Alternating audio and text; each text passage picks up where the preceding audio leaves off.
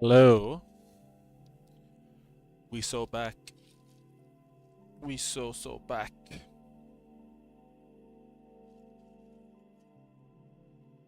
You know what I mean? You know? You know what I'm saying? You think I say that enough? Welcome back to the Sunday show. Or the Sunday stream, rather. I hope it's been a decidedly average week for you. It's been the same for me.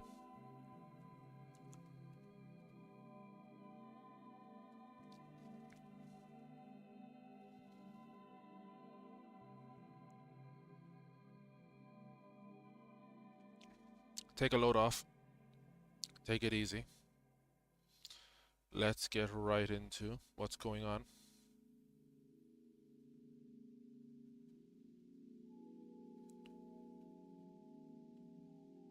We didn't get to finish what we were doing last week when it came to the Save the Gulls thing. Celtic vibed with that quite a bit.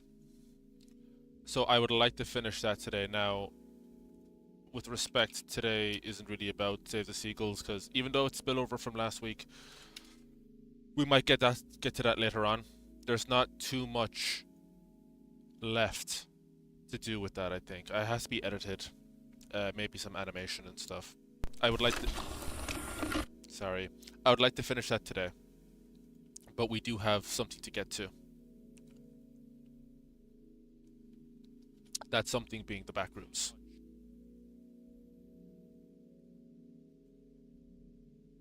So if you're down with, like, if you want to do the, if you want to do finish Save the Gulls first, we can do Save the Gulls first. I'd love to do the backrooms first, just because it's the more pressing thing that we have to do. So you know, I don't feel too like I feel like when it's Save the Gulls, it's probably at least an hour of working at it, if not more. And the backrooms playlist is just under 3 hours. I feel like we can get through the backrooms quickly enough.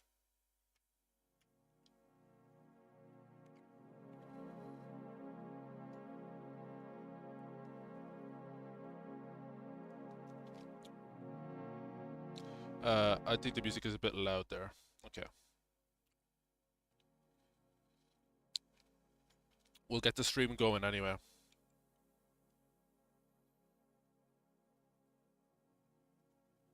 We'll let everybody know.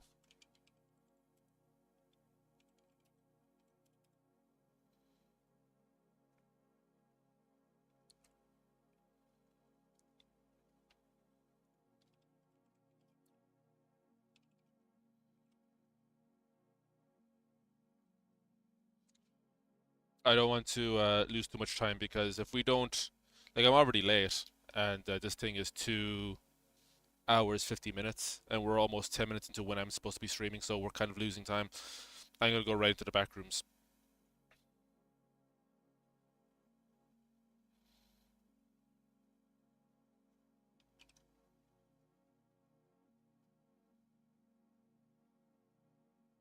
And we're gonna kill the music because that's gonna be no good to us.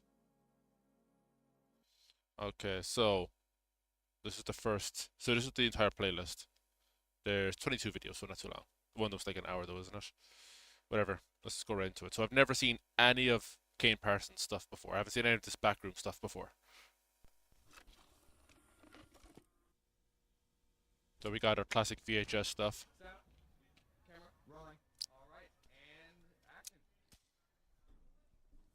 I've seen like this 10 seconds before, I think.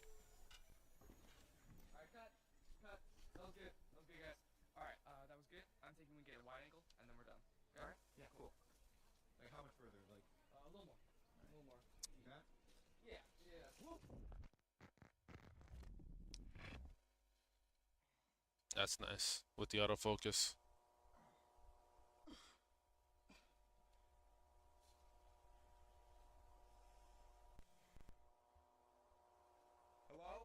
And it's all done Blender, I believe. Hello?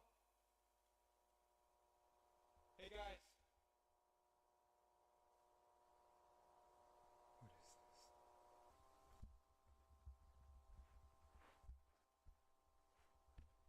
So this is initially started out as like a short film, I guess.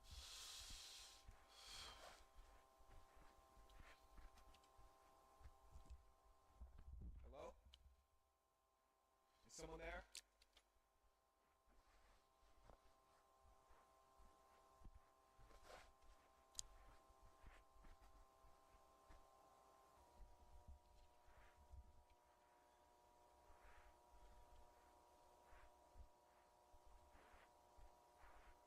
That's kind of cool. I like that. I thought it was way down the line that he started establishing the kind of oddities in the architecture or whatever.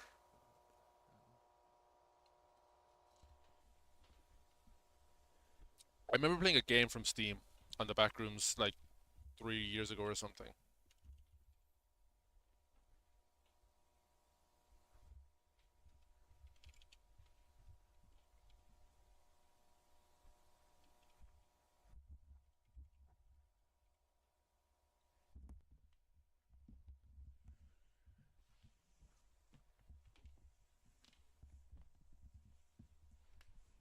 Trippy.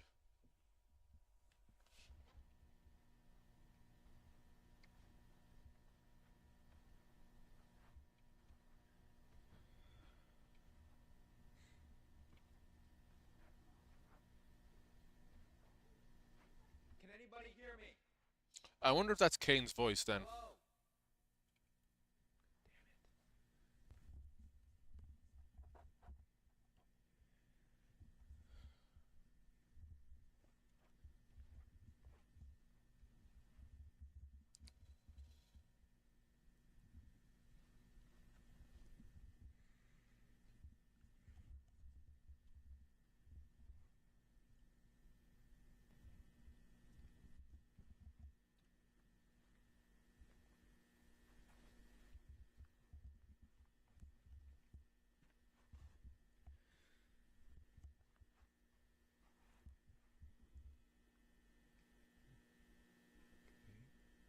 Okay.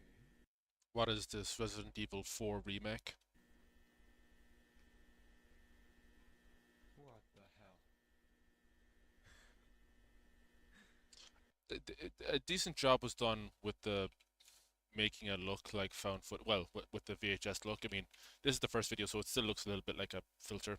But uh, when it comes to the voiceover and stuff, there's no dampening of the sound, which should. I mean, there should be some echoing, I guess, but not too much because it's on a carpeted floor and like padded walls and stuff, kind of.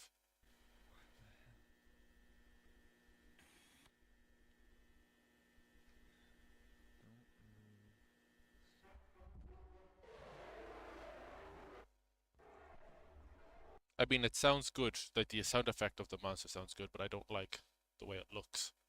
I've already had its appearance, but the appearance of the monster is spoiled in the thumbnail.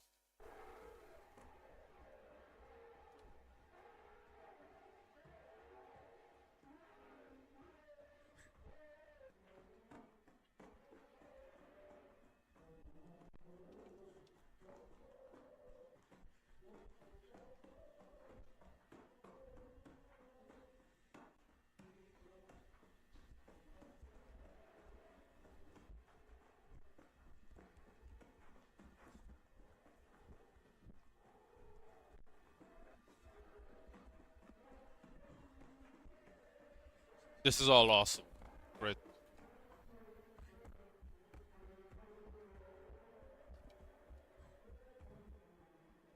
It's like singing.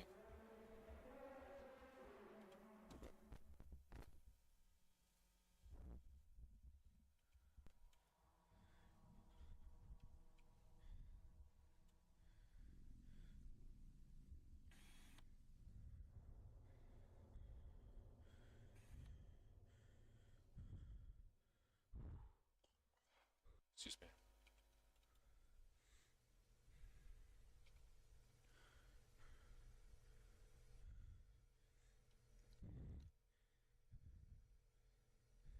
This kind of looks like a house or something with the staircase and stuff. I know the story of the original photo and where that where it came from.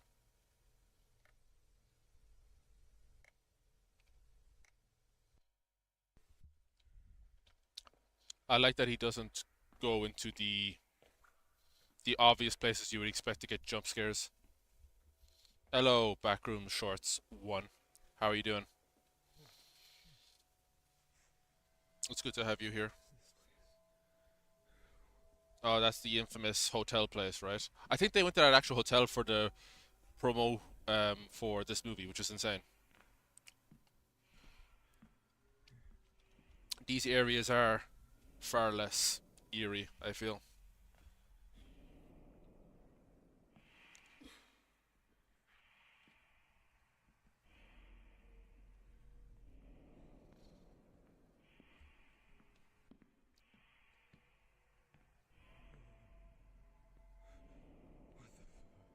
The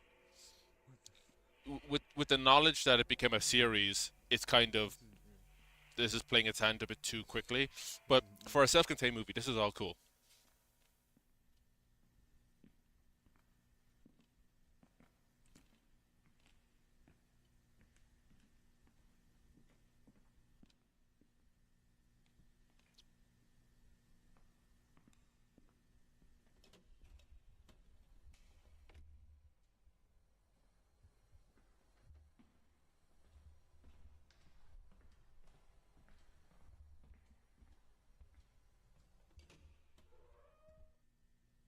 You gotta be kidding me. Yeah, it's kind of like we had a lot of that in Marble Hornets back in the day.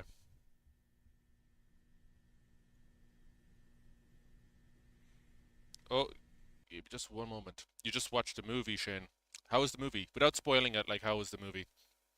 Was it a yay? Was it a nay? Was it straight? Was it gay? Uh, I'm going to see it on Wednesday. I will see it on opening weekend, but my friend's not around until Wednesday, so I have to wait until then, which it is what it is. Like I can wait.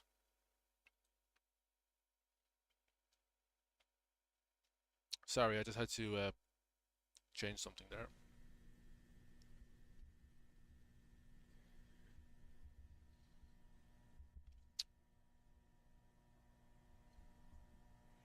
The one thing I will say is that like the Backrooms is now officially in the mainstream because it's in cinemas and McDonald's is using it for their. We'll look at that maybe tonight as well. How McDonald's is doing a cross promo with Backrooms and stuff, which works really well when it comes to their 90s aesthetic and stuff, which they're leaning into. McDonald's really got the memo on this one, but we're gonna get fed up of seeing these yellow walls really quick.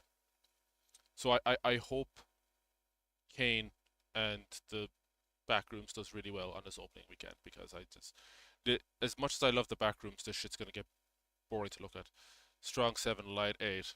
Transition. All right, Fantano.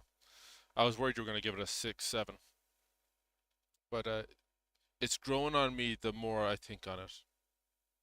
Okay, but let me ask you this: how familiar were you with the series before this?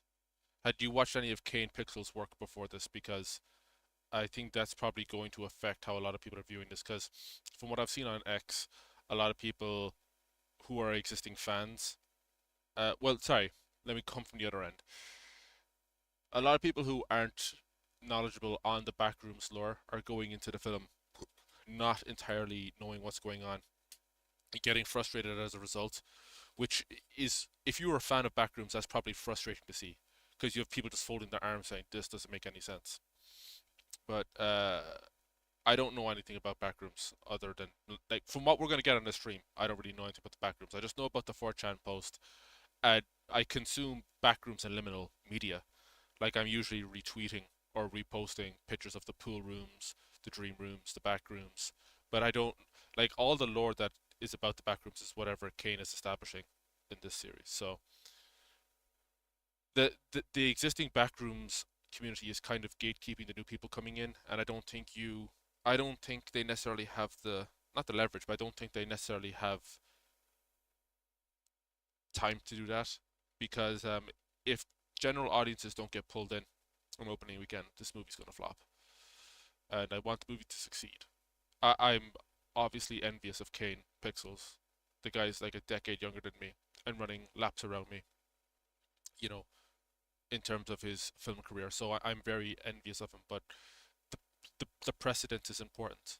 It's important for YouTube, or not YouTube, but studios like A24 to be investing in young filmmakers and coming to studios with new ideas rather than, you know, reboots, old lethargic concepts, right? That's just where I sit on it.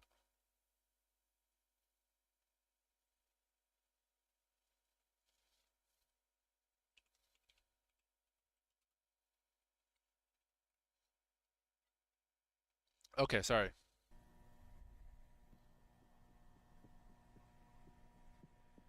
See, the footsteps in terms of registering on a camera could be a bit better.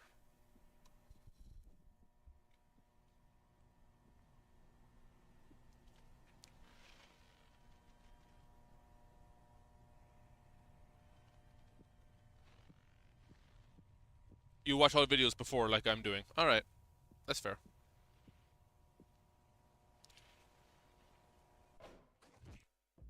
That's kind of cool.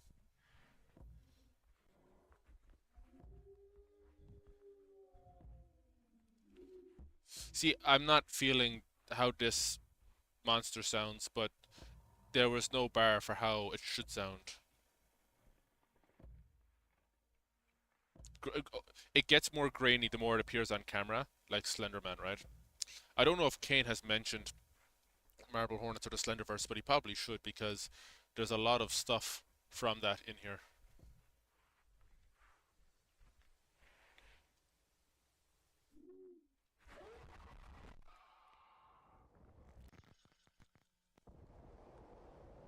Oh, maybe I have seen this video before.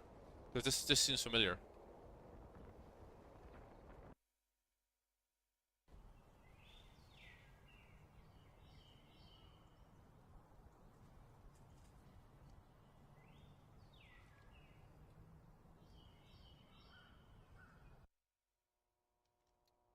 That's that's the start. I guess that's the start of the backrooms, right?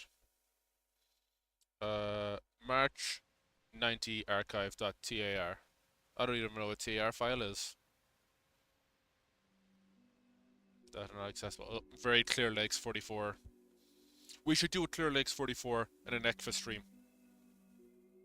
I might put that in for March 2027. I really want to do an ECFA and Clear Lakes 44 stream.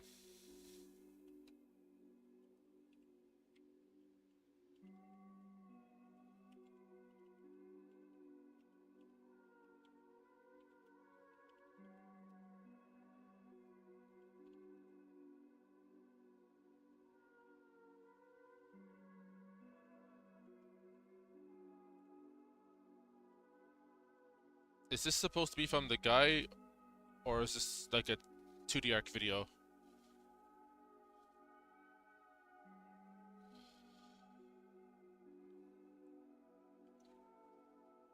I don't know if that's Blender, but it looks like an actual photo.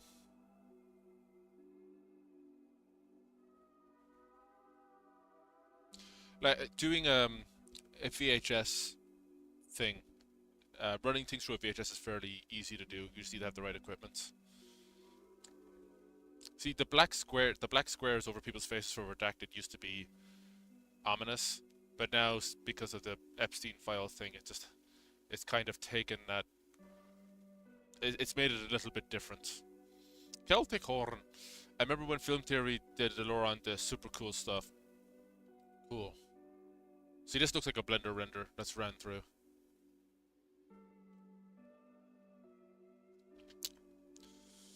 See, when it comes to the lore on this, I really hope it stays ambiguous because there really is no point in like setting up what the backstory is because I would never want to know what the backstory of the backrooms is. I think he mentioned House of Leaves though. Hold on. Due to I can't even read that, but I guess that's probably the point. Like, the quality. Oh! Wait, wait. This can go up to 1440p. So can I read this? No. I'm sure someone has decoded this though.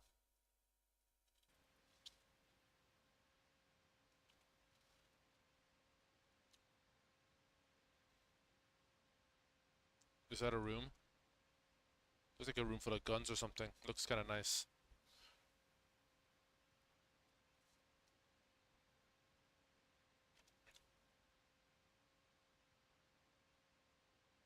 Ah, Ian. The third test. We are doing this in order, right? This is the order that Kane has put them in, so I have to work off this. I don't want captions.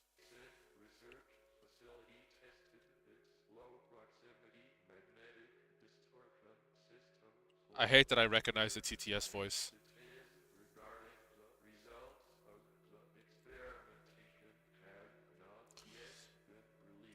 Oh, this is hard lore. I don't know if I like this.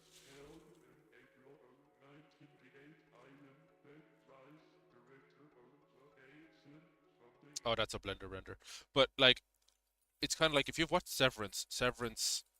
I don't think Severance is about the backrooms, but it draws influence from liminal imagery, and there's been a lot of comparisons between the environments and sets used in Severance and the backrooms. And it's funny because for the opening weekend of backrooms, Severance started leaning into the liminal stuff. Um, the one thing that really hurt Severance, like obviously Severance had to explain.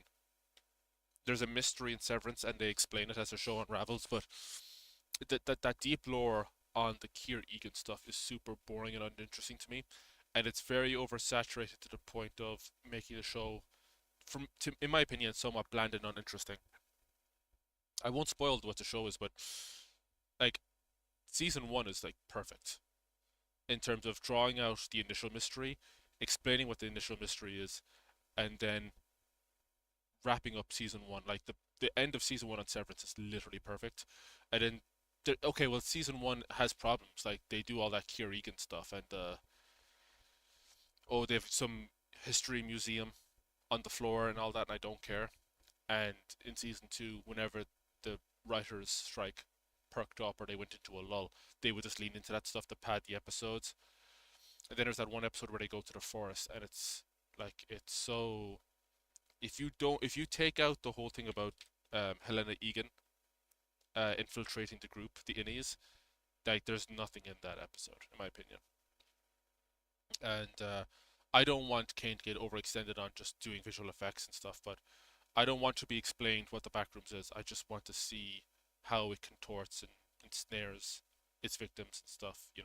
And I don't care for the monster. I when the backrooms like if I can find the initial post, I'll pull it up.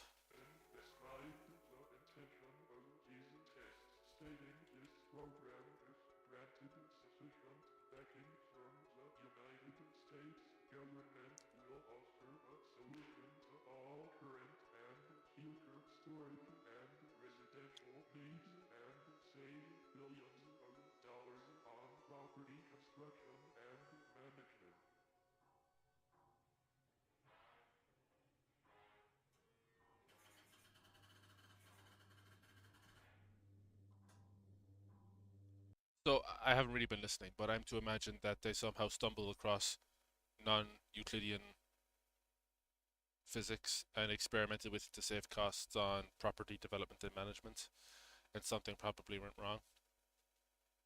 I have the original post here. If you're not careful and you no clip out of reality, so there was a people were using the phraseology of video games, to set this up, and that's totally fine. That's the easiest way to describe it because it's like an abstraction of gaming. The backrooms. You end up in the backrooms where it's nothing but the stink of old moist carpet, the madness of mono yellow, and the endless background noise of fluorescent lights and a maximum humbug. So Kane has already hit all that. He didn't even write this initial post. It's approximately 600 million square miles of randomly segmented empty rooms to be trapped in. I can see Kane writing over that again, because or just scratching at that last bit, because it should just be endless. It should just be endless. It's more frightening that way. Although no one's, if you talk about like how do you quantify 600 million square miles? Who's gone around and mapped all that in the universe of backrooms? Between all the videos we're going to watch today and the movie, and any subsequent sequels on the movie, we'll never see that full 600 million square miles. God save you if you hear something wandering around nearby, because it sure as hell has heard you. People completely misread this bit. I just realized you can't even see the bottom. Okay, shit. Uh, I think people take that very literally to suggest that there is a monster. There doesn't have to be a monster, but your mind is never in a place so big as the backrooms and like wide and stuff. It doesn't have to mean there's something following you, but it's the belief that something is following you because you feel so nervous. You're constantly reaching for that vanishing point on the back of your head. You know the way you just you feel something and you turn around? Doesn't mean it has to be something literally following you. If you've read House of Leaves by Mark C. Danielewski, you know about the idea of the Minotaur and how it's not so much the thing following you, it's the construct itself. But there's a lot of abstract literature going on there, and I just think throwing in a monster, for the short film, it's fine. I'm sure when it comes to the series, he probably reins it back a bit. A monster's way too literal. And also, the other thing is, I'll finish up on this point. This came from an old Walgreens, I believe, an old department store in some small town. And something you have on old rundown department stores is you'll have mannequins on the window, with like gaudy clothes and stuff. Slender Man would be the perfect monster for the backrooms because he looks like just a mannequin from a department store window front. It's just the timing didn't line up. Like Slender Man is the Slender Man mythos or whatever is going to be 20 years old in about 2 years, and Slender Man fell off quick enough in the early 2010s, and it never really came back. It's almost nostalgic, but it's so latched to because internet creepypasta became cringe so quick. I don't know. It's a pity because he would have worked here, but I can imagine if Kane put he probably even considered putting Slenderman in and realized, no, I gotta put something original in. And the rake probably wouldn't have been the right choice either.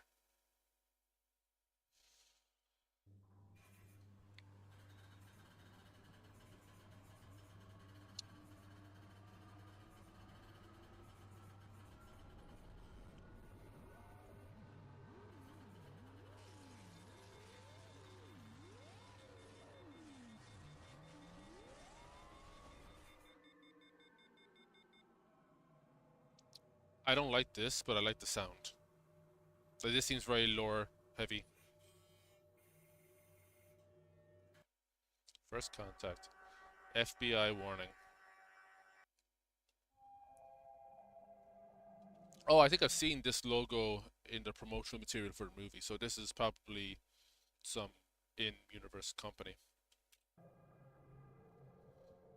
Test 6. Oh, so very like Marble Hornets or House of Leaves, where it's thing, hash number.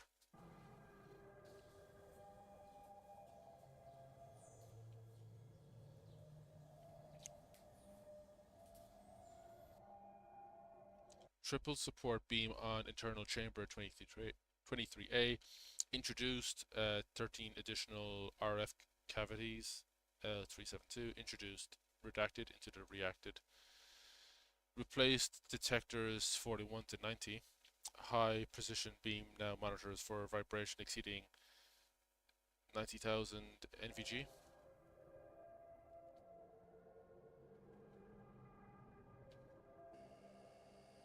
Diagrams.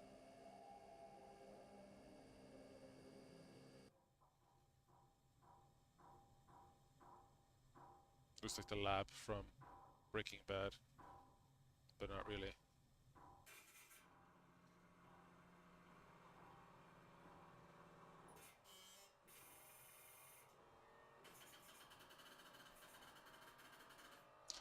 If I don't understand any of this, I might watch a Backrooms Explained or Deep Dive video after this, but I'm not going to stream it.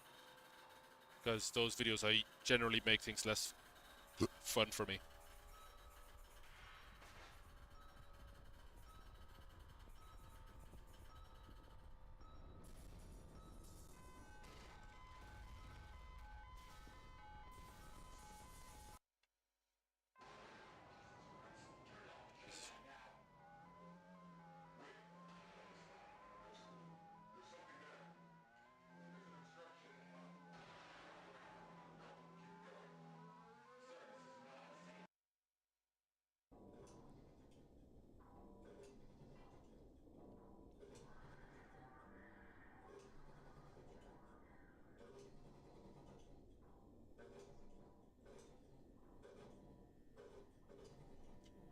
I also read on Twitter that they shot for the movie Backrooms. They shot it in an abandoned mall, like the whatever backlot they used or whatever was an abandoned mall, and they left it up.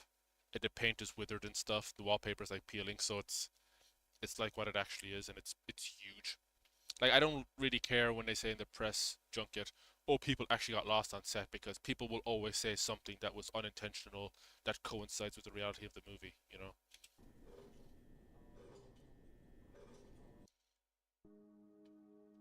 missing persons. Is this the guy from the first film? Nicholas Botox, Margaret Watson. This all looks very blendery.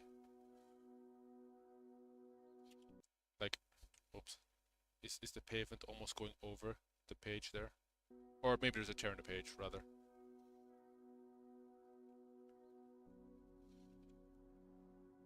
This guy doesn't even have a name. That's how bad it is. He was missing before he even got christened. Child. I wonder if anyone's called those numbers. Janice Scott.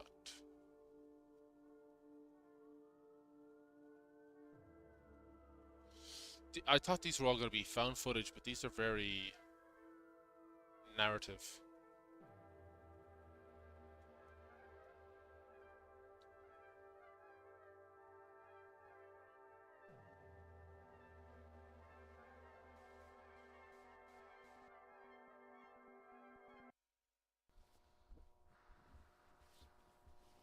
Missing persons. Okay, I thought that was a new video, sorry.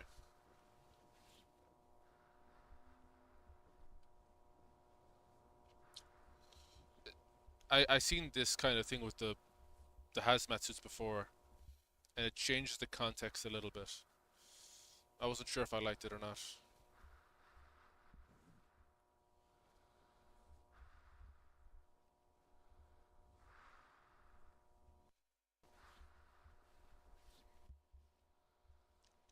I think he knew he had something and wanted to set up a lure as quick as possible. Yeah, and I was just about to say that because I think he also knew that so many eyes were on him, he had the power to decide what the lore was. Like, he didn't come up with the backrooms, but he has now basically been given carte blanche to decide what the backrooms is and how it's defined. It's like, Marble Hornets didn't create Slenderman, but they basically set the precedent for how Slenderman operates.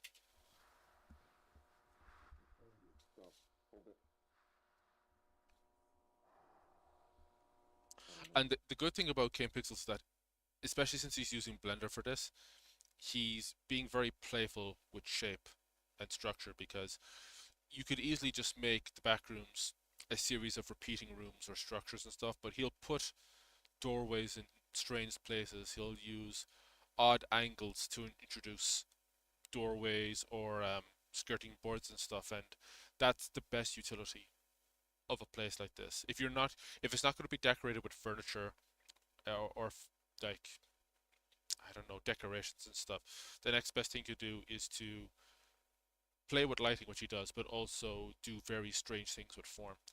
And I'm not going to say he got the memo because he got the memo. I'm not going to say he got the memo. He wrote it, and it's very. I wouldn't make. Do you want to watch Backroom series in chronological order? I can send the link or channel name. Evil Royce, riddle me this, because I'm watching these in released order. Is that not the way I should be doing this? Because going off the playlist that Kane has put together himself, I'm following that list. Now, I might get a better idea if it's put into chronological order, but am I going to be okay if I watch it out of sequence or in released order? Because Kane has curated this order himself, and I'm completely fine with watching things out of chronological order because I'm sure it pieces together towards the end. So I'm not going to be like some bumbling idiot going into the movie or folding my arms saying this doesn't make any sense. I can retroact. Also, it's going to say in the name as well, like these are dated. The second of the third, or I guess because it's America, the third of the second, 1990. So if you're worried about me just like not following, don't worry. I'm going to keep an eye on the chat, but I am going to pay attention as well. But 3 videos hidden in cave, persons not added. Oh, dude, are you serious? Why is that? Why are there hidden videos? Was there an ARG or something that I missed? Because I really, really don't want to be missing anything here. So so there's 22 videos on this playlist. And if there's ones that I'm missing, and if they're important videos and or just really good videos, I don't want to miss those. I would be very angry if I found out that there was videos that I haven't seen with context that I would not need for the movie, but I want to get the most out of the movie. It's a short video. When you say a short video, do you mean it's not long in duration, or is it like a YouTube short? I can't believe Kane would do. I don't think he would do a YouTube short.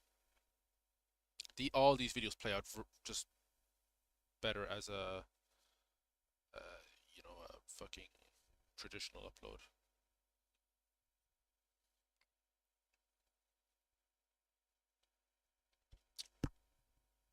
Or here's what you can do, right? Um, we can get to the end of this playlist. I saw a YouTube K series into movie version by someone chronological back. What if we look up the hidden videos after? Because unless those hidden videos are very heavily like unless they're contingent on the order you watch them, I can just get to those hidden videos afterwards, right? Just do the official playlist. I always rewatch Kane series in non-chronological as well. So we'll push on for now, and we'll circle back to the hidden videos afterwards. But thank you for bringing that up, Evil Royce, because I do want to. I wasn't aware of that. I went looking for the best way to watch Backrooms, and what made the most sense to me was just to watch these on Kane's channel, because I assume this is the order that he was okay with people watching it. The funny thing that's interesting is the interesting thing is that when you can't see it because of the stream frame, but when you move your cursor down onto the timeline, it can show you the interest points. It's very much like a Marble Hornets or an Everyman Hybrid video where it bell curves at the end, because there's usually some jump scare or something visually stunning at the end.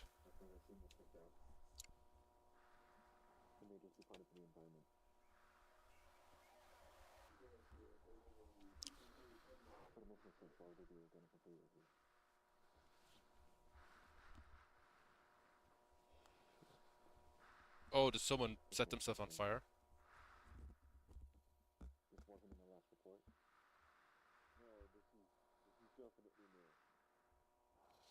Just search Kane Pixels Backrooms chronological order and you will see 25. Okay, and then hopefully I'll be able to. If those videos are not just re-uploads on that playlist, I'll be able to see which ones I've already looked at, and then we can just focus on those hidden ones then. Like on that chronological playlist, if the videos on it are taken from Kane's channel, we can just skip the ones we've already seen. It's organic. Be some kind of fungus.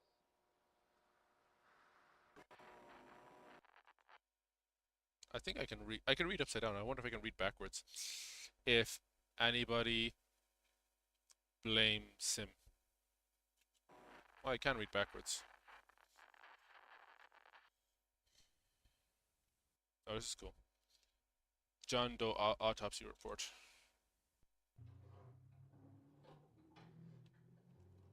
Subject is male, somewhere between 18 and 21 Uh, years this old. I estimate this async stuff feels like it's going in kind of an SCP direction. due to the And severe no condition disrespect for the ACP or the SCP they community, but can't say for sure. you found a way of making a good premise really dull and uninteresting. Cause of death was likely malnutrition. I was able to recover most of the digestive tract. So This looks like it's photoshopped on the table. things start to deviate from what we would consider to be natural. The decomposition process appears to have been stunted somehow. It's like Someone posted a full Backrooms movie for free. portions of the body That's fine. stop I'm not going to decaying. watch that. I want my money to go towards Other Kane areas, Pixel's however, production. were I want to completely give my money decayed towards by that. nature. So, I took samples of some material here. The one thing I like, Kane is a young dude. Something that bothers me whenever you have a production like this, especially when it's like archive footage and stuff, is when you can hear young people in it. So it's almost you can just hear the filmmakers rather than the voice of actors and whatnot. First, I thought it was an aggregated collection of Pseudomonas fluorescens, but it seems to be closer to a mutated strain of simple hay bacillus, which it should be completely benign, but well, really, I don't know what to make of this. Mr. Beck, may I ask where this subject came from?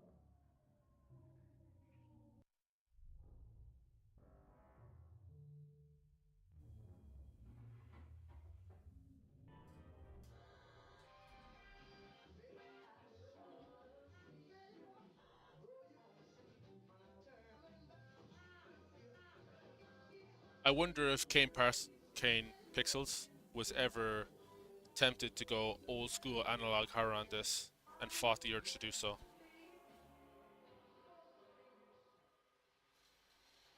Are you a new Backrooms fan or old fan, like Kane and Wiki? Uh, for the purposes of this stream, let's assume that I'm a new one. Just assume that I know nothing. Internal use only. Basic. Welcome to the Project KV-31 Research and Development Team. In this short, informative video, you will be briefed on the required protocol in regard to Project KV-31, as well as receive an overview of future development plans. What is Project KV-31? Project KV-31. Do I watch the movie? I'm seeing the movie on Wednesday. I was going to see it yesterday. Oh no, we're on Sunday now. I would have seen it on Friday, only that I'm going to see it with a friend, and he's working until Wednesday, so. 1 pertains to the study and development of the async low-proximity magnetic distortion system. For the sake of convenience, you may hear your peers refer to the project under any of the following titles: the machine, the door, the back rooms, the complex, hallways. Unauthorized usage of these terms outside of the async research facility is strictly prohibited. Touch the threshold without guided supervision. Okay, Portal, countdown. Never enter the complex alone. All expeditions are to be comprised of no fewer than 3 individuals. Okay, SCP. Do I like the Kane Backrooms? Well, from what I've seen so far, it's pretty cool.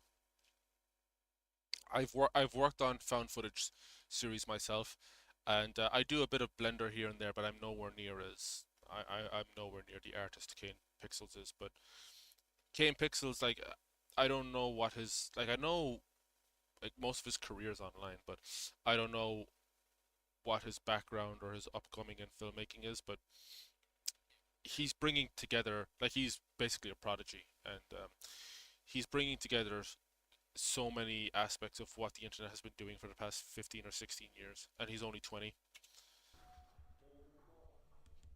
Like, he's taken all the information we've learned from found footage media on YouTube over the last 17 to 18 years. He's taken all the information we've learned about Blender and open source 3D animation, and he's learned everything about indie horror and completely bypassed most industry heads in terms of just like there's not a lot of fat in his stuff, you know. Can you talk about opinions on the Backrooms movie? If you're going to give opinions on the Backrooms movie, do, but please try not to spoil it. I generally don't get spoiled by about movies much, but like just assume that there's other people in the chat who haven't seen it who don't want it to be spoiled.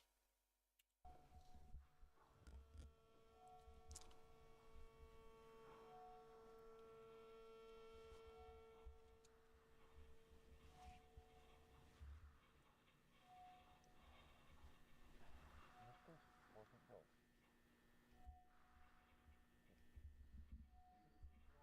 This is insane.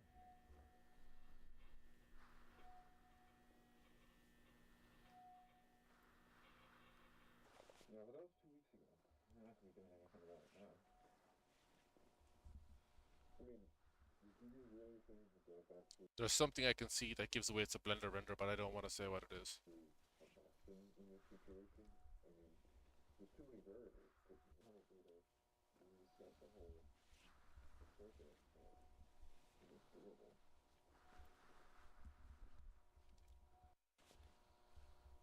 So you know how it is. If I want something to come into my mind, and I had a movement, so I'm going north. What is north in the Backrooms? I guess it's relative to the entrance. If you if you walk past the entrance, I guess the entrance becomes south. Guys, do you hear this? It's gonna be familiar sound.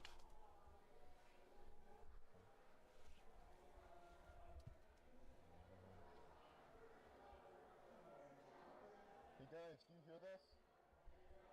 Hey! Very Marble Hornetsy. Guys. Guys? George? Morgan! Fuck. Hey!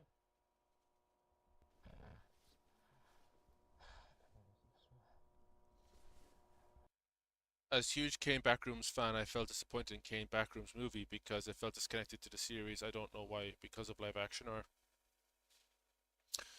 there was a thread that went back and forth on X. I won't talk too much about it, but I saw a thread on X that talked about how like people who hadn't seen the series were annoyed with the movie, and this is the first time I'm hearing people who watched the series be annoyed with the movie. Just keep in mind that Kane probably wouldn't be able to make a movie just for the people who've seen the series. He needs to win over the general audience with it. If they make a sequel to Backrooms, he can make that for the fans of the first film. But it's very difficult to take something that's been a web series and turn it into a movie. Keep in mind, this happened with Marble Hornets with The Operator, and they got Doug Jones to play Slenderman for that, and that movie completely shut the bed. It didn't even get theatrical release.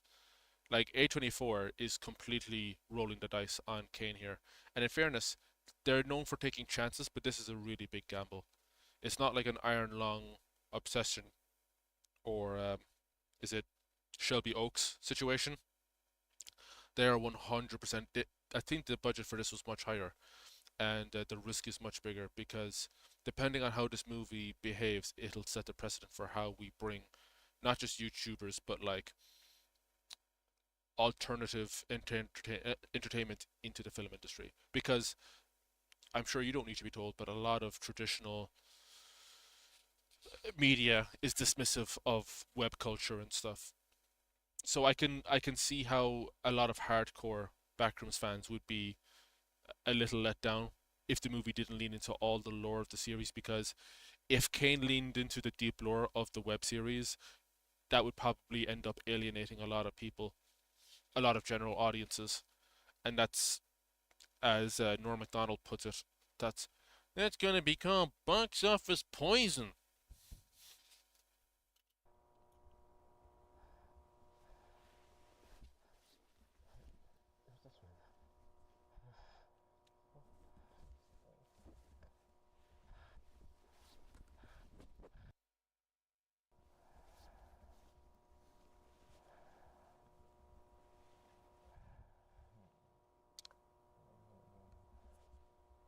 This is starting to look like a PS1 game, but in a really good way.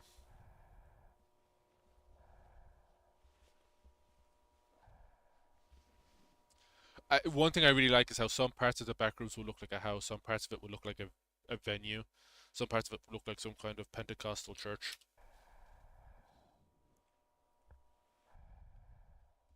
It's the type of aesthetic you'll only see in North America. The breathing sounds good. The footsteps look better. Before leak, I already predict the whole story and how it's going to end, and leak exactly the same. And bro, I still have the high expectations for the movie. That's the problem for me. Yeah, yeah.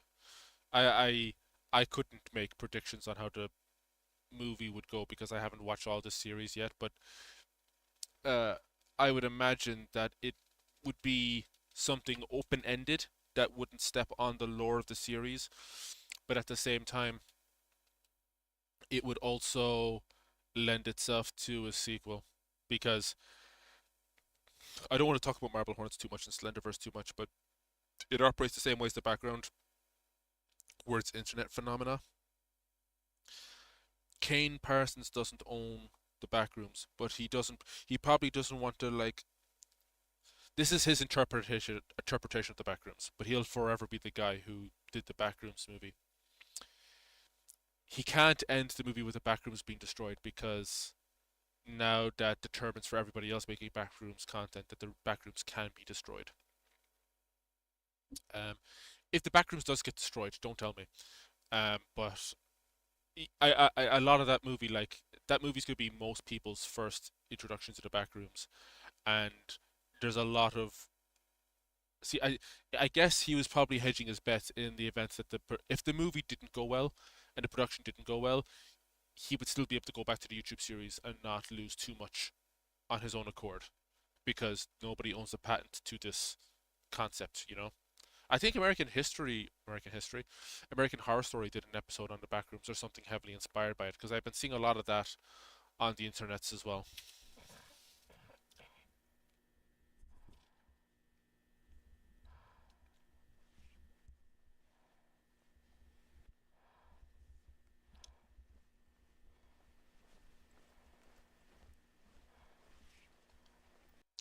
You're on good POV series and movie. Don't think about movie story end or don't make theories more than you will enjoy. Yeah, I'm trying to be open-ended here. I am fairly cynical. Like I've taken a few jabs at this so far, and I probably shouldn't be. I'm for the most part, Kane has kept it. Oh, Moose cartoon fans 2023. It's good to have you here. Um, yeah, I'm trying to just keep it. What's up? I'm trying to keep it short and simple here. I'm not trying to overthink it too much. Um, I love going to cinema. I don't. I've seen two out of the three Backrooms teasers. I'm not going to watch the third one because I already know I'm going to see the movie. And most of the time, I enjoy a movie more when I don't watch the trailer. Moses cartoon fan. Sorry. Is the ceiling getting lower? That's kind of cool. Like Willy Wonka and the Chocolate Factory, the one with Gene Wilder. You're here to check. Well, check no further. You have checked.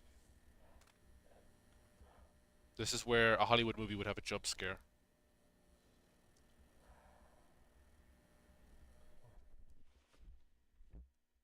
But he doesn't do that. I respect that about Kane. When you see interviews with Kane, he's such a down-to-earth, humble dude, you know?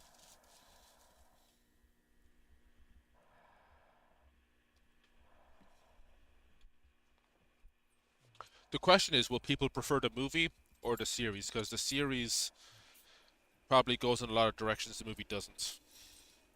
Like the movie still has to follow a structure, whereas the videos don't. After this playlist, can you watch Backrooms Kane full lore explained by Film Theory? Yeah, probably not on stream. I'm sure I'm pulling in a few Backrooms people on the stream today. We have to once we get through this playlist and those hidden videos, we'll get to the hidden videos. But once we get to those, we have unfinished business from the previous stream. Theories is goat. I believe you.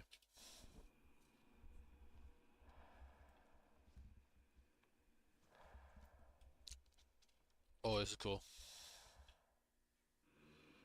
I feel like if you throw in anything kind of like this is the 90s aesthetic, but would have been around in the 90s and stuff, you can just throw it in the backrooms and people will vibe with it.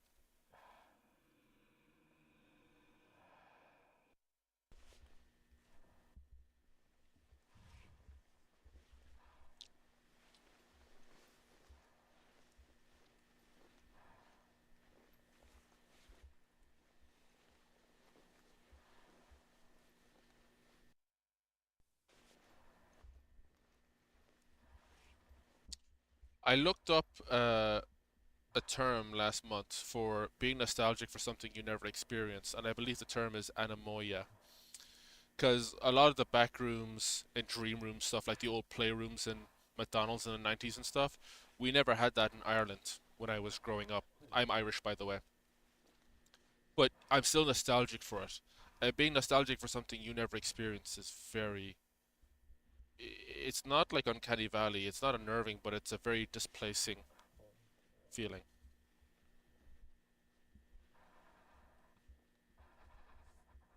When someone walks up to a doorway and you can't see anything in shot, like when they put their camera up to it, you can tell there's going to be a cut there. I can't remember any of the characters from Portal, but I feel like we're going to end up in Portal at some point. And someone's going to tell you the cake is a lie. Gay guy alert! Gay guy alert! Warning! Warning! This guy is gay. Is this still the same video? Okay.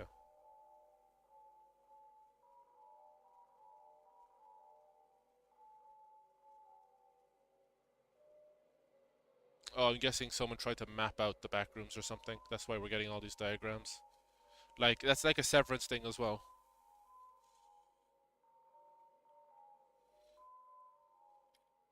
Complex. Because they mentioned the different names that the back rooms had, and I'm guessing those were all based on different terms that have been used for it, right?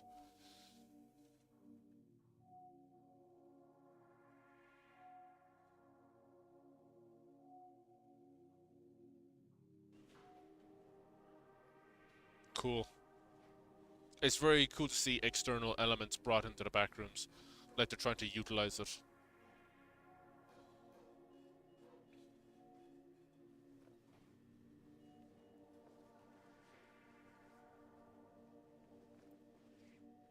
Yellow.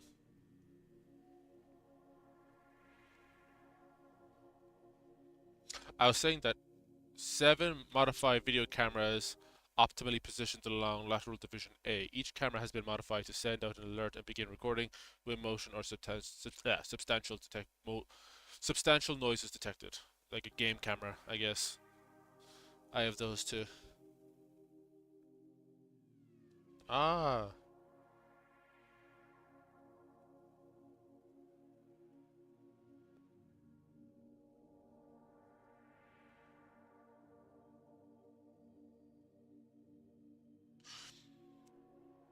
This kind of stuff makes the film feel very tangible and real. This looks like live action, this part.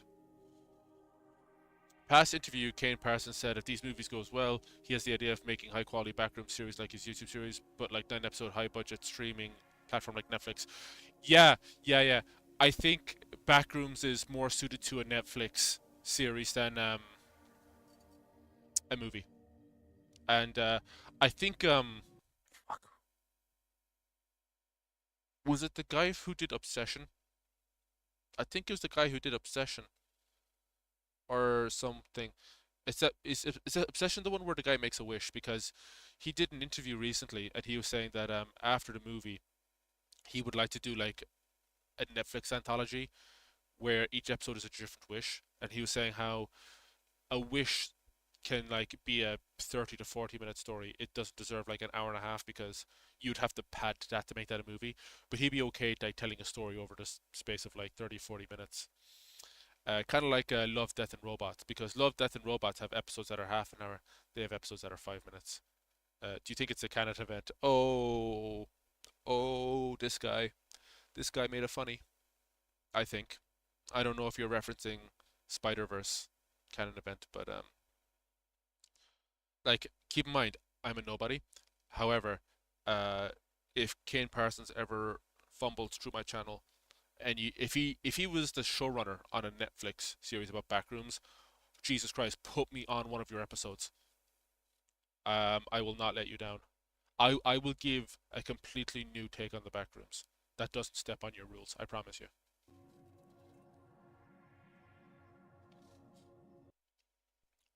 The following is a compilation of all detected motion alerts received during the night of March 5th. The research past medical. Oh, that's just the guys heading out, right? Wasn't this sound effect in the trailer? It sounded like a sound from Tyler the Creator when he was at the Grammys. Returning researchers past Central. Yeah, yeah, yeah. You're also making your own backrooms film on your secret channel. Send it on to me if you want. I mean, if it's a secret channel, then whatever. I won't bust you, but I'd watch it on stream if you'd like, or I'd watch it on my off stream if you'd want. But I'm already on a focus group for a found footage film. I don't think it's on the backrooms, but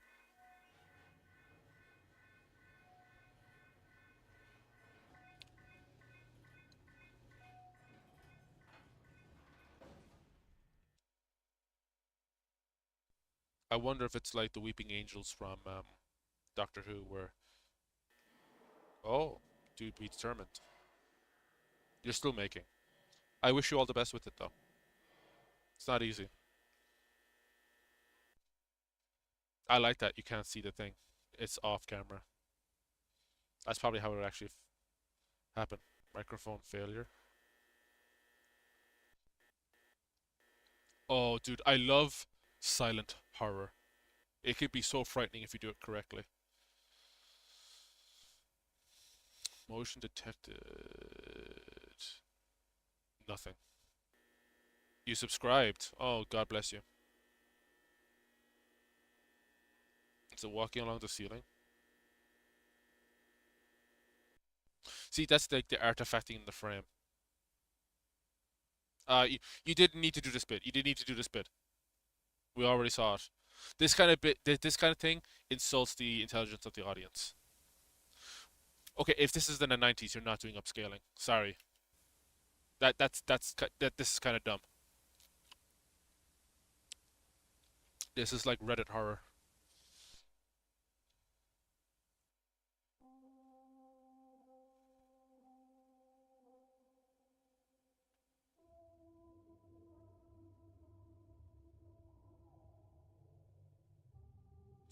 Sorry for your grammar. Your grammar's fine. Don't worry. It can't be much worse than mine. Courtesy of Oak Ridge National Laboratory, conducted on May 10th, 1982, under the supervision of Philip R. You have to stay still unknown. Yeah, yeah, yeah.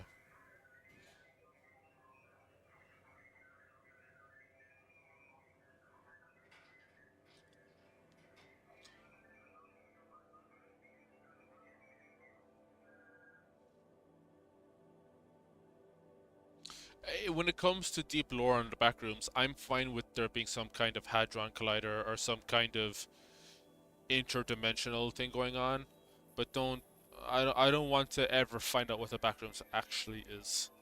That would probably ruin it for me. In many ways, I like the idea of the backrooms, even though the architecture is very clearly late 80s to early 90s inspired. I love the idea of the backrooms predating all of human history, because that's frightening. and I don't want that ever explained.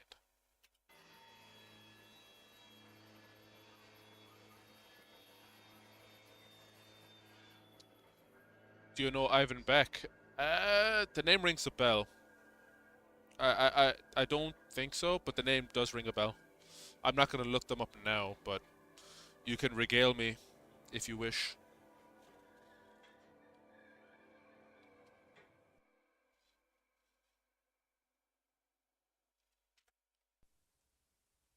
Async. May 6, 1990. Documented by Marvin E. Lee. Lay. Oh, this is very blendery. I don't say that like it's a bad thing. It still looks cool. These names important. Don't forget. Okay. Wait. Ivan Beck's important or Marvin E. Lee is important? I can keep both in my. Well, I can keep one in my head. I'm not a smart person, so you'd be asking a lot of me to remember both. This series is mentioned many times. I would imagine so. I've seen these boiler suits in the trailer.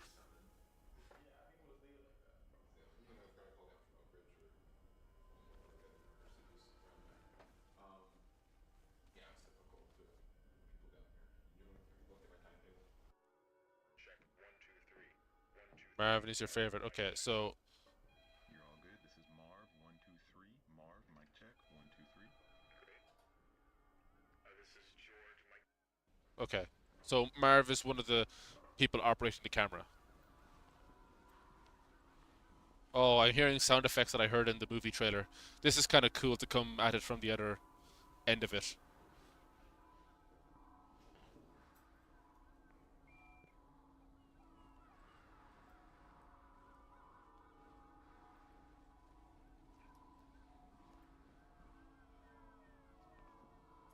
But it's good that we have characters now.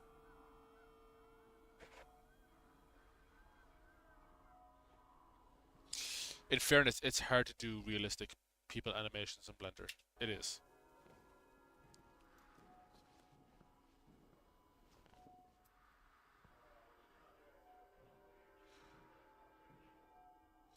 Do you know why Async named KV31 a Backrooms series project name? I know nothing about the series other than what we've covered over the last hour.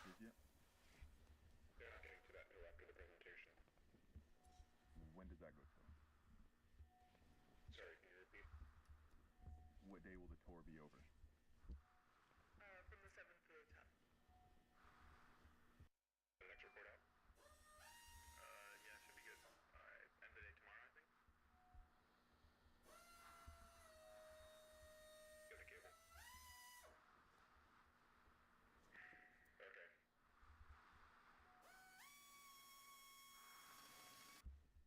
Is that a winch or something?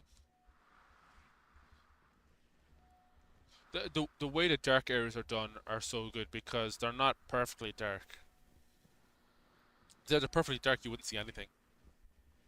It's that perfect mixture of half lit to indefinitely lit, where you're trying to figure out if there's something in the darkness or not. It's very subtle, and I feel like that's Kane's strength is subtle stuff.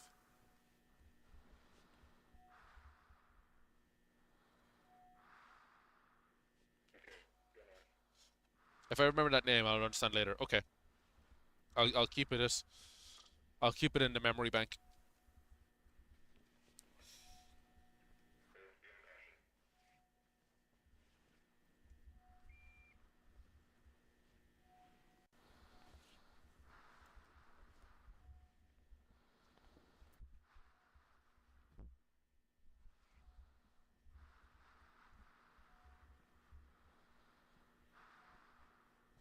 The carrying around the thing behind them is very House of Leavesy. Oh, wow. This is new.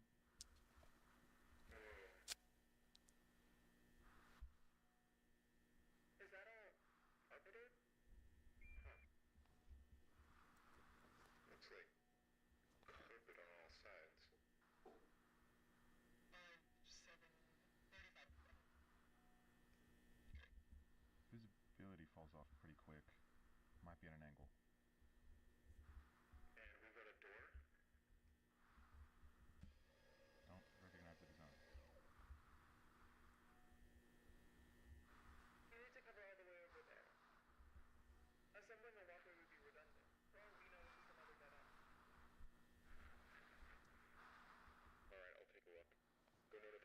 Sorry if I'm not talking much, I'm just really intrigued.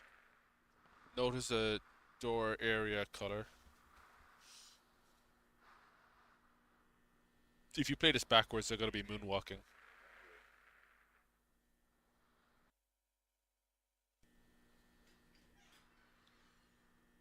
Green. Green seems to hold a specific a significance in this. Across?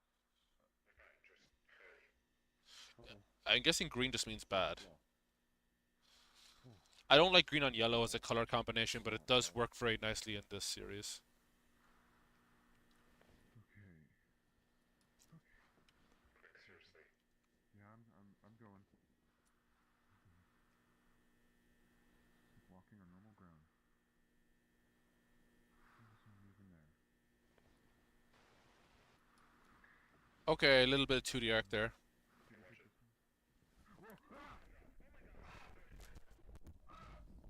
I mean, that had to happen, I guess. Yeah. Oh, so this is Marvin. I'm alright. I think I pulled something in my shoulder. I'm a bit dizzy, but no, I'm fine.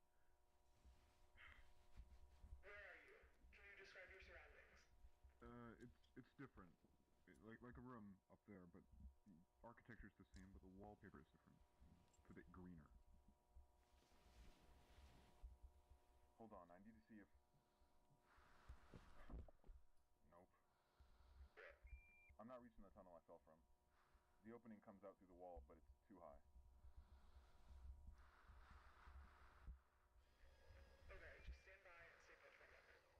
Got it.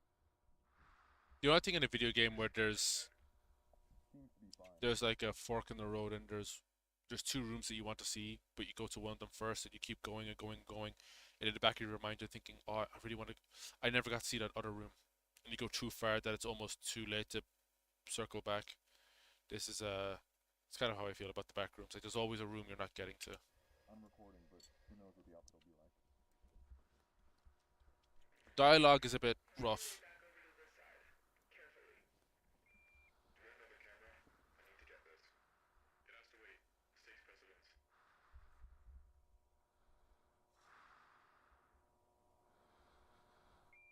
Just throw down the guideline with the weight attached. I can use it to climb up. Do I know about wiki backrooms? Nope. Never looked at it. I probably won't look at it.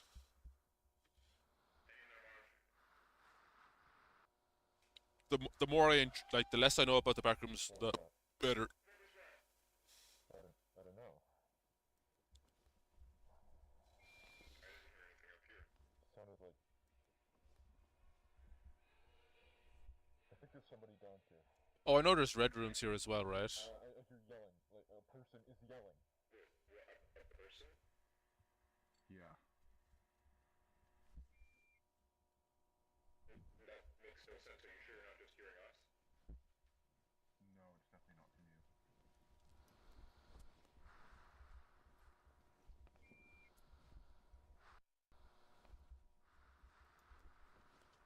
The blacks are so thick in this.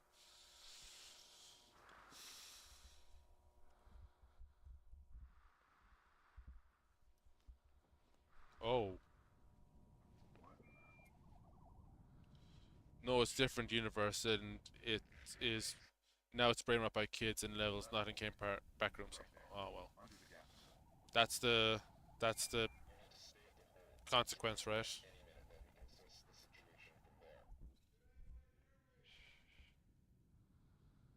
Oh, is this the guy from the short film?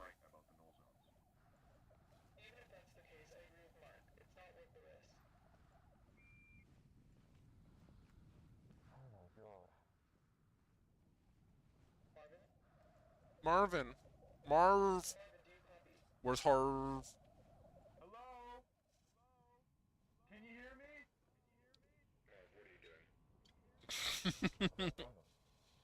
I know how to get back. It's fine.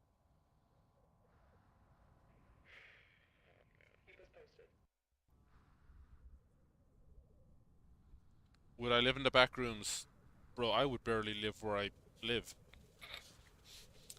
The back room seems fairly scary, so I'm not sure. I'm not sure. This is my first time watching the series, though. I had that in the title, but I had to make room for Save the Gulls.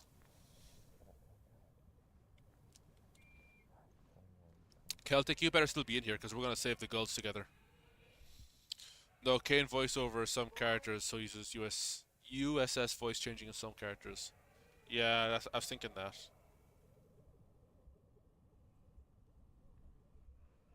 I do like the idea of like the backrooms being its own pocket world. So it looks like he's outside here, but this is still inside the backrooms, like its own pocket universe. I like that idea. I'm I'm answering one of the houses. I can see where the yelling's coming from. Could we get Flick to make a parody spin-off with nothing but toys called the Bathrooms? Maybe. I was thinking about doing the Flick rooms in my head there a few minutes ago, but I think Flick has enough cold open material to last a lifetime. I'm sure you'd agree. There are inverted turn signs in this room coming out of the carpet. They're inverted? What do you mean by that? Mirrored. They're not oriented properly. Aside the fight night, Freddy coming.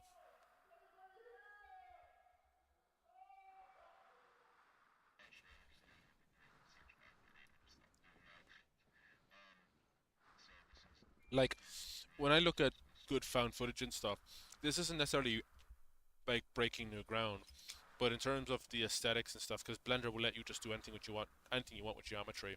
This is interesting stuff to look at. It's geometry and lighting. That's all the backrooms is, but it's enough. just stand by. I don't want to make a backrooms thing because I have nothing to contribute, but I would like to do something in that vein in Blender for fun. Because this looks like it would be so much fun to make. Oh, the blue chair. The blue chair. Shout out Alan Tutorial. Alan Tutorial. Shout out to Alan Tutorial. This is Marv. I'm such a loser.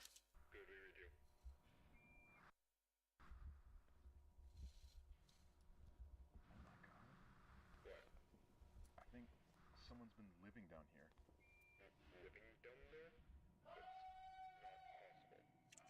If that's Alan Resnick's voice, I'm going to have a nerdgasm right now.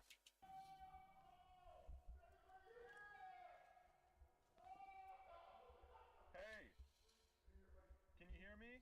I'll notice game improvement in Blender and found footage trait. Yeah, sure. Flick could be the monster searching for you in the Flick rooms. Stop.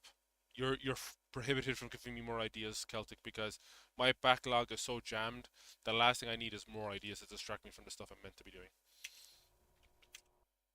Mist or smoke in the back rooms is something I didn't know I needed until I saw it.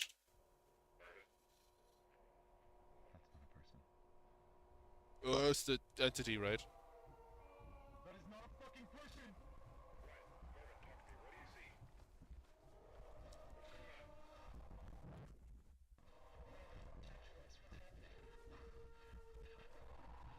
The entity sounds cool. Don't say sorry. I don't. It's not that I don't trust you. I don't trust myself to be focused. Are those stars or are they lights? I like the shadow caustics and stuff.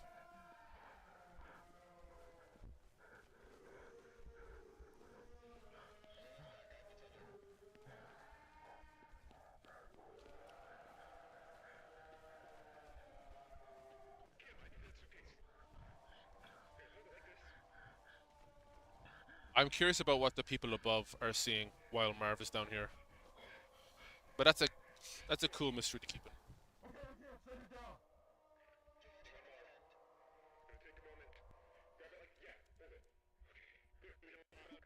The dialogue's getting better though.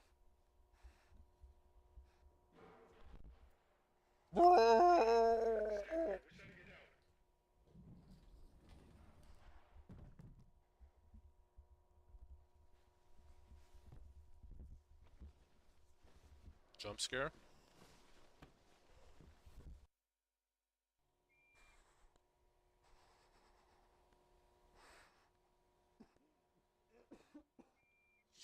If I heard someone screaming for help in a random place, would you help them? I mean, that's basically living in student accommodation, so. Backrooms report. Oh, this is nice. Harv. Harv. Sorry, when I say Harv, I'm just making a reference to one of our friends, Flick, who's in my, who's a mutual content creator.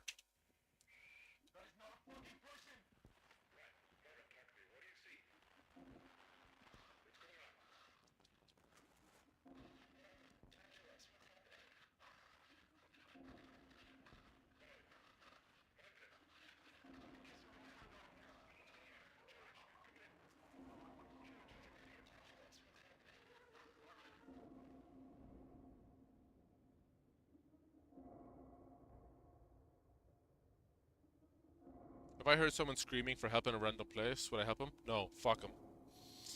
It is morning for you. In my time zone, it's night in different countries. So you good night. Bye. Take it easy, Evil Royce. It is 7:30 in the PM for me, so we got a few more hours to go. Oh, is this a Steam game?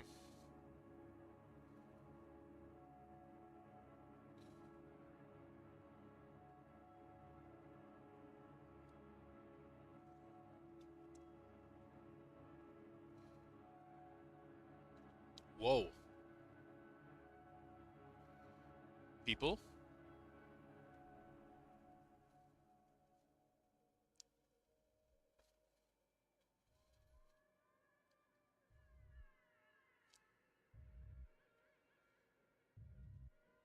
This is far more narratively driven than I thought it would be. Oh, we're going full on live action. I mean, this seems like an actor in a lab coat.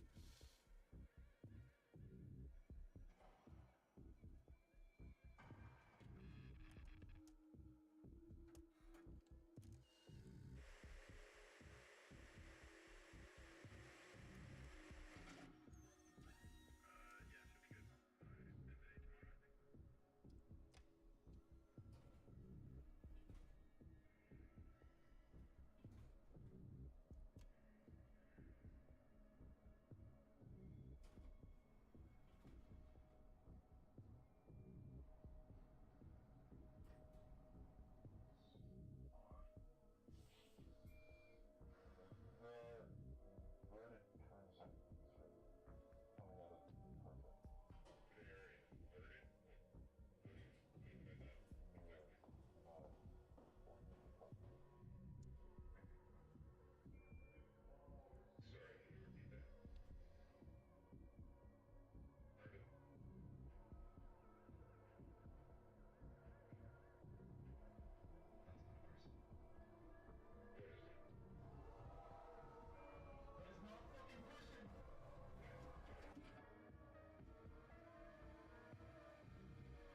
You don't need to do this.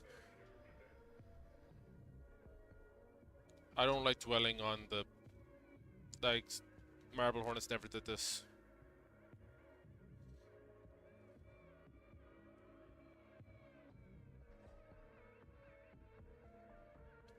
Like, it doesn't feel like they're watching actual footage. It looks like they're just watching the YouTube video.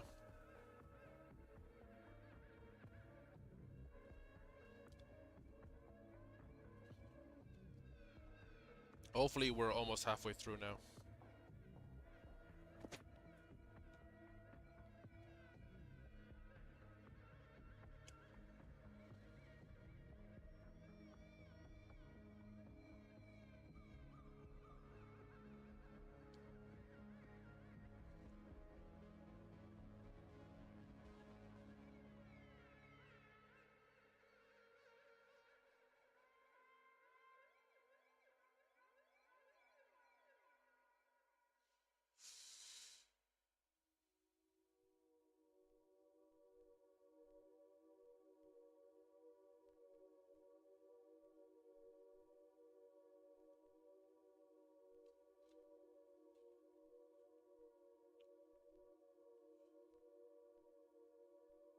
The Backrooms, I feel, is the best example of how a location can be a character.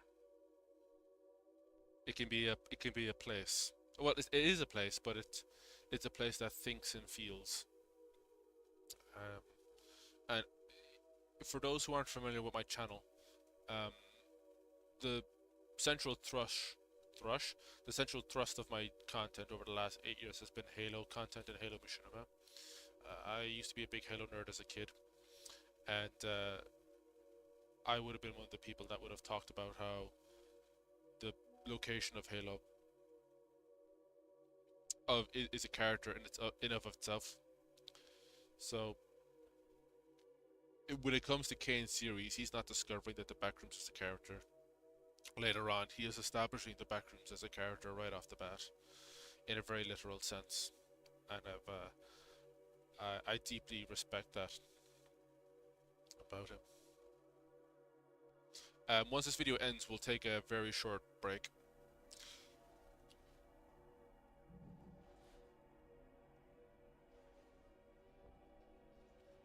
You can see where it's live action, where it's blendery. Hopefully the movie does a good job at blurring the lines more.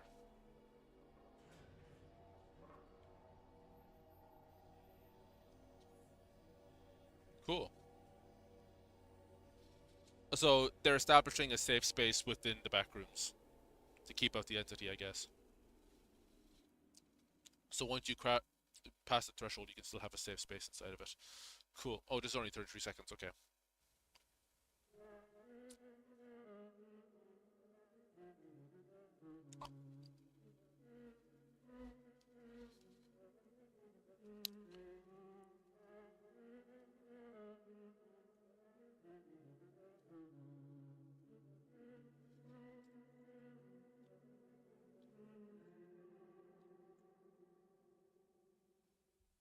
Did I miss something there? Oh, the car vanished. So we're just gonna see a car appear in the backrooms. That's gonna be neat. I would have almost preferred that without this, but then again, it still works. Okay, the next one's about 8 minutes. So, we're gonna take a brief break of no more than a minute or two. Get yourself a cigarette, get yourself a cream soda, get yourself some popped corn, and we'll be back before you know it.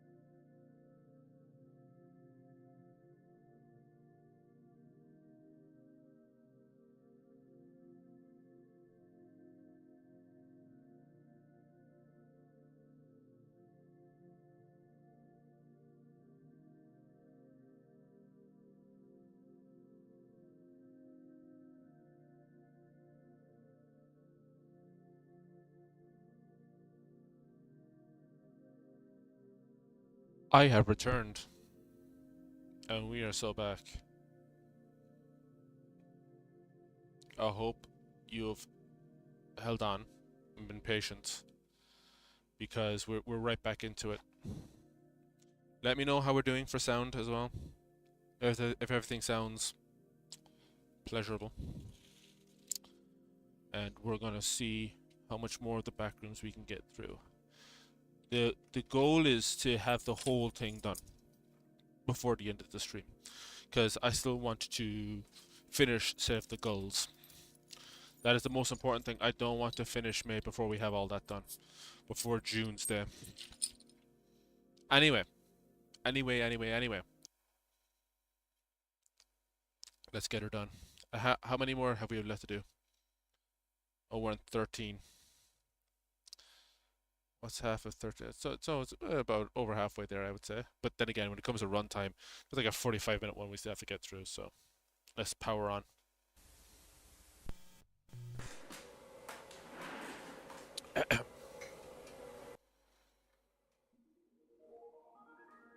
Async Researching Institute. Sounds good. Mazel tov. Space perspective development.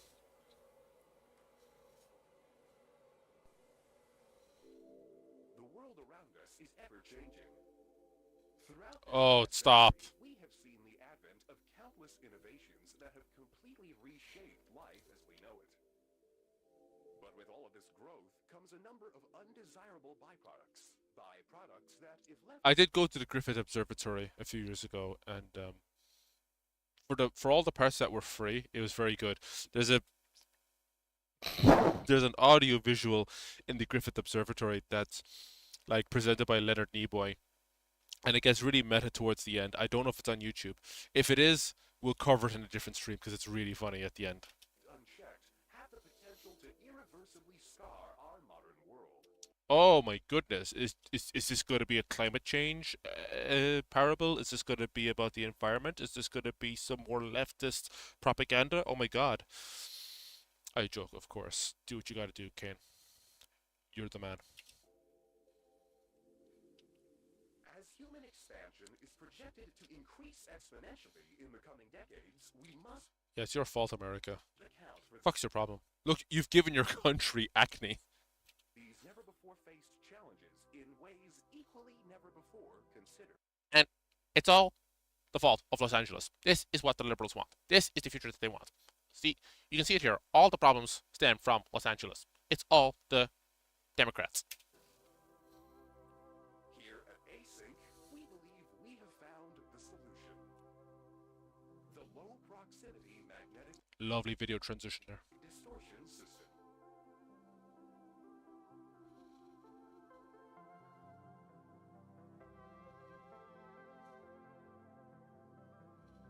What is the Looks about right. low-proximity magnetic distortion system? Using 32 Alright. will be distributed Alright, Epstein, calm down. across all points, allowing for cargo and Okay, I love isometric imagery, but this is very not 90s coded. personnel to seamlessly This is up here, the receiving thing, that is. pass through their designated threshold. I could be wrong. I mean, he's probably researched this more than I have. While our current threshold is limited in scale, future models will be able to span entire rooms, allowing for the transfer of larger vessels and equipment. One thing I like, I think they do this in Jurassic Park as well, is they'll give you these informationals shortly after you see the aftermath. So they're setting up how this instance, they're setting up how this would be a disaster, and I do like that, you know. Sorry, I'm sleeping. I'm dream about stream. I can chat in live. Look, Eva Royce, don't disrupt your sleep schedule on any account of me, because no one's watching my streams. So you're no worse off, you know, by skipping my content. It's fine.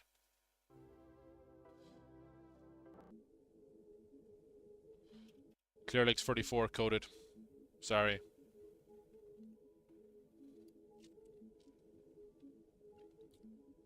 We're definitely going to do a Clear Lakes 41st stream, I promise. But I also don't know if I've done one, because I've done thousands of hours of streaming, so I'm not going to rewatch all of them. But I'm pretty sure we have not done a Clear Lakes 44 stream.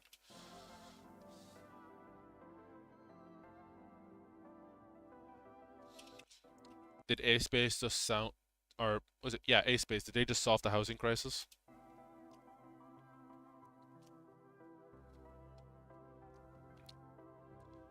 Estimated national supply. Is this running at 50 frames a second? It looks like it's running at 50 frames. Okay, I'm bored. In any live stream, but your live streams are so calm and chill. Dude, if you think I'm calm and chill, Celtic Corn will tell you, I'm like one of the most on-edge people you'll ever meet. But like, I'll level with you. We have stuff to offer you here. These won't just be backroom streams, which will invariably cause my sub count to spiral again. But we do different shit. So if we get time towards the end of the stream, I have like stream scheduled up until March of next year, and I think maybe by April of 2027, we'll look at streaming on different platforms. Because I like doing my streaming here because my hustle isn't live streams. My hustle is edited, scripted, and edited videos. So I do the live streams as just a side thing, just to let off some steam and interact with people. But traditional videos is my bread and butter. But I'm not getting the numbers here that one would like or the growth. So maybe I could punch. The reason I'm getting numbers right now, or I'm getting 7 people as opposed to like 2, is because I'm tapping into the backrooms thing. Maybe I'll punch into more trends and stuff, more trending topics. But I do variety streams, and I would like to lean into that a bit further. So you'll see more of that toward the end of this year, early next year. We're going to be trying different things. Like I'm back. Oh, I'm back, guys. Okay, sorry. I read that as I'm black, guys. I read your description. I am returning your stream. I already closed my YouTube and heard your voice on my mobile. Oh, I'm sorry. You have no idea how long it took me to get around to the concept of listening to my own voice. But I'm actually okay with hearing my voice now. I don't love the sound of my voice, but getting used to hearing yourself is a really good thing to have to work in media, because it starts you being more objective with how you broach the topic of the content that you make. Because I'm not a voice actor, I'm not an actor, I'm barely a filmmaker, but I can at least listen to myself without cringing now. Or at least when I listen to this stream in a week or a month or a year's time, I'll be fine. Listening to my voice 6, 7, listening to my voice, 8 years ago is rough. But it's because it's before I learned how to talk for a microphone for online content. It sounds autistic, but I'm much more confident in how I speak now. Even though I still sound really kind of scuffed, I'm fine.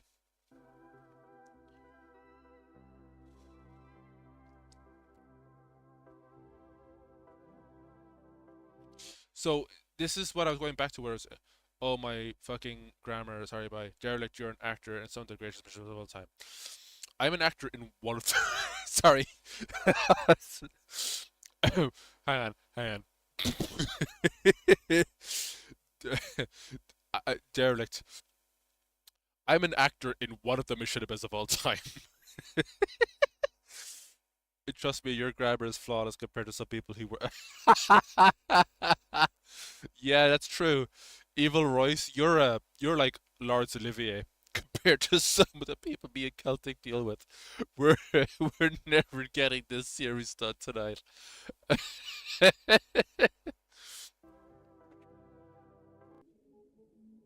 But back to this diagram, like the commercial storage vanishes because I guess it's relative to the A space.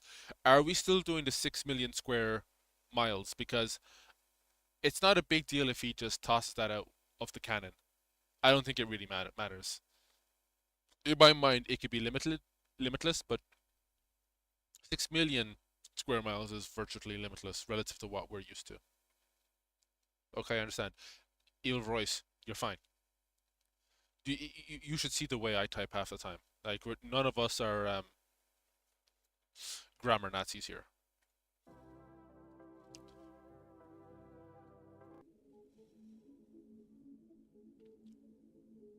Now it's a good looking CCTV with the frame rate.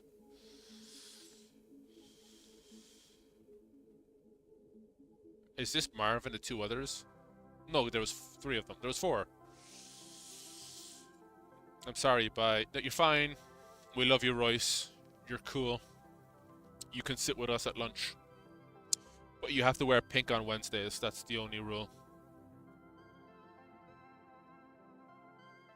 This seems like a very obvious application of the backrooms if you could utilize it.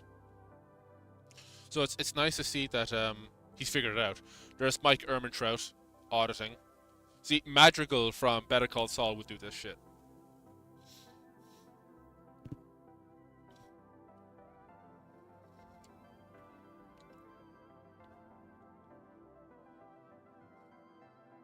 Cafe.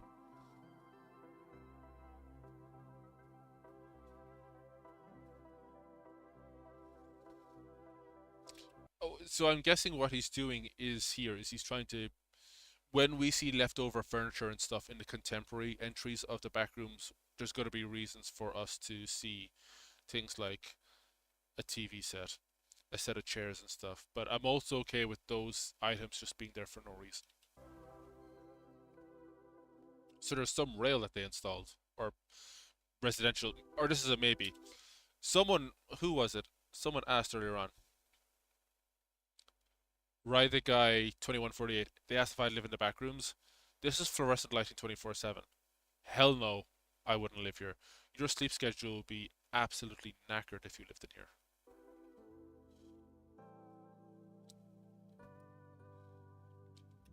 This just looks like Habbo Hotel now.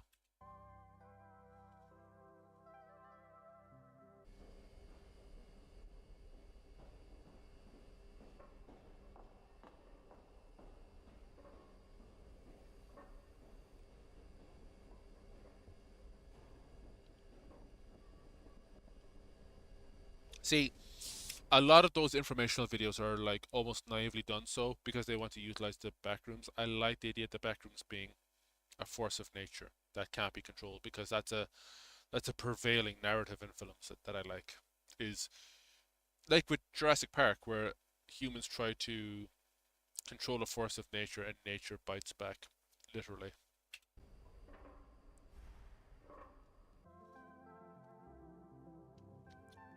Oh, they somehow made it look more backroomsy.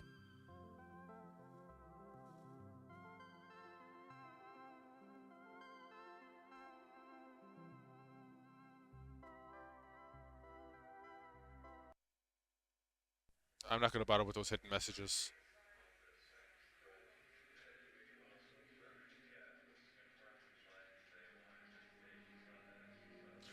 These don't look like real people, but to build something yeah. wiring to be mentioned to be in official key.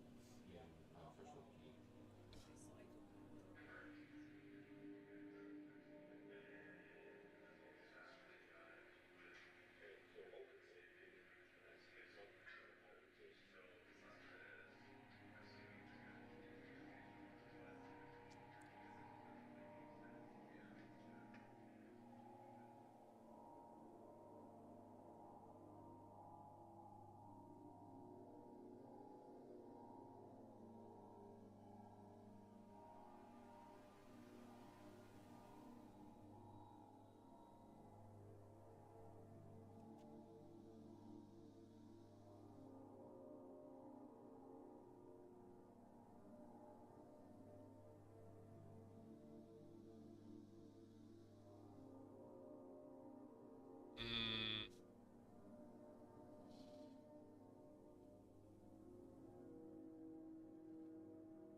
I keep forgetting these are out of sequence, right?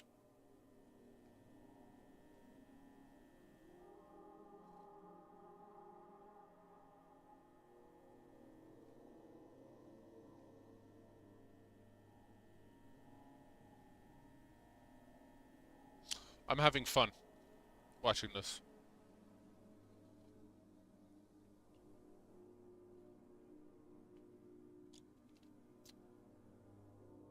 We might, if we can find another way of watch. If there's another backroom series, maybe we'll watch it.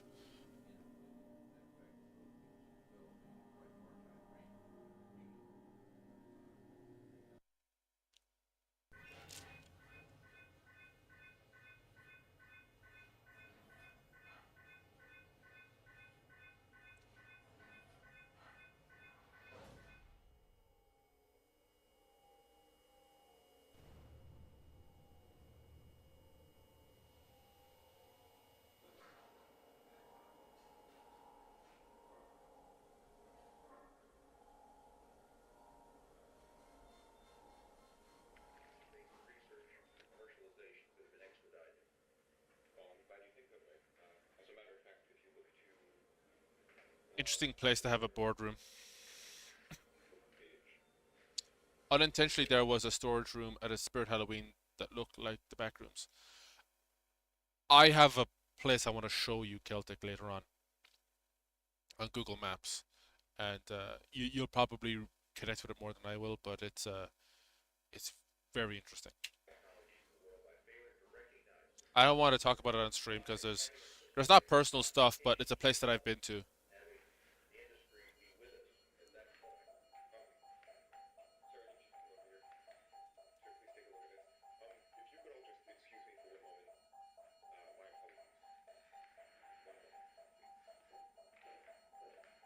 Did something go wrong?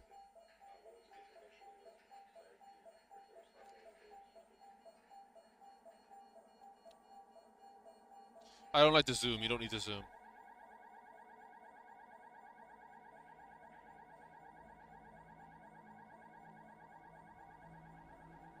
Oh. Oh. Is that Marv? Or no? Hi there, I'm calling from the Ascent Research Institute in San Jose, California. I'm trying to get hold of my supervisor, who I believe is currently staying at your venue. Ivan Beck?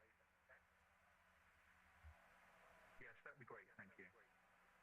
Oh, you British? I don't remember that British found footage series we watched a few weeks ago. I think it was for the Scream stream, or the live stream. It'd be cool if that guy was recruited to work on this.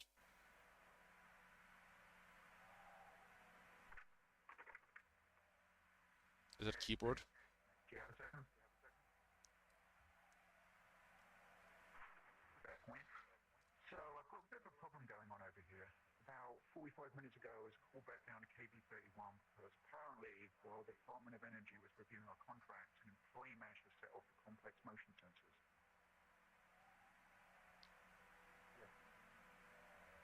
Actually, that went perfectly. We've got all the initial signatures, and the contract should be executed by next week.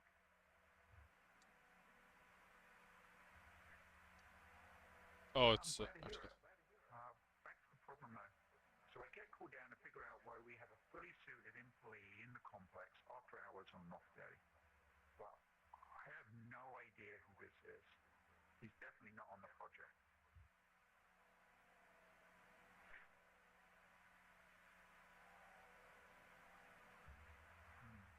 Well, I tried to talk to him, but he's completely disoriented. He doesn't seem to know where he is or who I am. Yeah. He said his name was Peter Tench. another dimension, maybe? Over.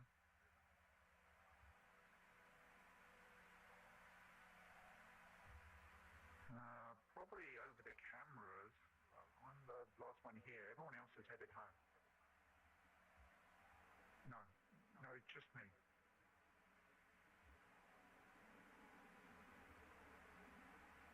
Wait, hold on. This isn't him, is it?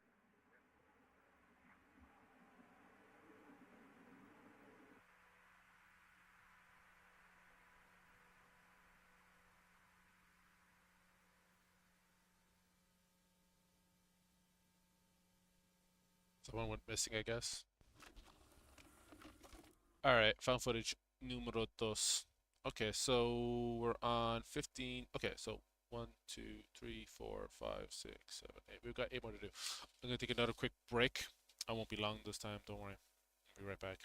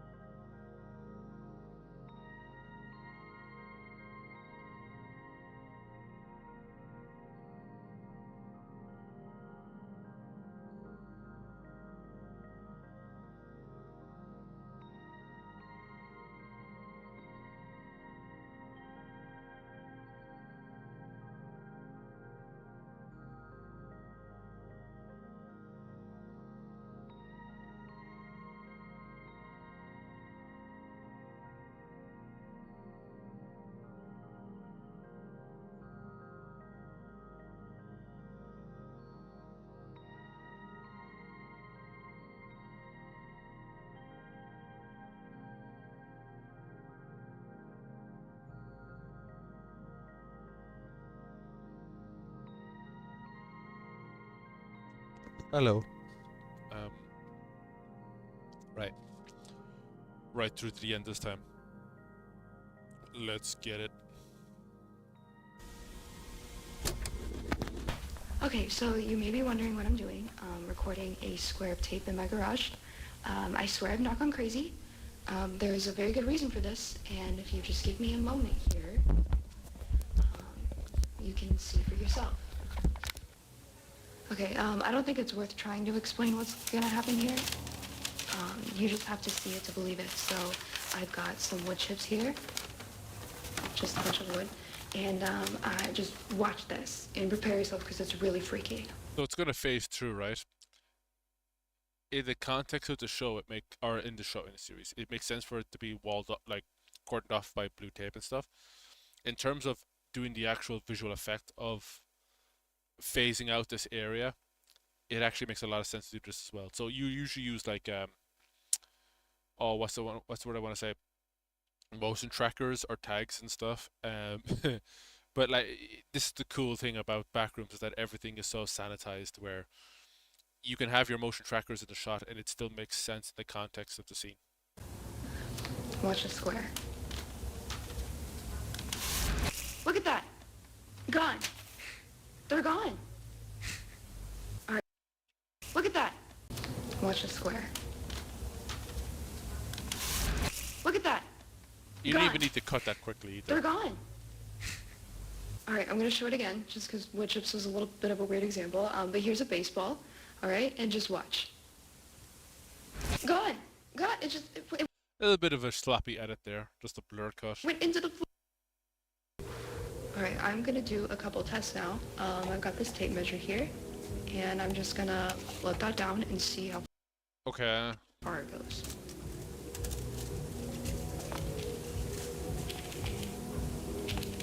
Oh, see, that's cool. That works. Those don't look like the hands of a girl, but I'm being a little bit out of pocket here. I feel it's like vibrating.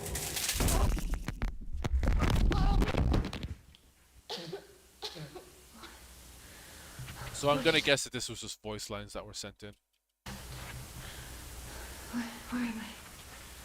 Where am I? I don't like that dialogue where it's just them talking about everything as they see it. I hate that in found footage. Hello? I like the idea of a girl protagonist, but you're giving them too much to say. Are you kidding me? What the fuck? Oh, swearing in the back rooms.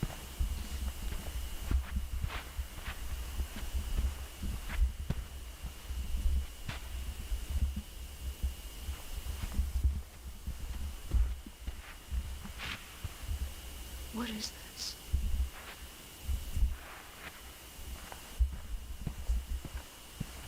There's something else in here.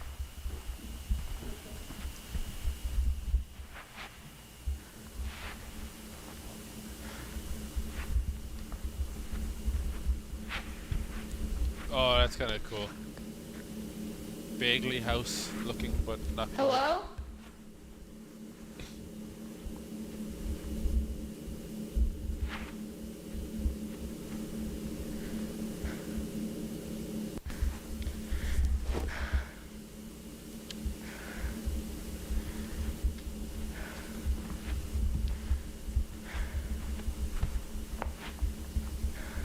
Would you really walk towards a dark spot like that?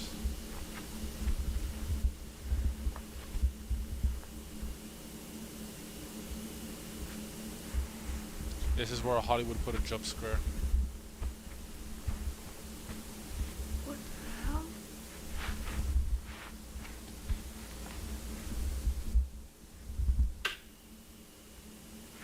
Oh. What is this?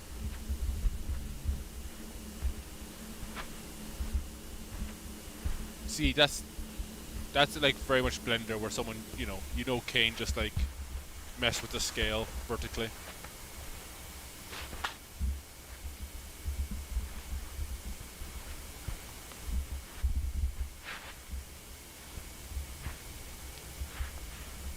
Excuse me. I like the lights though. The lights are really nice.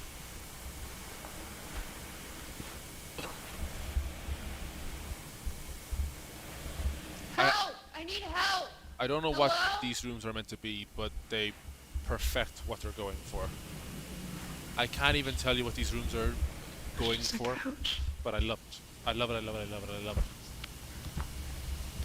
What There's is just the this place vibe that even they're getting. for? And the bokeh on the lens when she looks up at the lights is perfect. And the round doorways, I like them too. Everything is, I mean, Hello? this series gets better the further on you Ooh. go. The shape on that hole is a bit, but I'm nitpicking. I'm nitpicking what is a great series. Okay. That's, a hole on the floor.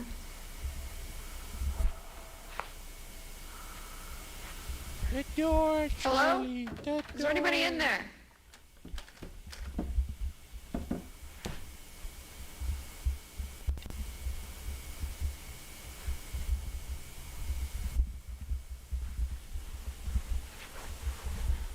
Can't see.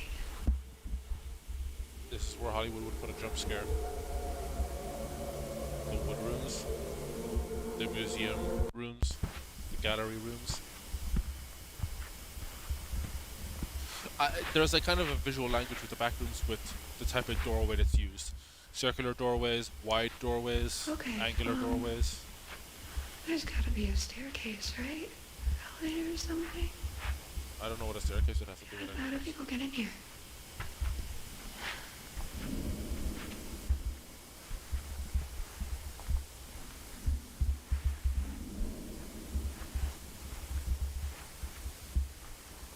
I don't know what those are called, but I like that upper and lower level kind of thing.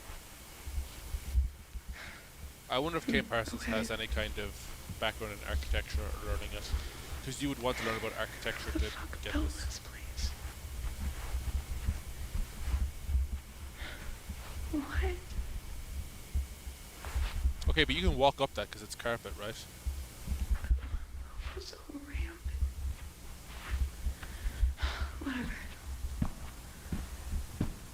This is where Hollywood would put a jump scare.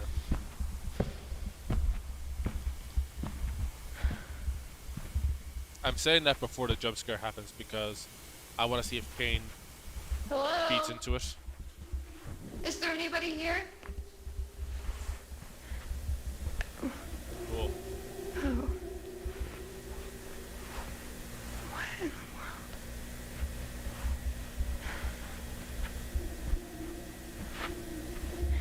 Okay,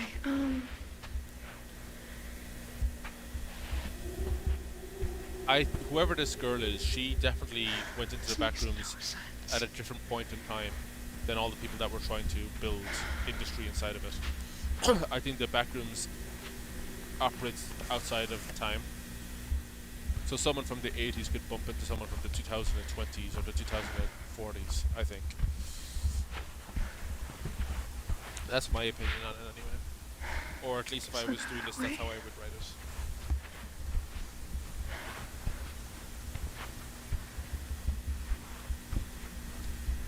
Stuff like that is awesome. None of It's this like makes sense. the roof, this walls don't go up to the ceiling, and there's a light that you just can't see, or a bigger room that's just out of view. That's something I Hello? would really like. What is that? Oh, it's very obvious what it is. It's a car. Shut up.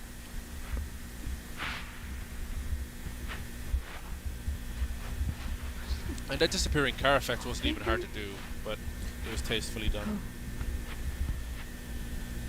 Where are the people in the car? Are they? Oh my god. Amstay dead? Okay. This better still be recording. I don't know if you need the music. It's a bit on the nose, but maybe that's just me. What? In the future, you should stream Backrooms in VR. I don't even get it. I tried streaming in VR before, and it fucking bricked my computer. Like, if you see the uploads that I'm doing now are on shorts rather than normal videos. I've been doing VR BTS videos of the RB Bull posters. So all the ones that are coming out now, I've shot like a year ago. But I recorded one for the most recent poster that I put out for the complete series. I wanted all those to be live streams, and whenever I've tried to live stream Blender or VR chat, it's eaten up my VRAM and it's completely bricked the system. So until I get a completely new rig, streaming VR is kind of off the table for now. In here, how did this even... There is another Backrooms game that I saw on Steam. I don't know how much it is, but I was considering streaming that today, but we really have to save the gulls.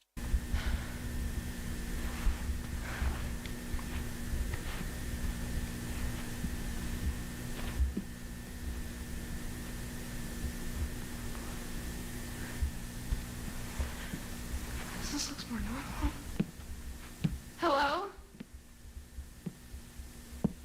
Now, was this the residential part that was built by Async, or is this just stuff that the Backrooms manifested on its own? That's blood.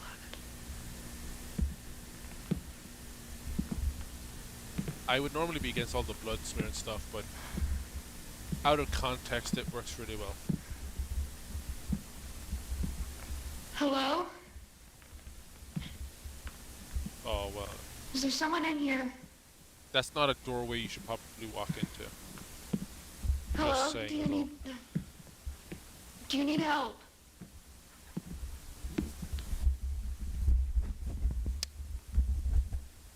Oh, that's convenient, but also nice.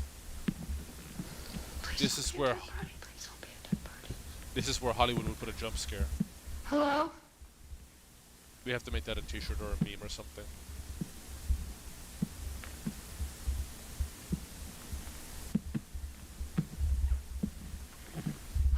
What the hell? What is this? Is it like plant? What? I don't like this whole thing about talking about everything they're seeing. You wouldn't do that.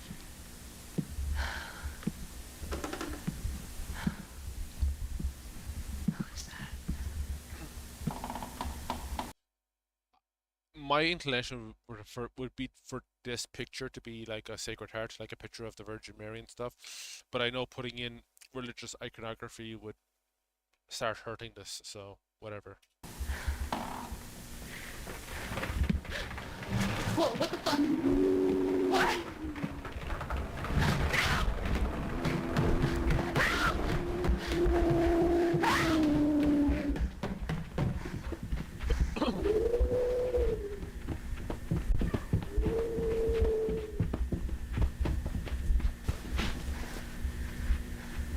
I think the whole thing about Marv saying that's not a person is that they actually are people, and they're just people who succumbed to the backrooms.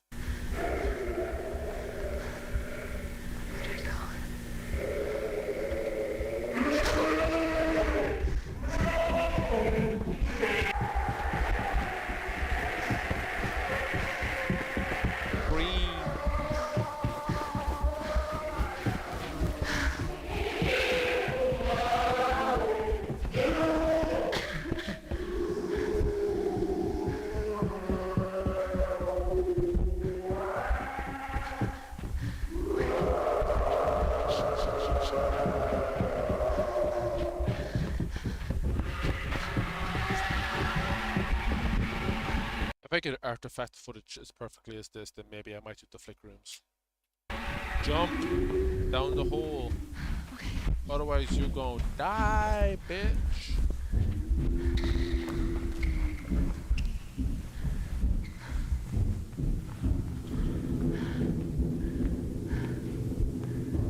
Oh, is this the pool rooms? I see tiles. I really want the pool rooms to be in this so bad. I love the pool rooms.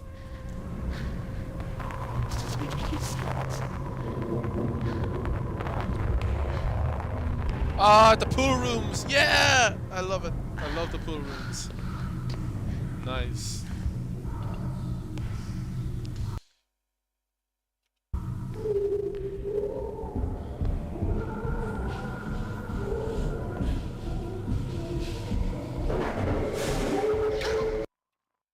I mean, I think Evil Royce has left the stream, but like, I imagine the movie is just going to bring in as many variants of the backrooms as possible. And we still haven't gotten to dream rooms yet. Sorry, D-Man, slept in due to crack addiction. You motherfucker. Take a lap, and think about what you've done. Whoa.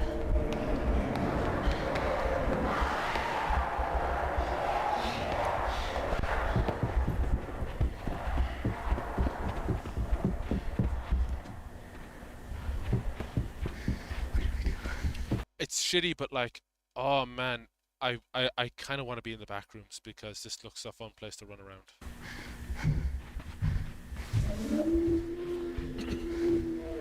I won't stream it, but I would put on my VR headset and just start going to the back rooms in VR chat again.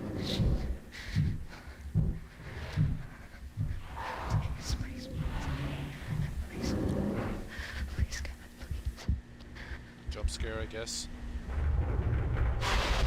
Oh, cool, it can pry open the wall. I don't know if I like this. Like, narratively, I don't know if I like this.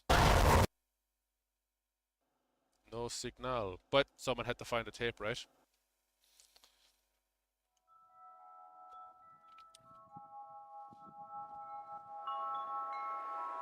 The backrooms would be less terrifying than real life. Yeah. Real that. True that. I wonder who's making the music. I'm guessing it's probably Kane Pixels. Oh, this is just actual VHS footage, I guess.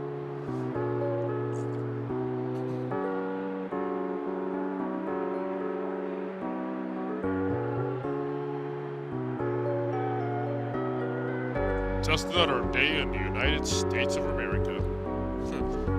The Stars and Stripes.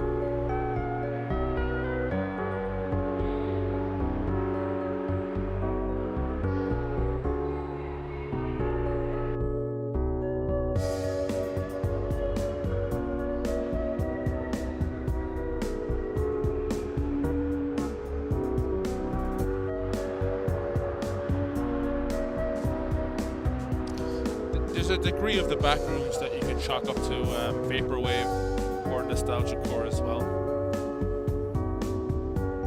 This is Empire State, I think. Yeah. Oh, something going on there. No fishing this side.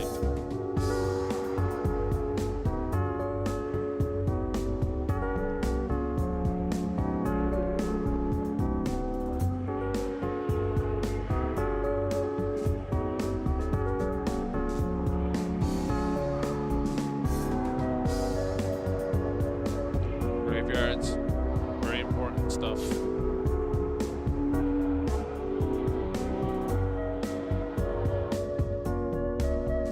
Oh, that's got a backroomsy, isn't it?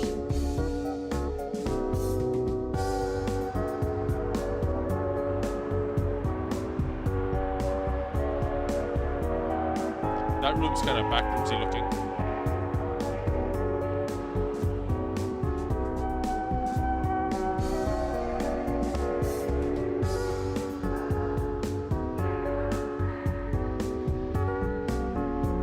You got the rotary phone, because I'm elderly and I know what that is.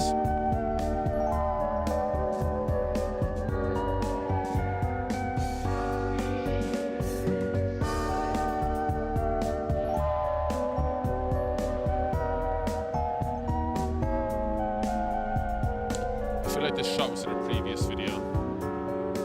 I may be wrong.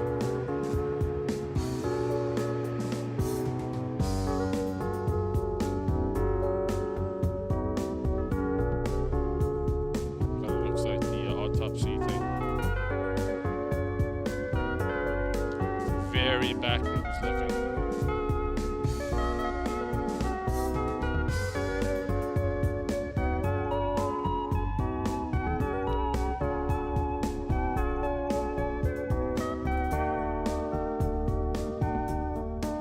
Oh, that's the painting. So maybe that was a residential area.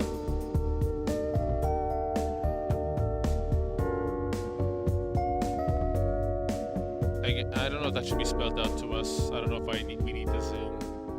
But alas, we are here.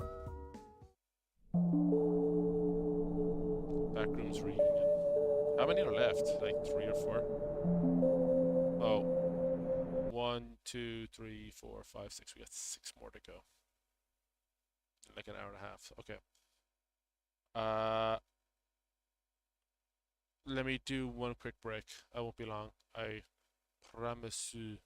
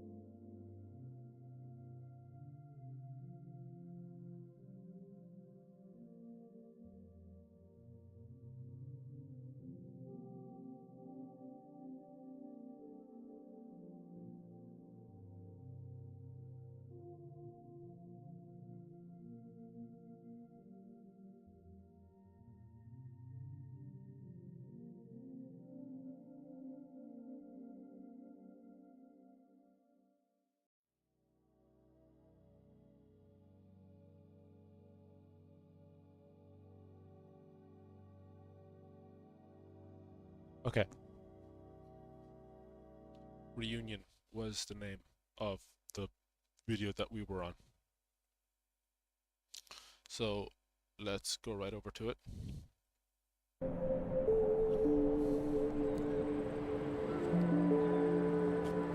Oh, one of these.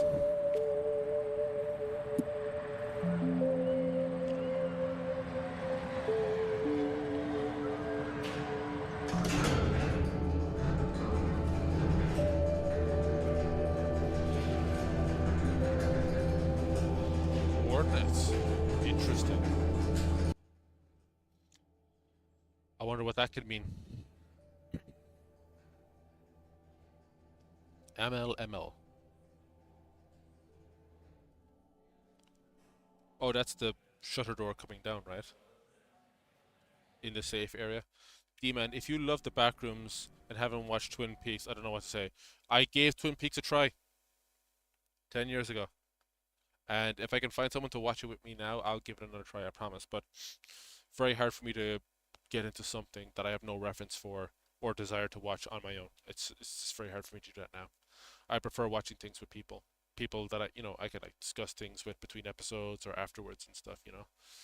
Also, if you haven't watched Begonia, I don't know what to say. Please watch Begonia. It's great. Already got cars in there now. Or carts.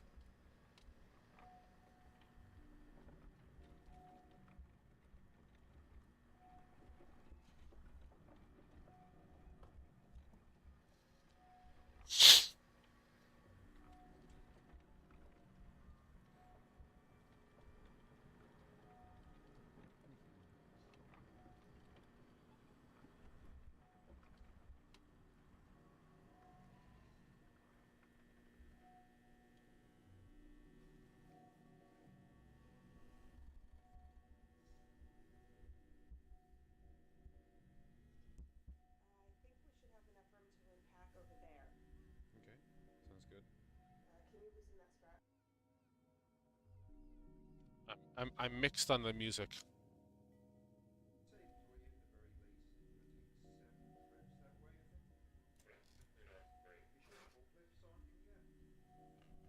That's the winch, isn't it?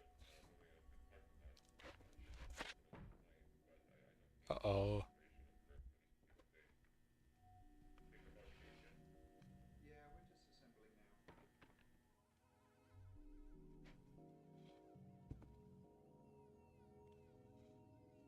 I'm guessing we're doing a slideshow of this because he couldn't animate the people moving the thing.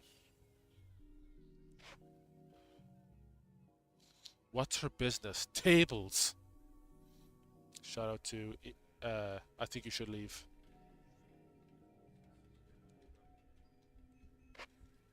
Oh, is this a robot? It does look very 90s tech, so fair play. I don't even know if they had these kind of things in the 90s.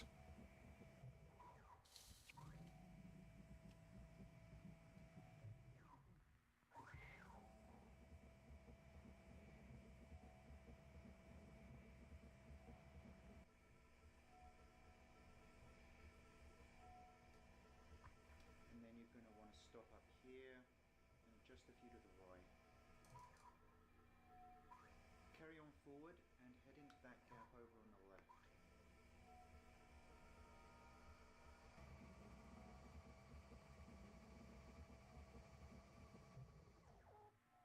Yeah, if a swing late.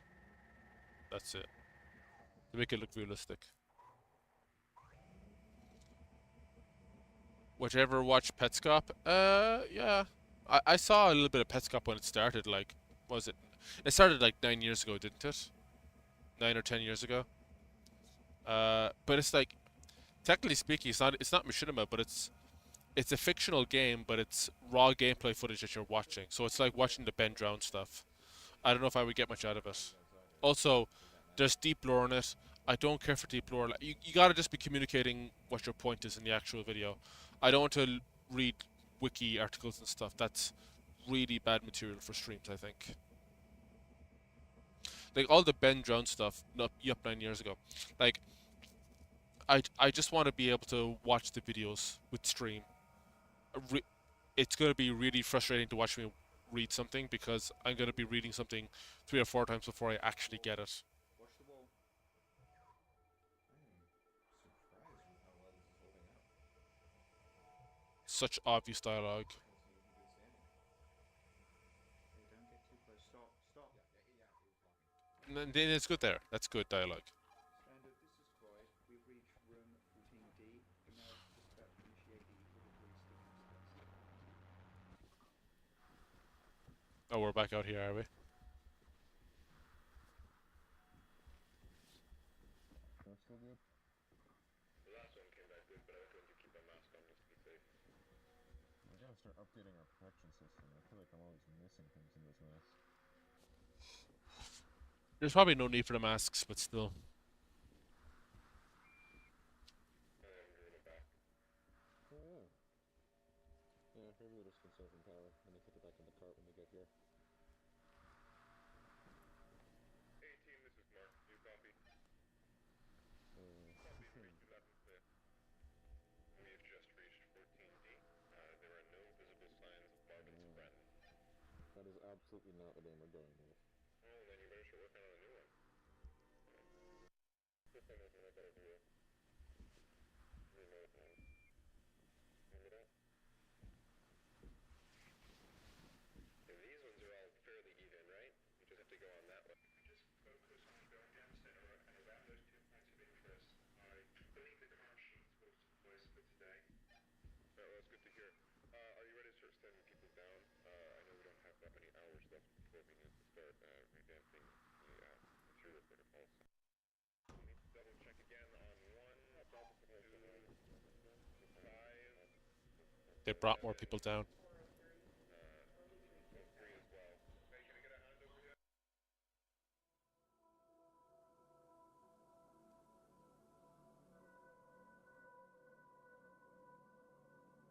Ah, they boarded it up. I see.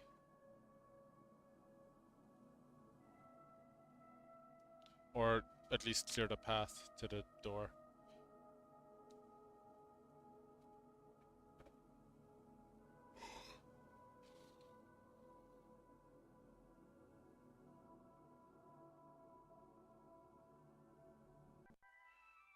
While Team A assembles a walkway across room 14D, Mark Bloom, Randall Tachi, and Marvin Lay camera conduct an initial layout analysis of room 14C.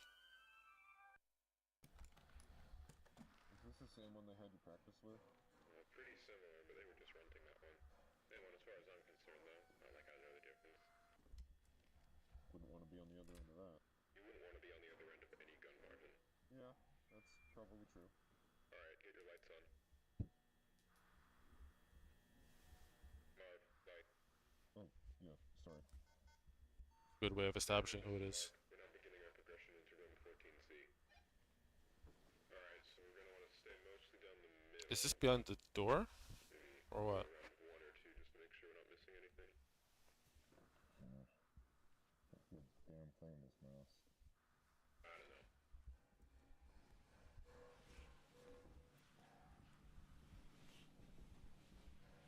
I watched the platform during the week and it made me very miserable.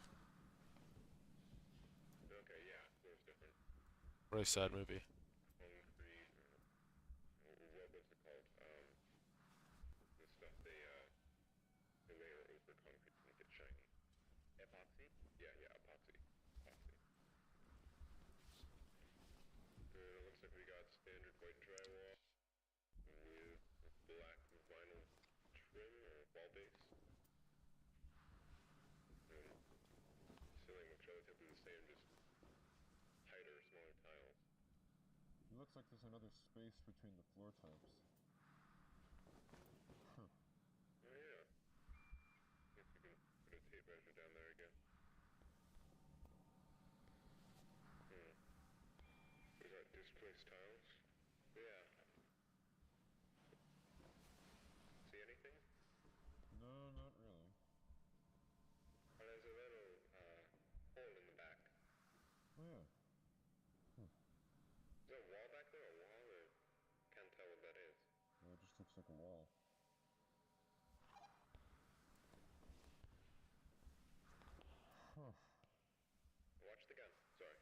just the natural state, or can something move these?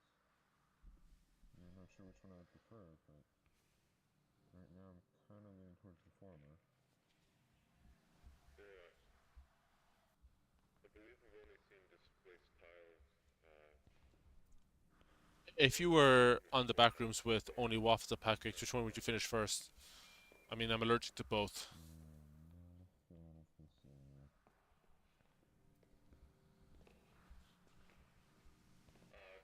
Guys, I found something. Yeah? You gotta look at this. What, is it right over there? Yeah, What is there's it? some sort of... No, you're right. This looks handmade. You can't determine that just Huh. by looking at it. No, I'm just assuming right now. Either way, you're right. It does look like some kind of map. Very Severancy. You know, and that also I mean, this is makes not me ripping off think- Severance, by the way. This is years before, but whatever. I think this is overlaid. I think anyone that's stuck inside a place like this would try and map it out. Moldy carpet for you. Moldy carpet is the best I can hope for. Here, 14C. Yeah, it's Team A, come in. This is Mark. that's the area we came through. That's 14C, and there's Team A, 14D. this is Mark. Do you copy? There's B and A.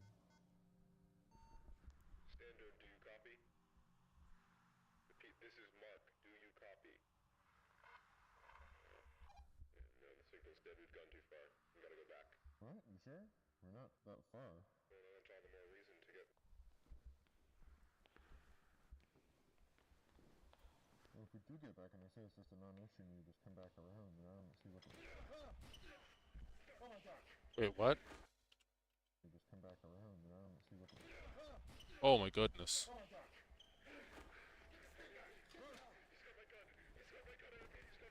Okay, okay! I don't want to hurt any of you. But I will. Oh yeah, so please, just don't move. Just answer my questions and I'll be gone. Is this the guy from the first video, maybe? How many people are out here right now? Down the hall, how many people are out here? Wait, I don't know. Peter? Oh, shit. Marv? Marvin? Yes, it's me. Is it really you? It's me. It's me. How? It's been months. We thought you... I know. Oh, I know. right. That's what they did. They took my life from me, Marv. Everyone thinks I'm fucking dead. My wife and children think I'm dead. Could you please put down the gun? Barbara, just tell me. Did they hold a funeral? Yes. Yes, A-Team, this is Mark. I read you. Mark, don't. What are you doing? We need immediate armed Mark. support at room 14C. Stop. My team and I are being held at gunpoint by a hostile. I repeat, Stop. please send Don't shoot him. immediate armed support to room Stop. 14C. Hey, don't. Sorry. Jeez.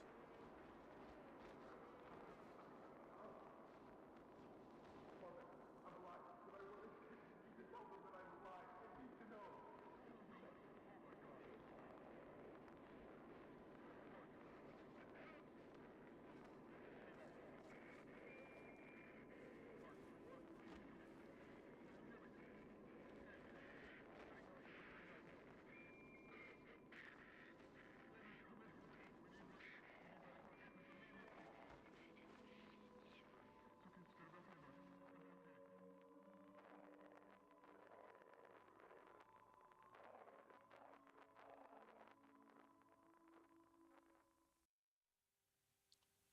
Okay. Damage control.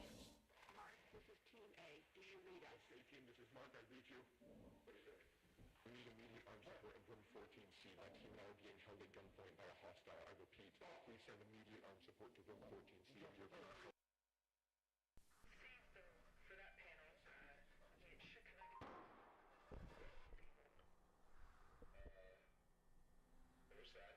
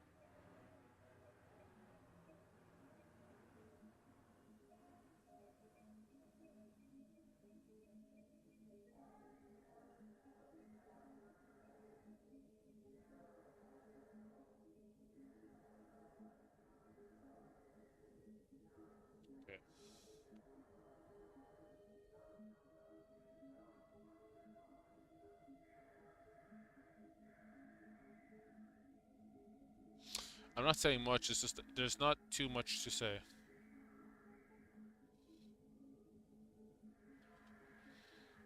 How many are left? 1, 2, 3, 4, 5. Okay, so 5 left. So most of the way there.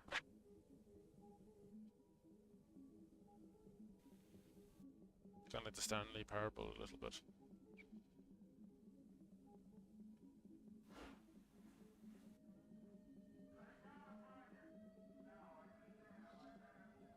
Motion blur is good.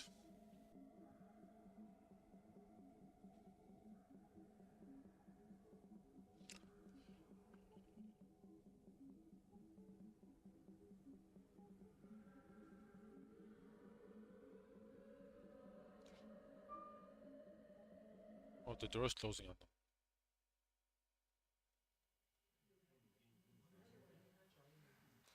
I'd like to thank you all once again for your patience on this. It has been a stressful 15 hours for all of us here, and while he cannot currently be with us, Dr. Beck sends his apologies regarding the numerous inconveniences caused by our decision to keep you here overnight. Now, it appears that the situation has reached a point of some stability. We're still looking into a few things, but I feel that we can now properly address what occurred without running into speculation. What happened last night should not have happened. Not here, not with us.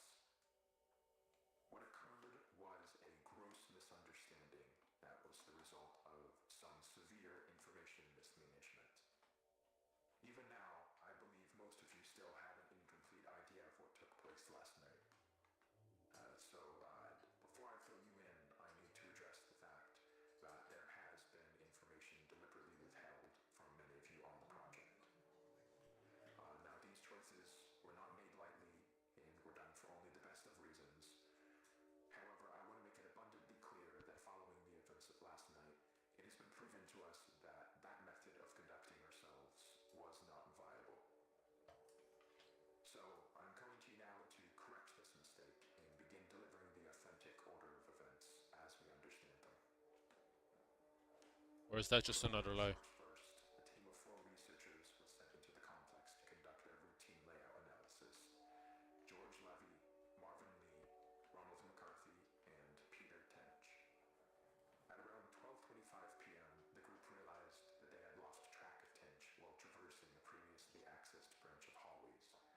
As you'll recall, this prompted an immediate withdrawal of response back to standard, followed by several days of significant search efforts.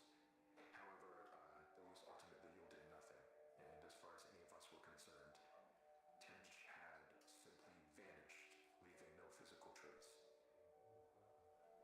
Now, for obvious reasons, that wasn't something that we could disclose to the public, so roughly 2 weeks following his disappearance, our security team was forced to put together a more acceptable cause of death that would keep attention away from this institute and provide closure to the family. So that is all close to common knowledge, I presume. Not all of you were with us at the time of the incident, however, you're certainly aware of the effects it has had on our internal procedures over the past few months. Regardless, that was where Tench's involvement in this came to an end. Or, at least, that's what we assumed. Because on May 8th at approximately 5:30 p.m., a motion alert was sent out from the complex, which was closed off at the time.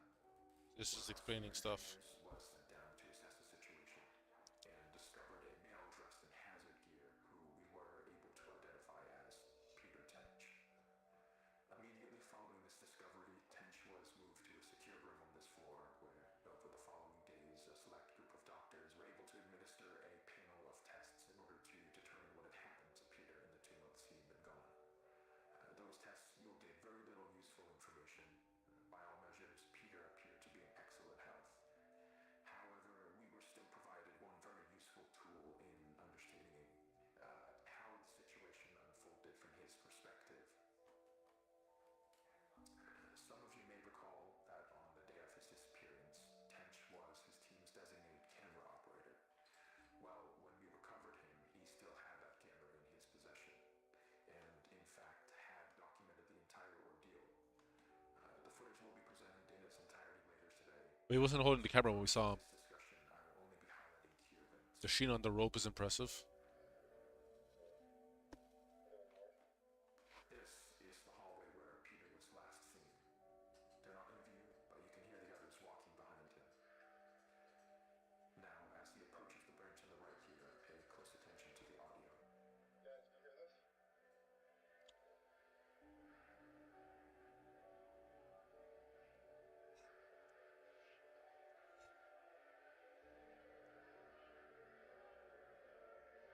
Hey guys, can you hear this? Hey! Now, I'd like to save the discussion for afterwards, but what you just saw is what we believe to be the moment that Peter was instantaneously transported. There's a lot of spelling out stuff here. I don't know if I like it. Following that abrupt flash you just saw, Tench proceeds back out into the hallway in search of his team, but it is without any indication of their presence. The next 30 or so minutes of the tape follow fairly panicked to Tench as he attempts to navigate his way back to the threshold.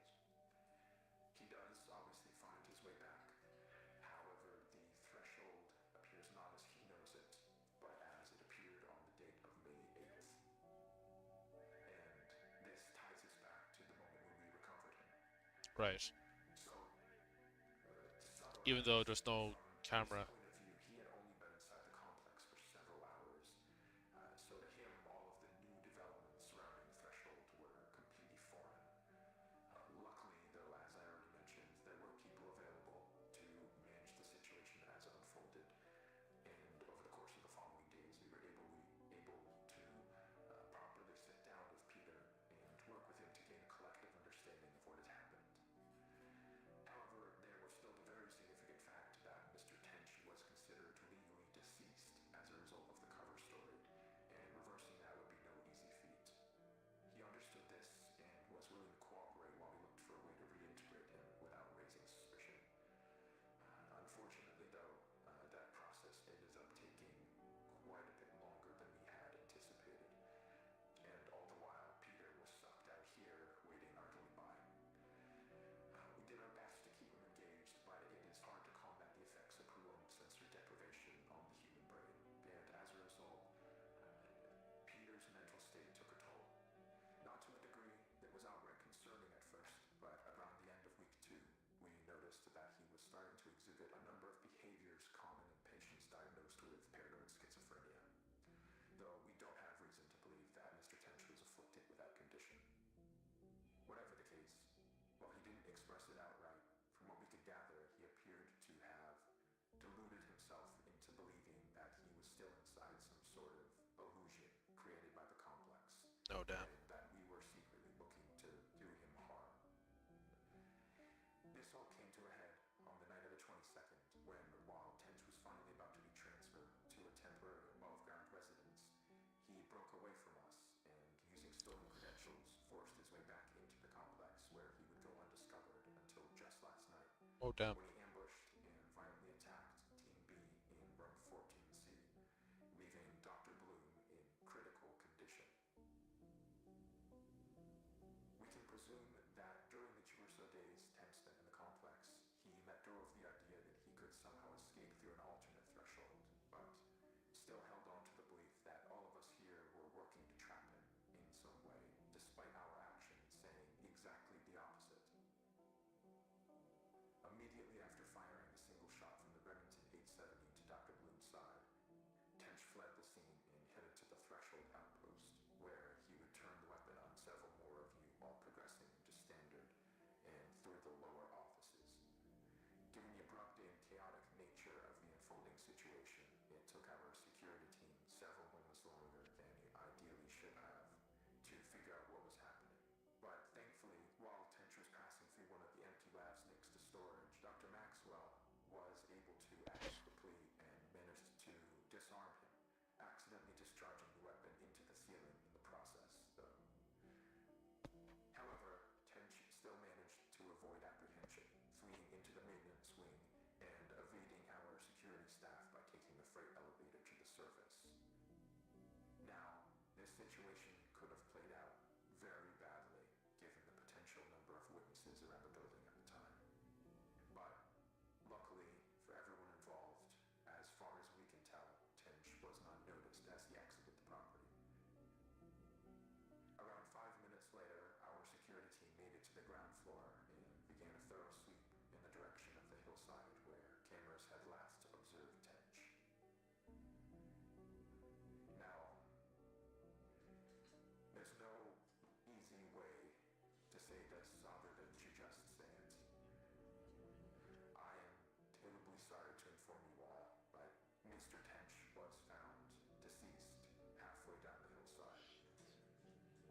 result of an extreme blow to the head. It appears that while he was running through some brush, he failed to anticipate a sudden dip in the ground and tragically fell forward into a large rock. Given the circumstances, it was not something any of us could have anticipated or prevented. The tragedy of the entire situation undoubtedly remains, but Dr. Tench, regardless of how troubled he was in his final days, was a brilliant man who gave his all to this project. He would certainly not want us hindering it in his name. What we're doing here is so much bigger than any one person. It is the work of a unified effort, and we need to ensure that that is never lost sight of. That we hold on to the pre-established notion that Peter is and has been deceased. That is done, and there is nothing more to be extracted. Okay.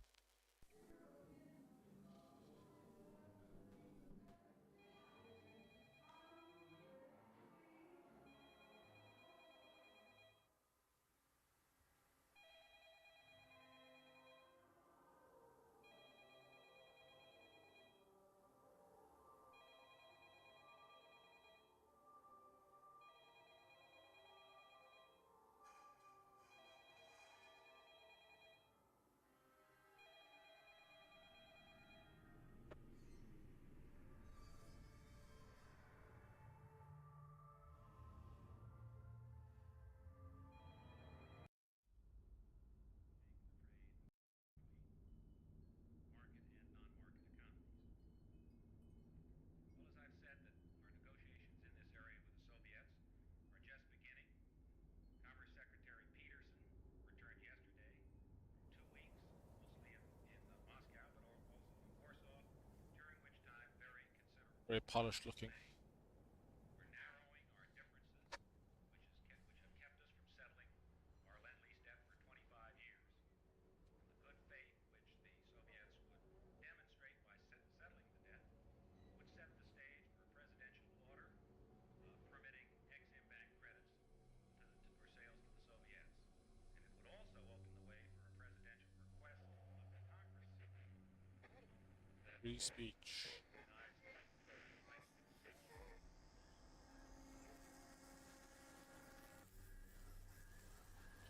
I'm guessing this is a teaser for something.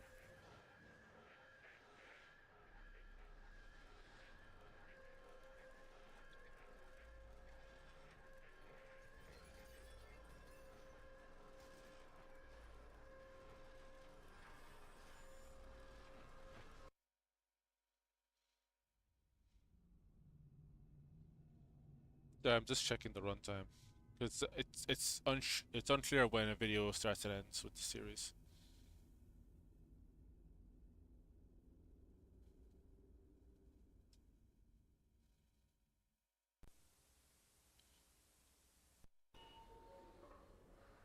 Alright. No captions, please. Today is November 14th. It is a Tuesday.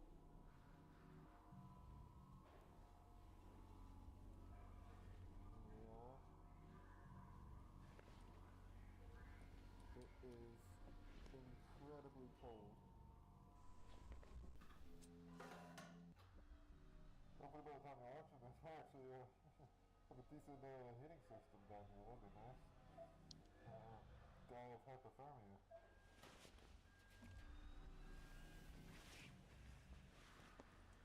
Oh, camera. Please just drop through in the bin right there. Make sure to get the red one, alright? Because the green one reads. 24.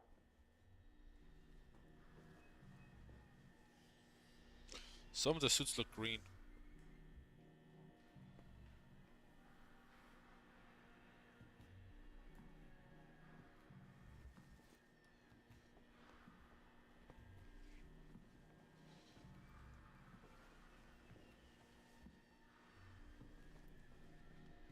Oh man, you got the edge put the under on. I think people look pretty comfortable with that. That's good.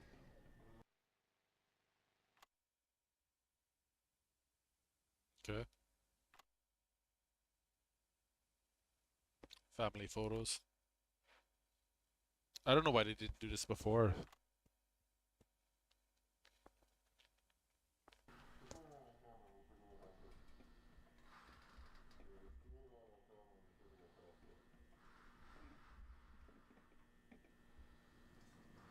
There's no insulation on top, and I'm seeing a bunch on the floor above. Whoa. There's ventilation as well. You see that? You see the vents? Yeah, it goes around the top to the right. Some of it's insulated, I think. I don't know. I'm not a vent. Oh, it looks no rust, I think. Huh. More than one floor, and I use that term loosely. We then attempted to cut power to the nearest fluorescent light fixture, a standard troffer. However, we were unable to isolate the power source, and the conduit remained live, despite the absence of any visible external power supply. The source of electrical current remains unknown at this time. Using an insulated toolkit, we carefully isolated the light fixture from its electrical conduit, extracted the troffer from the ceiling, and transported it back inside, back to standard for analysis. And a 0.5 meter sample of conduit was also taken, with all exposed wiring safely secured afterwards in the ceiling. So the ceiling tile extracted measures 1.27 meters by 1.14 meters, which is certainly not standard, but it's composed primarily of mineral fiber. It seems normal in composition, has a fissured texture with mild tegular edges. So just after initial analysis, the composition of the tile estimated is around 60% mineral wool, which is fibers of amorphous silicate, usually derived from, I think it's basalt or slag, around 20% expanded perlite, which is primarily of silicon dioxide and aluminium oxide, and the rest is a undefined mixture of silicate material, some starch, latex polymers, and some organic fibers derived from plant materials, recycled cellulose, really. But the light troffer housing is made of galvanized steel coated with a thin layer of zinc. Inside, the fluorescent bulbs are non-standard in proportion, most closely resembling T12 bulbs. So the 4 bulbs measure 1.2 meters in length with a diameter of 38.1 millimeters. We're extrapolating here at 51, but that bulb and lasers and the rest contain the following components: phosphor coating, the calcium halophosphate. But that looks very Ultraviolet light, man-made still, right? mercury vapor in a small quantity, which facilitates the ultraviolet light emission. Argon gas, and again, this is all standard for these fluorescent bulbs. That's an inert gas that assists with regulating the current and really starting the bulbs. And they are connected via a G13 base, which is a standard 2-pin base with 13 millimeter spacing for electrical connection. So the wiring connected to the fixture is PVC insulated copper, which appears standard again. The prismatic diffuser over the bulbs is made of polymethyl methacrylate, which is again commonly used for its light diffusion properties. I mean, it's what we have in the building here, very standard. But we also inspected the ballast, which is of the electromagnetic type. There's some variation in how these are being manufactured now. This one contains a laminated steel core and copper windings designed to operate at 60 hertz. So the ballast emits a prominent 120 hertz hum. This seems to be the case for the majority, if not all, of the lights in the complex that we've assessed thus far, mostly just through simple curing. But this is due to magnetostriction and core vibration. But the noise may be exacerbated. I don't know if I like this floor or not. Lamination plates or degradation of the insulating potting material over time. So it's definitely an indication that this has been running for a little bit. I mean, despite its age, the ballast is functional. Its large proportions suggest it was built for a non-standard space, not something you find in the majority of offices or most commercial spaces, though that's not something I'm too familiar with, truthfully.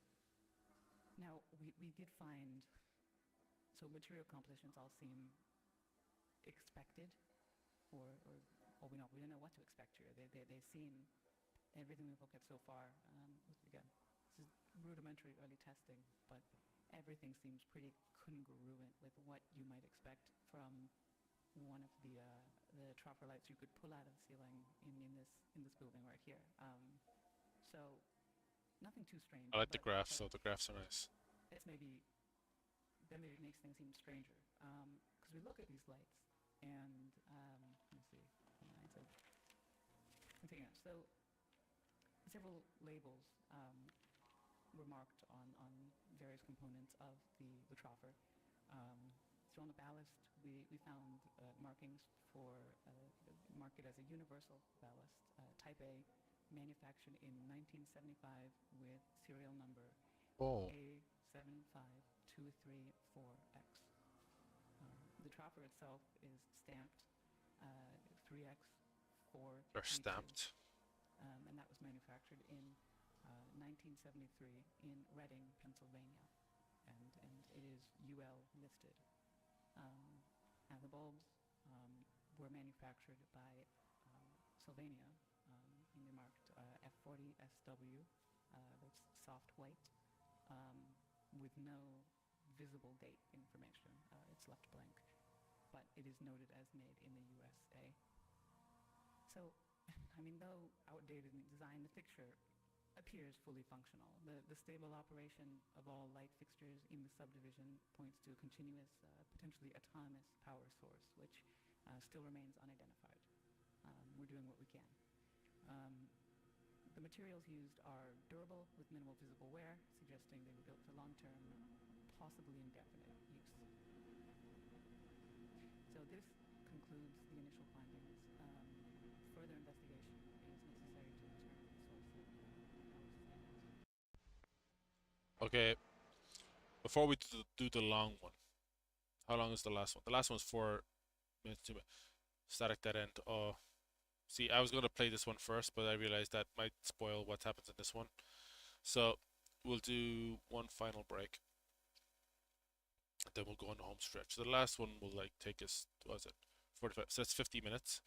So if I can be back the next 10 minutes, I think we'll be good. So we'll do one last break, and then we'll finish the back rooms. And then we have to find those hidden videos as well, which I'm going to look up now.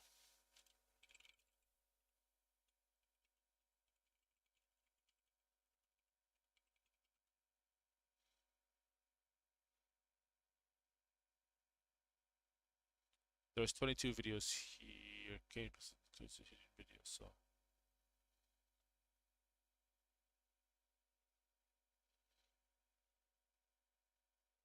Okay.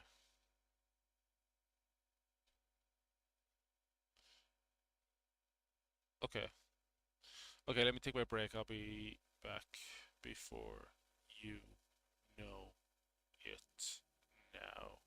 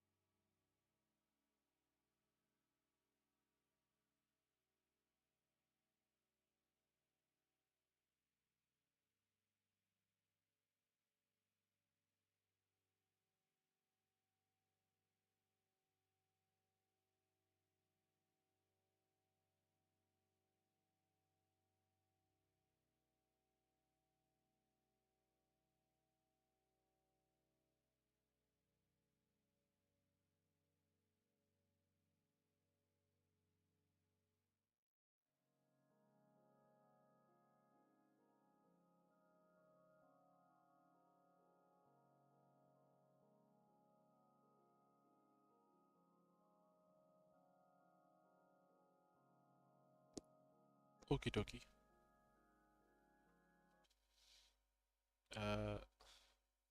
So you were on found footage 3, which is funny because it's number 3 because it's like the last one, the second last.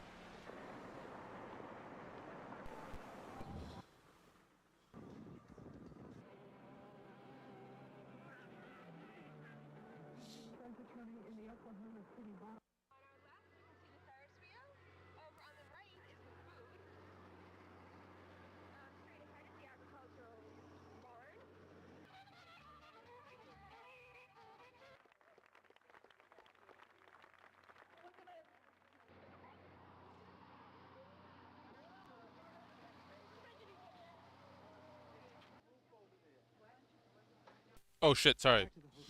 I wasn't showing it. I wasn't showing it. That night and listening to the footage, I realized I recorded a Monsanto exec joking with a DPR manager about this sick kid referring to it as the bug-eyed one. And sure, I like making fun of diseased kids as much as the next guy, but Oh, I don't like where this is going. right after that, Not what he's saying, but like this vlogger style thing. It wasn't happening in the 90s, I don't think. one of them basically admitted to fault, which, mind you, they aren't doing publicly at all. They said something along Also, it's like 20-year-old core. the lines of, well, hey, if we accidentally push out the entire county, you might just get that ranch you always wanted. Fucking A, man.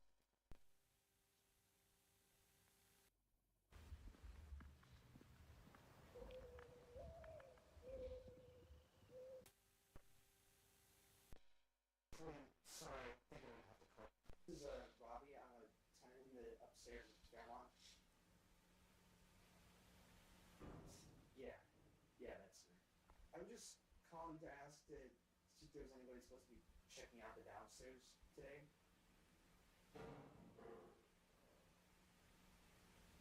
Okay, so no like maintenance or anything.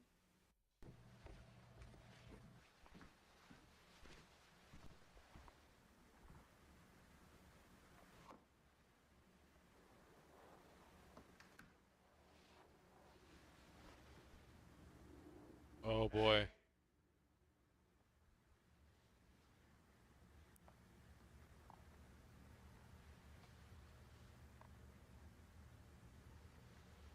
Someone there?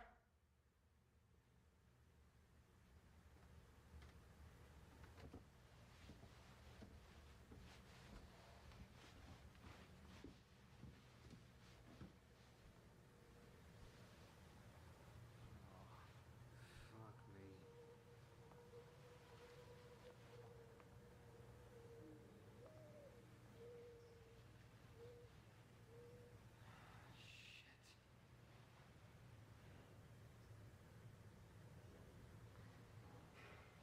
Hey, someone here?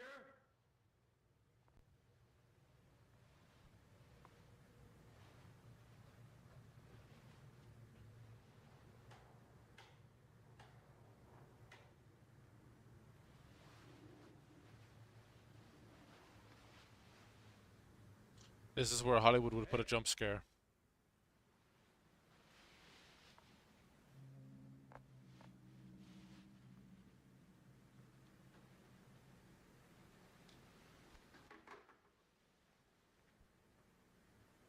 This is where the backrooms goes.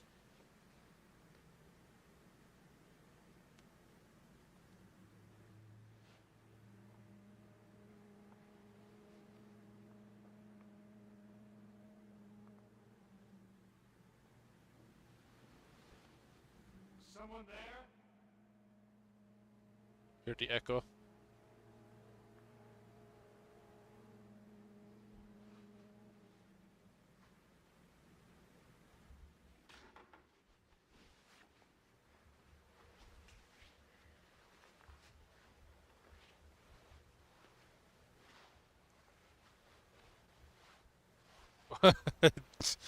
Okay, I got a spook there.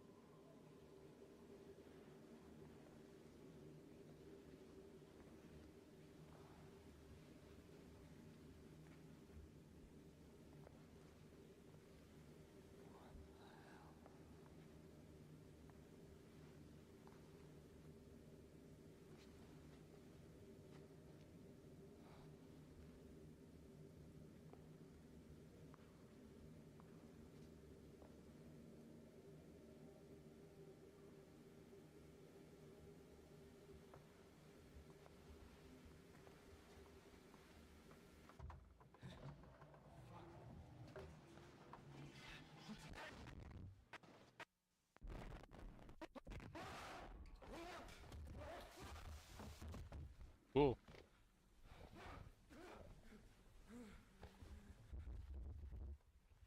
That's your transition from live action to, I guess, Blender.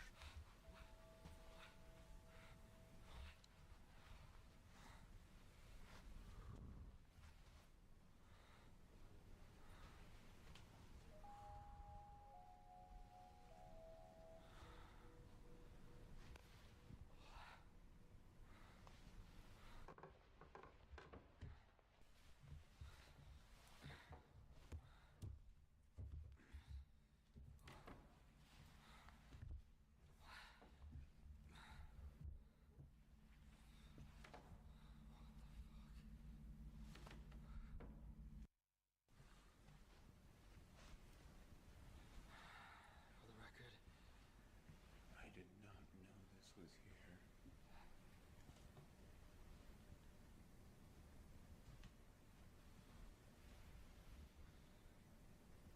So is this part of... I guess it isn't part of the async thing because it takes place before.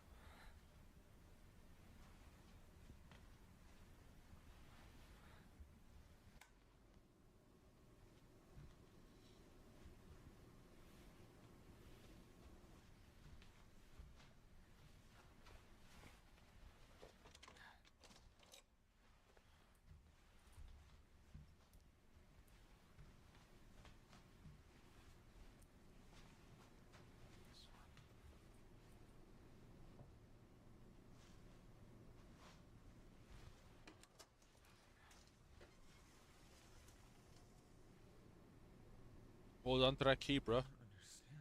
How is this even here?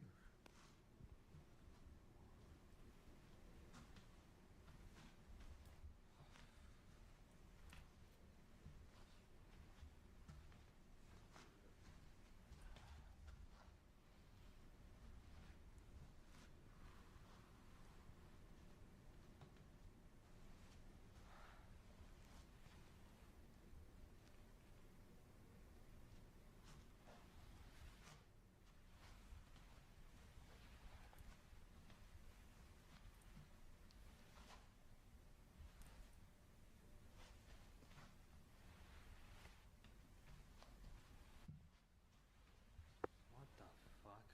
Hmm.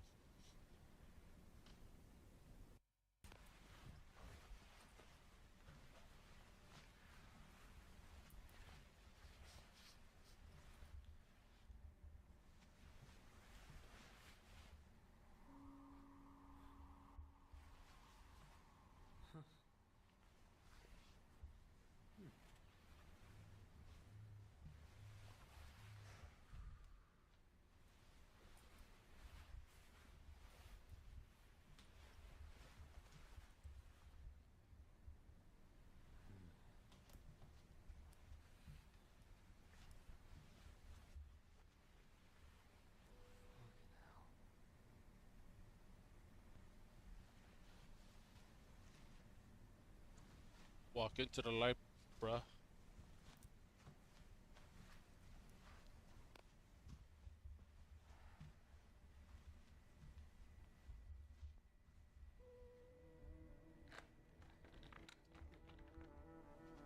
Keys. You're kidding me? Oi. That's the room he was in.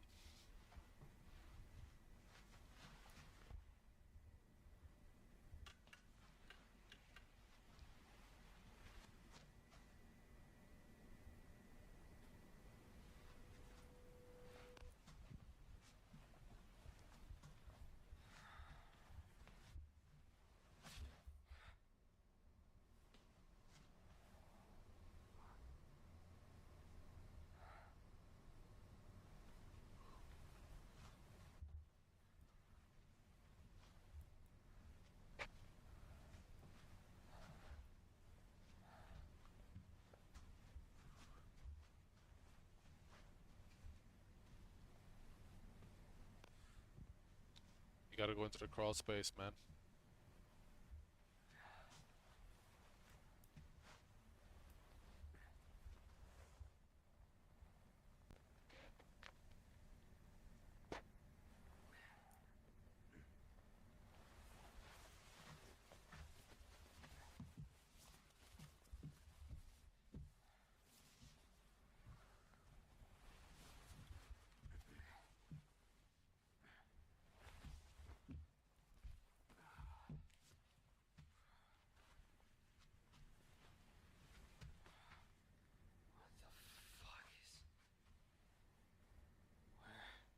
Suave.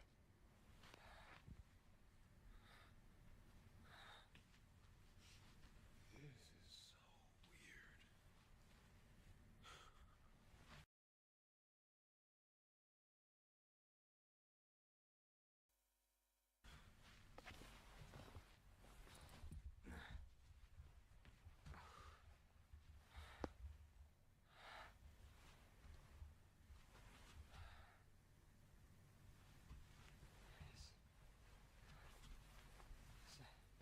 You can kind of clearly tell that it's like Blender or whatever, but like it's more in line with the house. It looks more 90s than the actual house that we saw at the start of this video.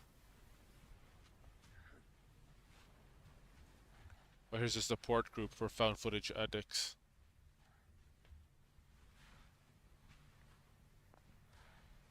Oh, this room is so many things, but also nothing in particular. The chairs don't really make me nostalgic, but This even meant for? the dialogue's a bit. This isn't a. I don't see where this can be above ground.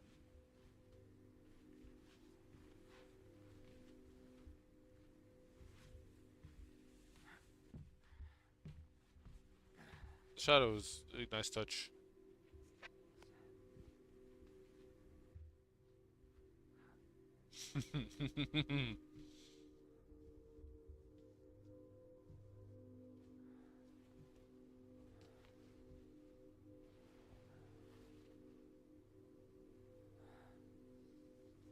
Blue chairs. Shout out Alan Tutorial.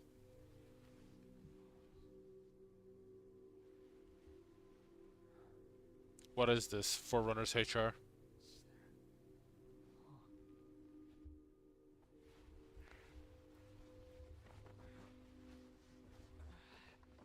Or I guess was it Zelda? No, it was Resident Evil 4 that had you moving closets out of doors and stuff.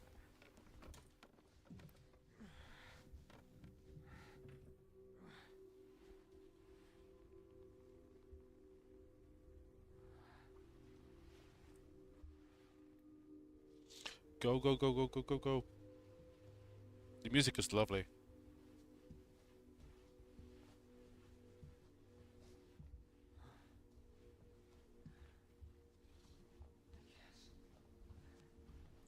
Is that a Jungle Book dance mat? I'm still amazed we haven't gone into the dream rooms yet. We might be close, given the look of that dance mat. Oh, I think I had that exact mat when I was a kid.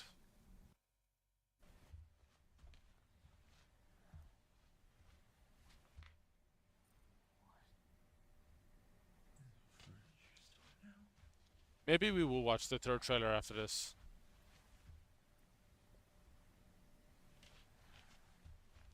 D-Man, I hope when I get older my brain starts to go, it's like the backrooms.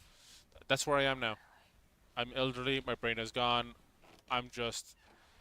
My cerebellum is cooking. I don't know. Like, I know you're busy with your game thing, but maybe we can do a backrooms meme or something, I don't know. It feels like it would take very little to make something interesting with the backrooms and Blender. Not to say that Kane doesn't put a lot of interest in, a lot of effort in, but you know. Like, the flick rooms would be funny, but I feel like, I don't know. I don't have something to actually contribute, but I would make something for a laugh. Okay. This better be an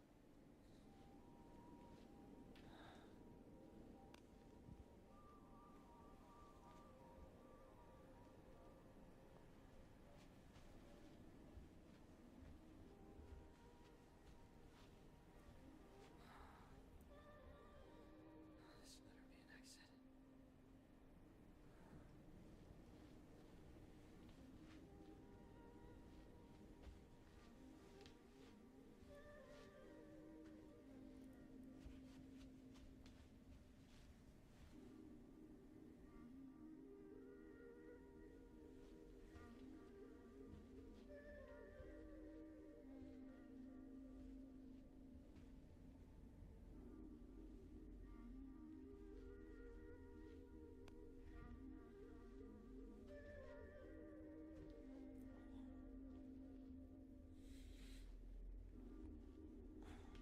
Arbiter goes into the back rooms and John inserts insert into himself. Oh my goodness. You're gonna get me into trouble. Oh my god.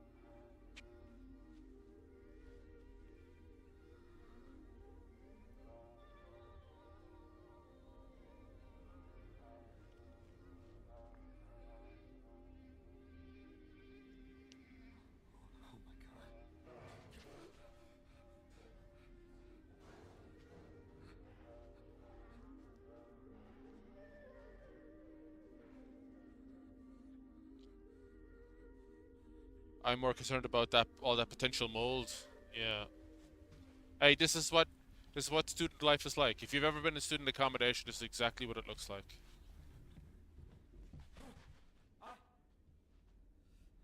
Is it the thing? Or is it a person? I'm trying to leave. I don't want any trouble. This is where Hollywood would put a jump scare.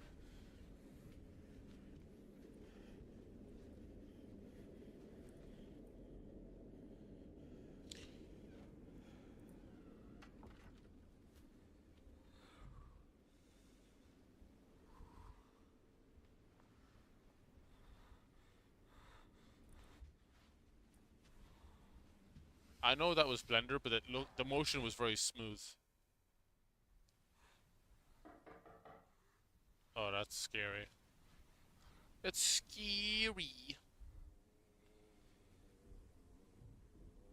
Hello? Is it the thing?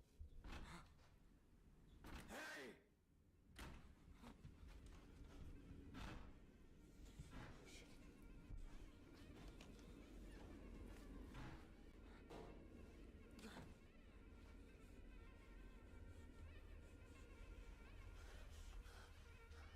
Cool. This looks... I like the design of this place.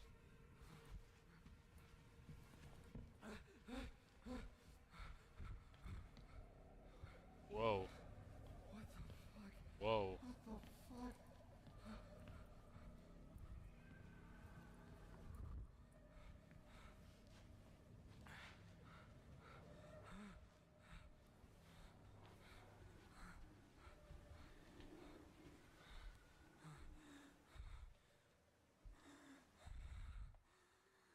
Oh, this thing is behind him, isn't it? Oh. Cool rooms. Oh, no.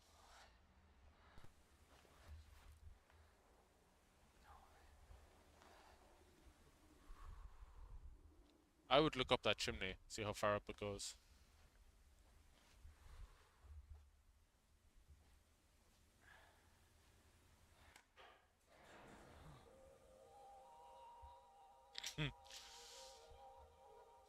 I mean, we're getting close to the dream rooms now, I guess.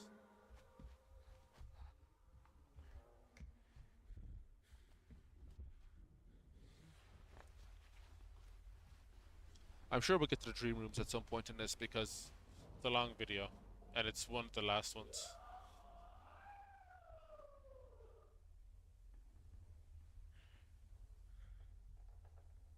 This looks good.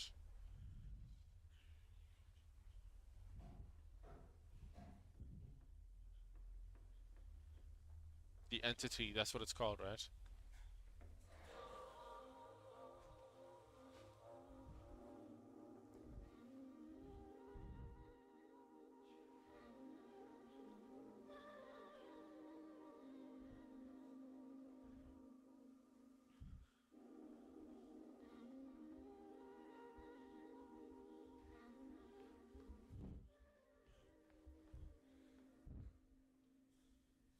Oh, looks awesome.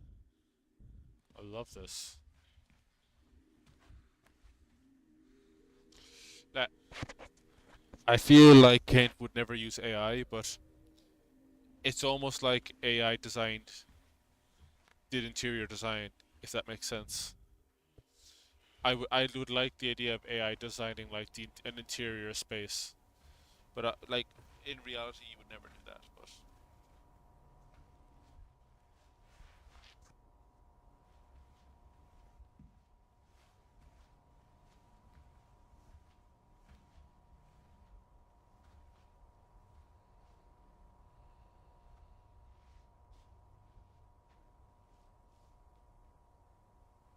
This is where Hollywood would put a jump scare.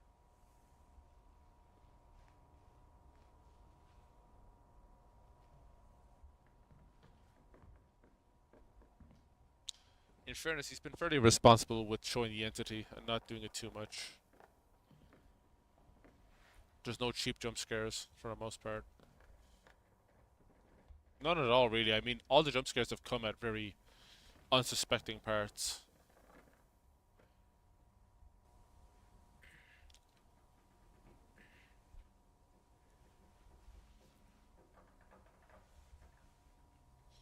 Whoa.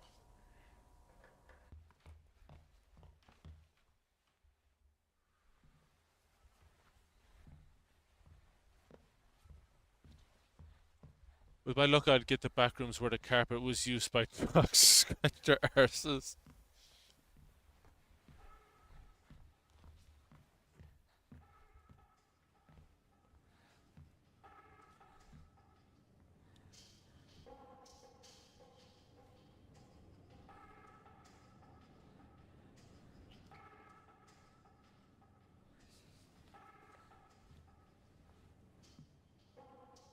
Oh.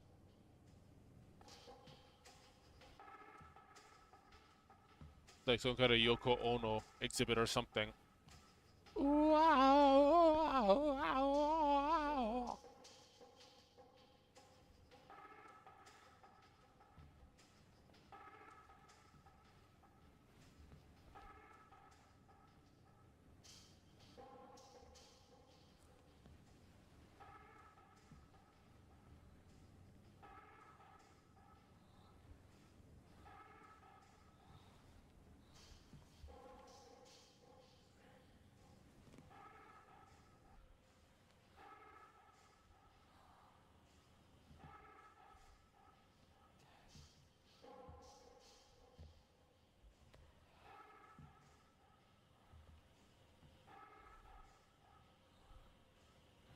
A piano.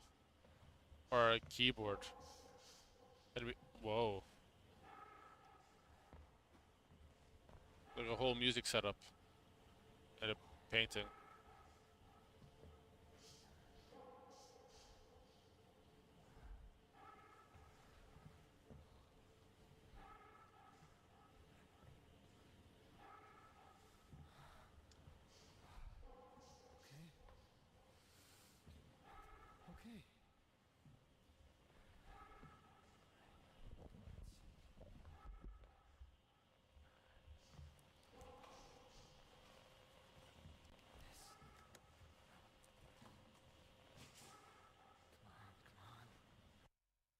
Okay. Radio check.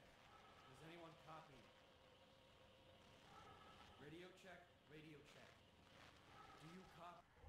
Testing. 1, 2, 3. Hello, hello. Testing. 1, 2, 3. Hello, hello. Uh-oh. Does anybody copy?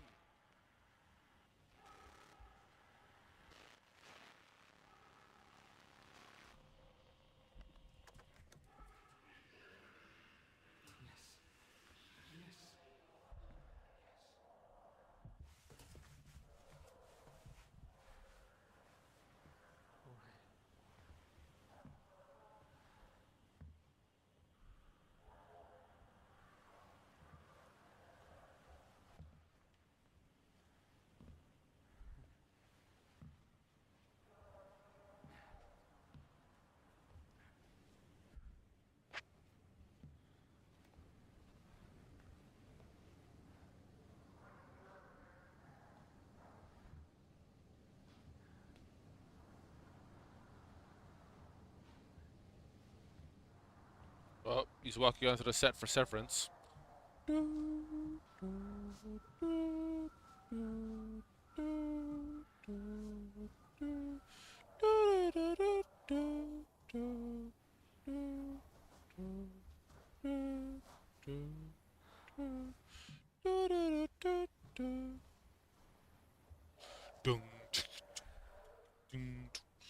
Oh, it's kind of a more chill area with a drum kit.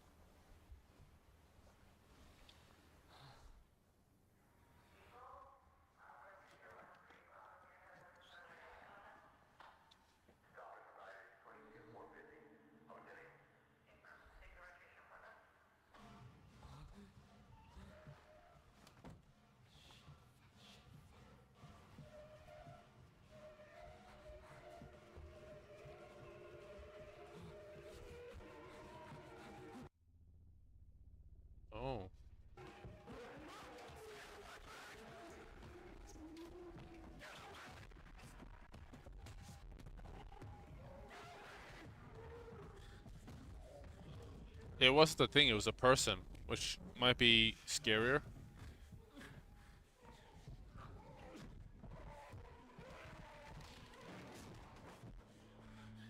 Whoa. Look at this room. Oh, this feels cramped.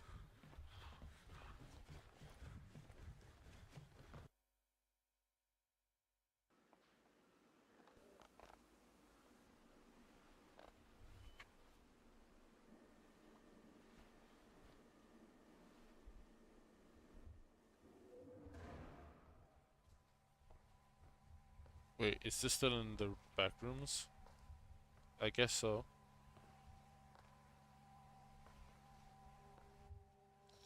This is a picture of Chairman Mao.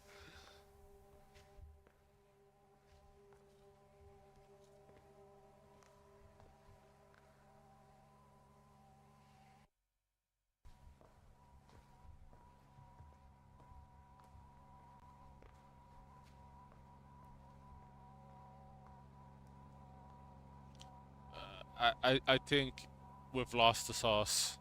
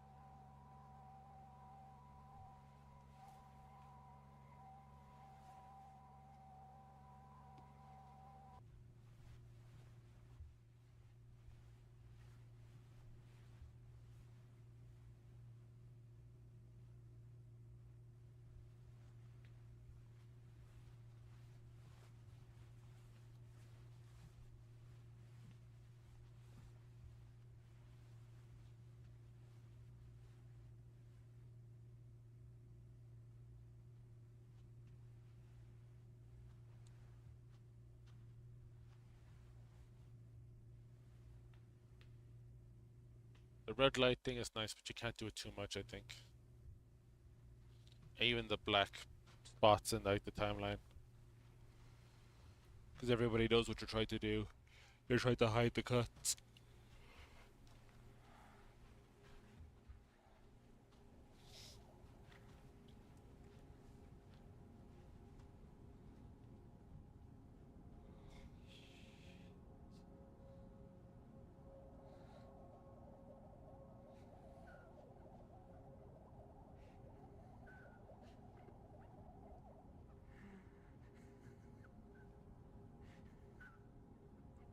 There's sinks, microwaves, but there's not one toilet here.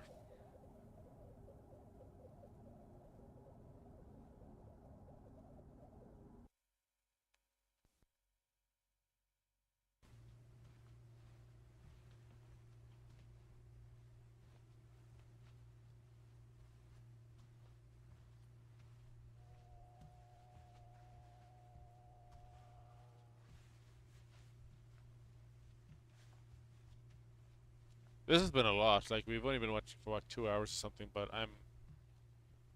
it's not that I don't like this stuff, I'm just reaching the end of my tether with it. So it's not before time, like we're on the second last video in the official playlist. Still have to get to the hidden videos, which I hope aren't too long. And maybe we'll watch the final trailer as well. I think I'm getting tired, so I don't know if I'll be able to do Save the Gulls today. I really want to do Save the Gulls, but I'm just not up to it. Maybe next week. I'd be inclined to give it its own stream as well. Like on a different day. Like a Saturday or Friday.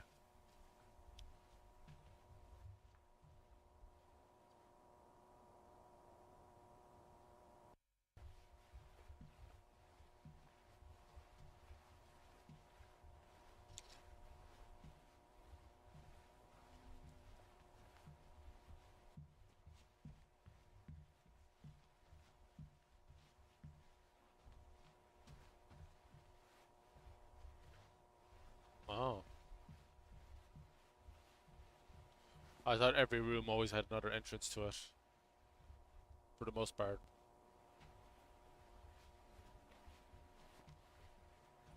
I'll give my review on backrooms, I guess, on the next stream, because I'll be seeing it during the week.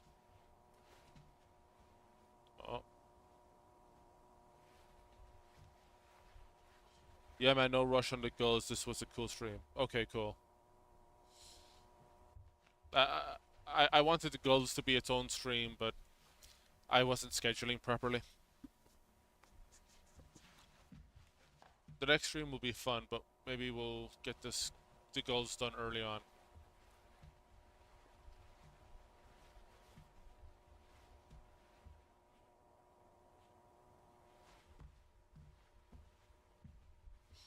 Oh.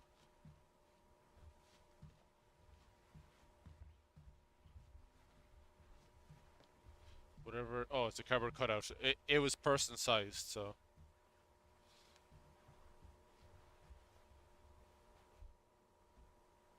I have no idea what the context for that would be. Okay.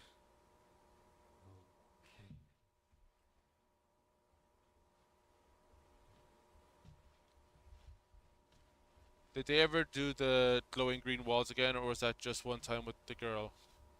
I think it's been in the background subtly. We still have one more video to go on the official playlist, and then we'll do the hit videos. Maybe the final trailer if you're up for it. So I'm sure we'll see more green before the stream is out.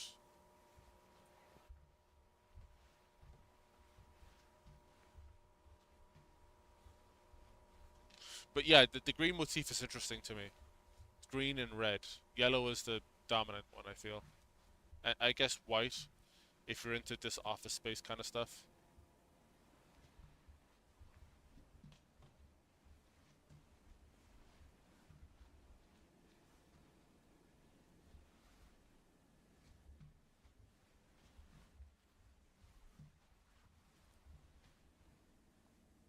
Is it the shutter door?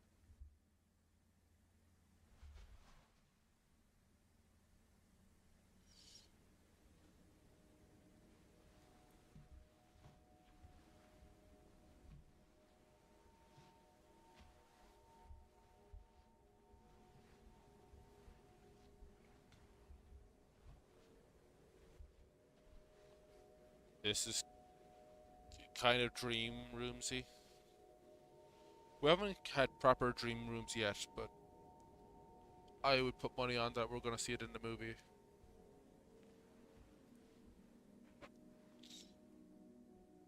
But the cool thing about the movie is that only some of the movie is found footage, so for the most part, I feel like anything that they're going to show on, unless it's insane, on the found footage, they'll have to build in person.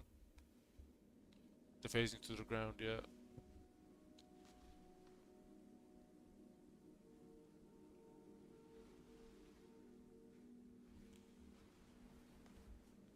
Music's great.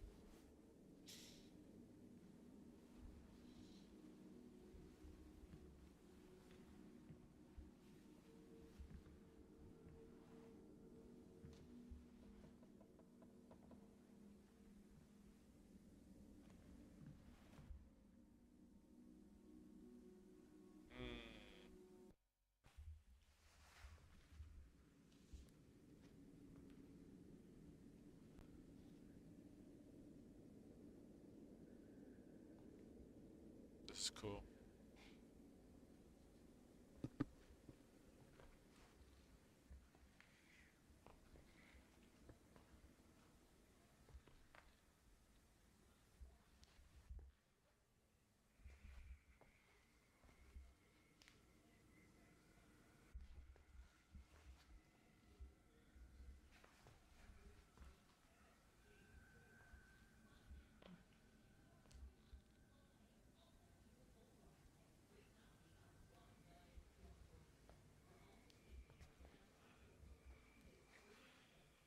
I thought those were legs sticking out from the wall on the bottom right.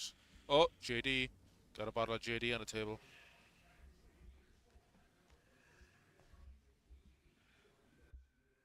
What's that? Oh, it's a foot. Or it's a boot.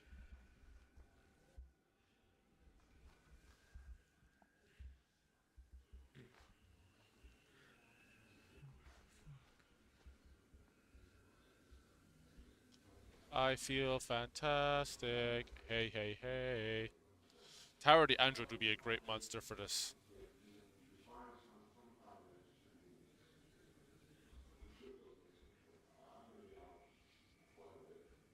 Even the house from I Feel Fantastic looks like it should be in the back rooms. One way or another, just sooner is better than later, for sure. Because we're cleaning things up. Our place is empty. The bass on the wall's a bit silly, but whatever. When you look at the walls painted with clouds, makes you wonder if someone was going insane and made a house to pretend like they were on the outside. Maybe. If it reminds me of Truman Show, if you've seen the Truman Show. You gotta get out here sooner or later, because the plan is not in our hands here. I don't even know what I'm looking at. Hello? Hold on, sorry, I think someone's outside. Someone out there? I'm sorry. I don't know where I am. I need help. You're on private property, you need to leave. I'm trying, okay? I don't want to be The guy who keeps coming around here trying to talk to my boys? What? No, my name is Robbie, sir. I'm not trying to cause you any trouble. Just lost. My family's trying to sleep. Leave or I'm calling the police. If you really need help, I'm stationed a quarter mile down the road. Listen, I can't. I've been walking for like 9 fucking hours, man. Where the hell are we? I can't even see you. Actually, do call the cops. That's fine. Just please help me out here. Hello? Where are you? What? Where the hell are you? I just looked outside and I don't see you. I'm not... I'm in like a living room with a fish on the wall. What? What? Is this some kind of game you're doing? Are you having a laugh over this? I'm not. I'm not. It's just, it sounds like you're on the other side of this wall, but this door goes nowhere.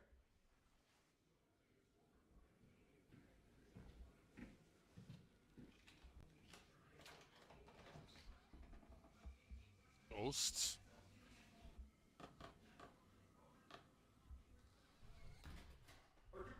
Are you in my walls? What? I don't know where I am. I've been trapped in this goddamn hell building for hours, and you're the first actual person I found. So can you please just, I don't know, get a hole in... I don't understand. How is this possible? I can hear you, but Oh, man, I don't know. The writing, the I acting just is a bit. need to go home. why can't you leave? I just told you there's no fucking exit or anything. This place keeps going on forever. Can you just show me where the exit is and I'll be out here? Okay, alright. Alright, listen, we're having some of the wainscoting here redone. I can open up the wall here, it's still loose. But I need you to move slowly, alright? Thank you. Come out with your hands first. I want to see your face. And we'll take things from there. Thank you. I think it's... What the fuck? What? Oh my god.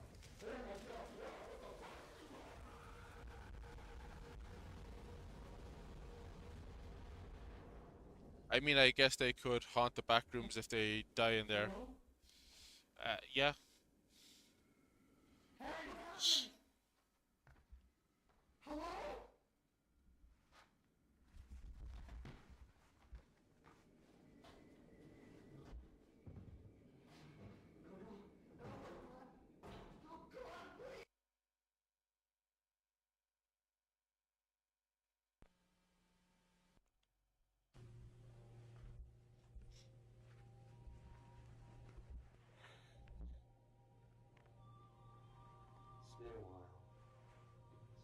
It's been a while. It's been a little while.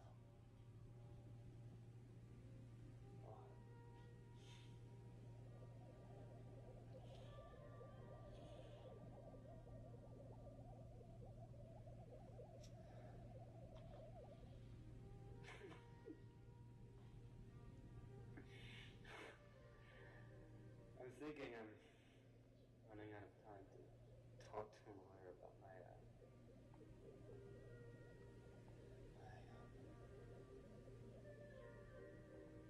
job.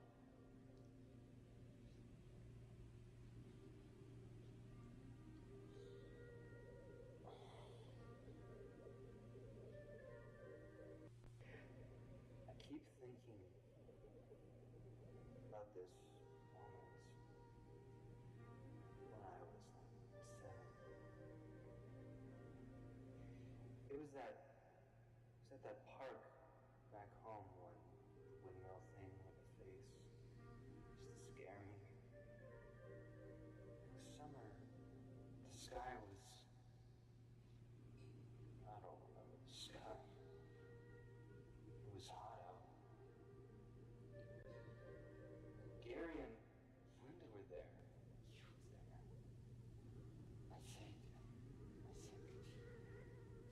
I think you just got that orange bike that got stolen. All your friends were there.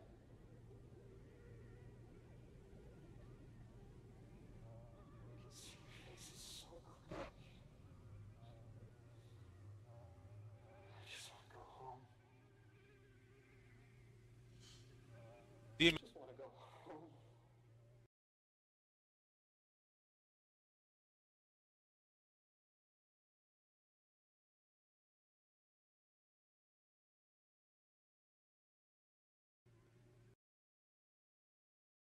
I just realized I've been muted this whole time.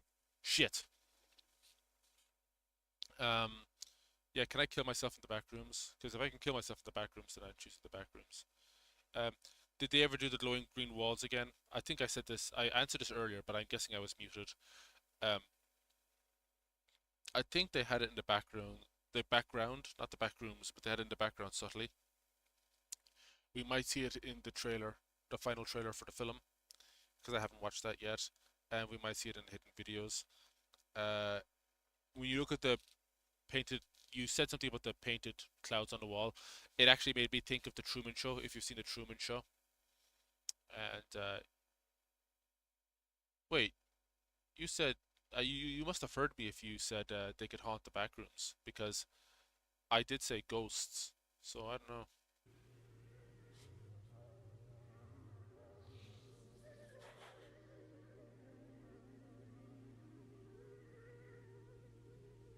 Sorry for all the stuff that I did and said. This is very Tribe 12y. The acting isn't blowing me away. It's gonna fix. Yeah.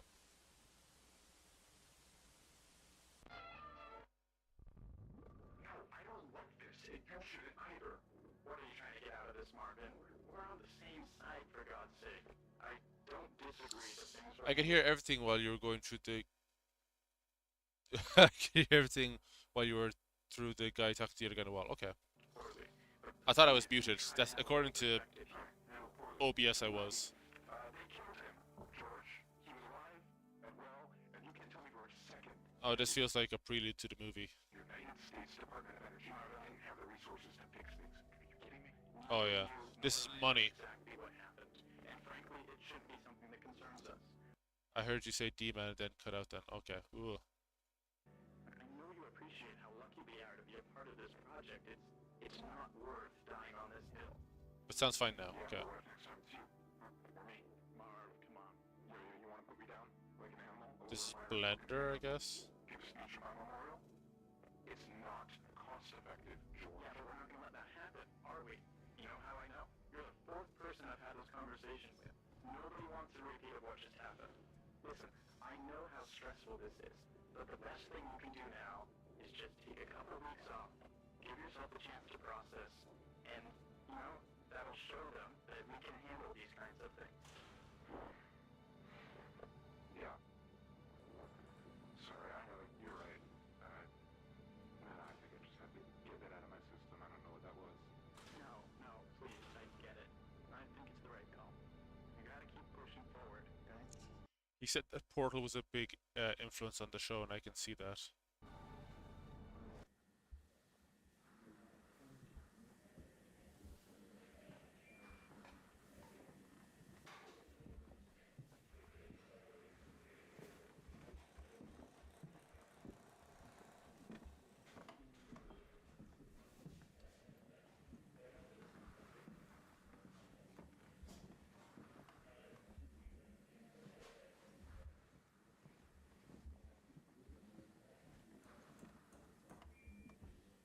That's a green suit. So I would count a green suit as being on the same level as seeing the green light, because I think there's something going on there.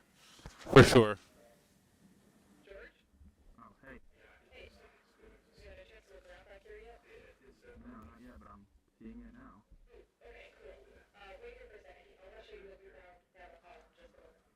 Sure. D-Man, did this whole backrooms thing start on 4chan? Yeah, we looked at the original post earlier on in the stream. Oh, weird. This is even Stretched, skewed. stranger than I thought. Huh.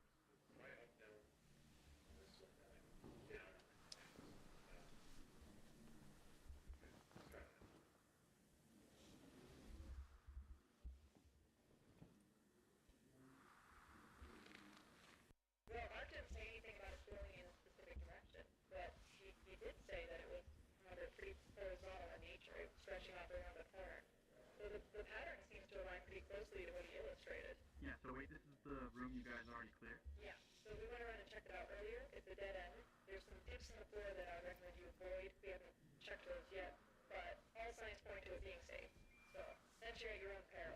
Huh. Okay. Oh.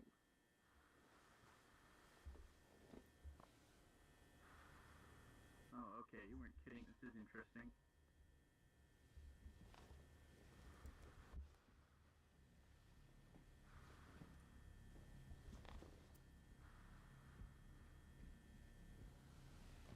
Very ominous sounding.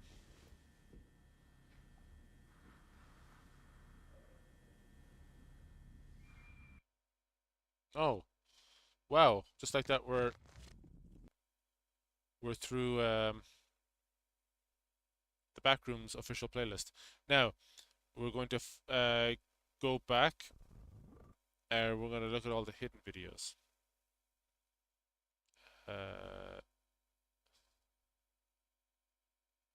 Oh shit! I had it up there.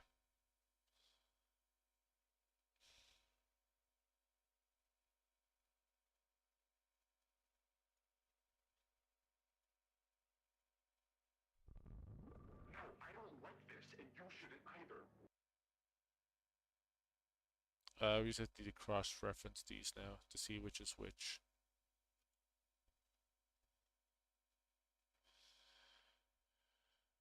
Okay, so we watched 22 videos. There's 27 on this. So there's 5 we're missing. Backroom, the third test, first contact. Fault line is the first one, 259. I'm Ted Koppel. There has been a rather strong earthquake in Northern California. So strong, in fact, that it has, among other things, knocked out all the power, or much of the power, at Candlestick Park, where the third game of the World Series was being played. This seems like just archive footage. Like maybe there's something to it, but okay, so missing persons was the next one. We've seen missing persons. Informational video, autopsy report, motion detected, prototype, pitfalls report, presentation, Simpsons. Hey, yeah, who are you? I saw you chasing Bird's ambulance. That's his name, Mr. Simpson. You might have to wait on hand and foot for the rest of his natural life. That's the downside. Now here's the good part. You can ching, ching, ching, cash.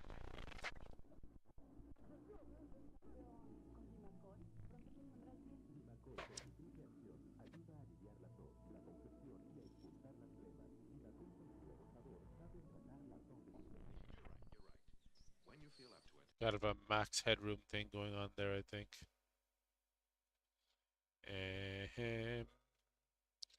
Found footage numero dos. So we've seen that. We've seen home, reunion, horns, animated short film. This is before rooms overflow. Okay. Sorry, I clicked on the wrong thing.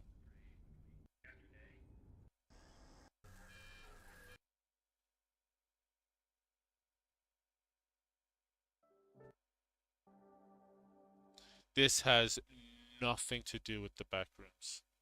This is someone plugging their shit. Backrooms, damage control. One unavailable. Okay. Backrooms hidden video. 23 videos here, okay.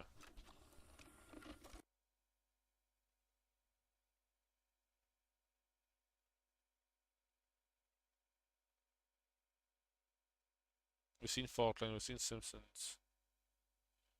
Reunion recording. I remember. This doesn't look familiar.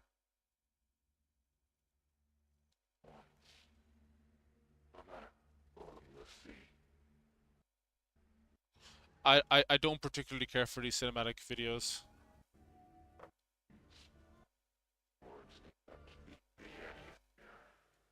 Yeah, I don't think these are heavily contextual or needed to understand what the hell is happening. So we're coming up on the time now. Maybe we'll watch the final trailer for Backrooms and then we'll call it a night because I have zero energy to do Save the Gulls. 2 months ago, 2 weeks ago. I feel like this is the final trailer, right? I found something in the store. Okay. What did you find? Love the casting on this film, by the way. D-Man, do you think that the entity controls the backrooms in the same entity? It's the same entity that tormented Chris Chan, Sonic True Demon, without a doubt. I think you've just spoiled the film for me, so thanks for that. What I'm trying to figure out. I like this shot a lot. Keep up. It only gets better. You got the camera, right? You can borrow it again.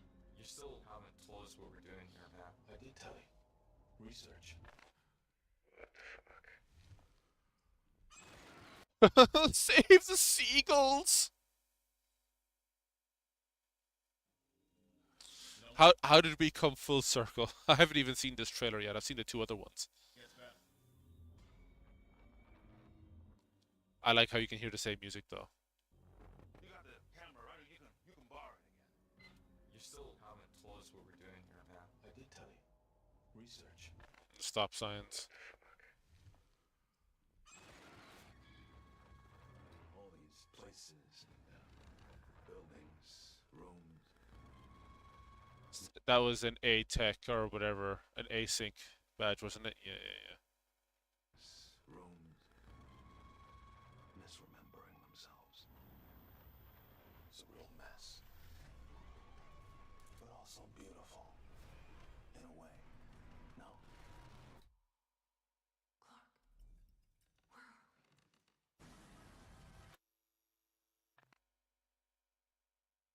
we? Osgood Perkins. I realized only a few days ago that Osgood Perkins worked on this. So that was the director of Long Legs. So Osgood Perkins, the director of Long Legs, was a producer on this.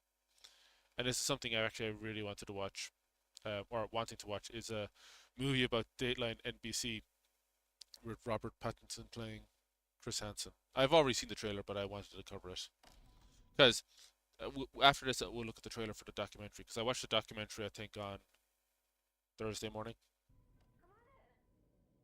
What would have happened? It's crazy. I don't know if I knew about this movie happening, but I've been binging TCAP clips for the last 2 weeks, so to have this just appear on my feed was kind of crazy.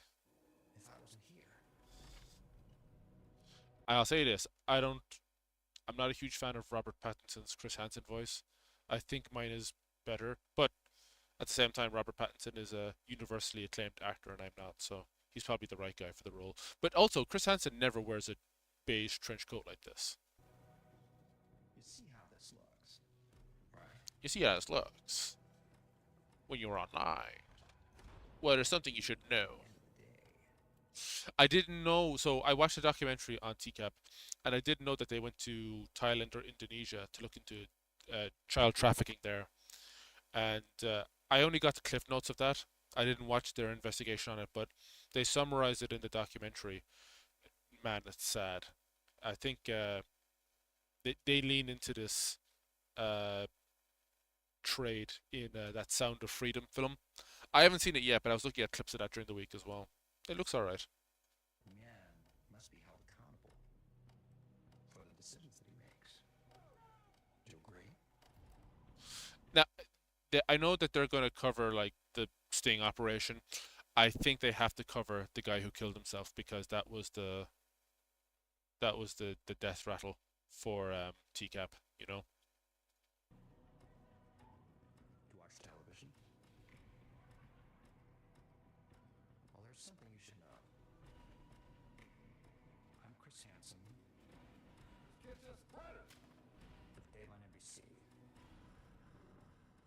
And you're about to be a part of television history. When is this coming out? Coming soon. Ah, fuck you. Uh, Predators documentary. Because there was something in this trailer that really caught me off guard. Also, I thought MTV was gone, so this really caught me off guard. You sound so sweet. I hate that I know which Predator's voice that is. Are you nervous about talking to me? That's a lot of reads to have, and like you probably saw in the thumbnail, but they spoke to Chris Hansen in it, so that's obviously going to be. But then again, he's not avoiding the limelight. He's never left the limelight since he did the original show. But I watched this documentary on Friday morning, and I was very underwhelmed, especially with the ending. There's one aspect in the documentary that I really liked, though. No, we gotta be like really careful about doing this. Yeah. Yeah. What are you thinking? What do you think? I'm thinking I wish I was there with you right now. Really? Yeah. My precious little princess. I like it when you call me that. I like calling you that. I thought about you all day. We even put a camera underneath a leaf. Oh no, that was a microphone. Shit. Did you finish painting your toenails? Yep, they're all nice and pink. I am a very lucky guy. You think so?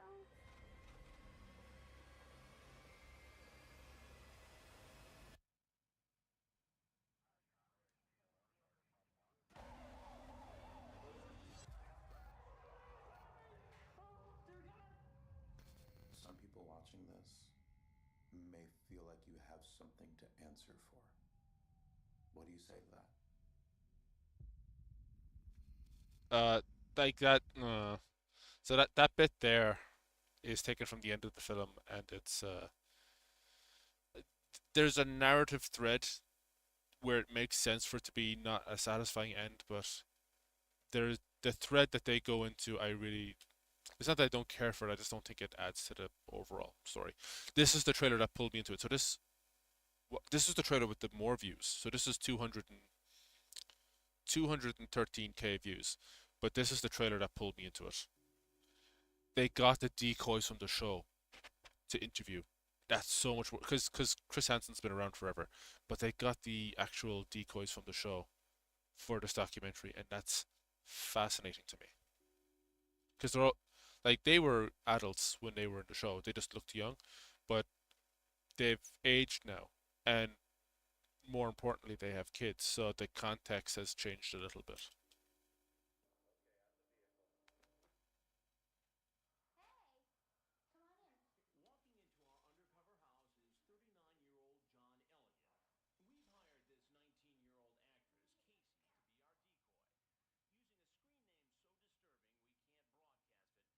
So I believe that's the decoy they use the most. So what are your plans or what are you thinking? Because when they first did the show, she was that actress was 18, but she looked like she was 13. So if she's been looking after herself, I mean, she looks maybe 40 there, probably 82. There were a few I wanted to just be like, go home. I'm a freshman in college. And like her voice has barely aged, which is crazy. I'm trying to figure out my life. And one of the guys that came, we were like pretty similar. And I'm just talking to some guy on the beach about like college is rough and do I want this major? Do I not? And it was very relatable. And so badly I just wanted to be like, go home. Go home. Go home. I just didn't know. Like It's interesting how empathetic the actors are toward these people.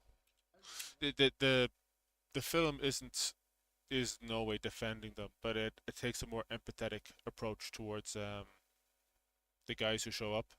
worried. That's all. This was some crazy scheme. What do you mean?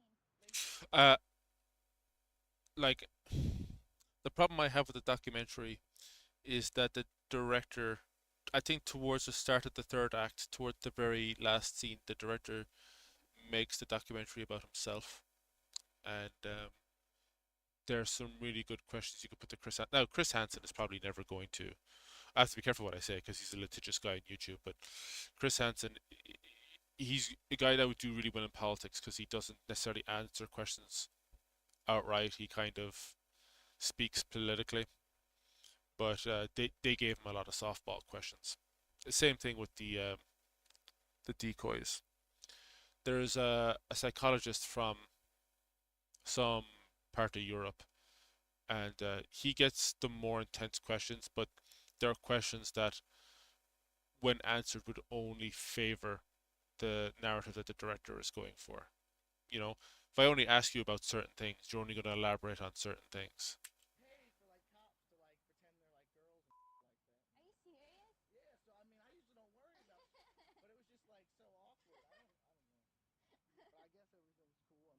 I don't know. So. But as he's about to find out, everything isn't cool. How's it going? Pretty good. How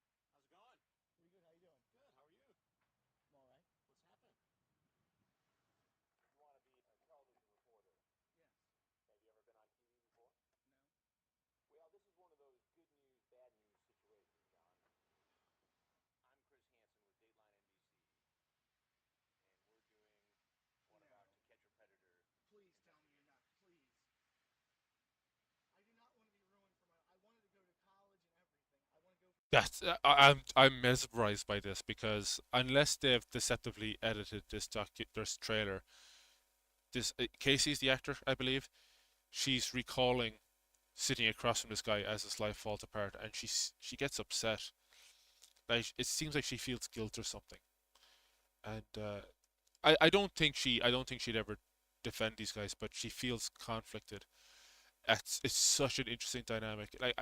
It's not that they can't not interview Chris, but like this is a one-off documentary. It's like an hour and a half or something, but this could have been a 4 or 5 parter where they interview each decoy. Some of them maybe don't have a lot to say, but just what's happening here on screen is just so interesting to me. You know? And I think it's because some of the guys that they stung were in the same ballpark of age as her because we were conditioned to thinking that she was like 13 because that's what the guys who showed up thought. But oh man, it's so her like I think something that they talk about in the documentary is about how a lot of these young actors who would have played decoys were like at the start of their acting career, and because of how young they looked, there was the idea that their lives were ahead of them was more embellished.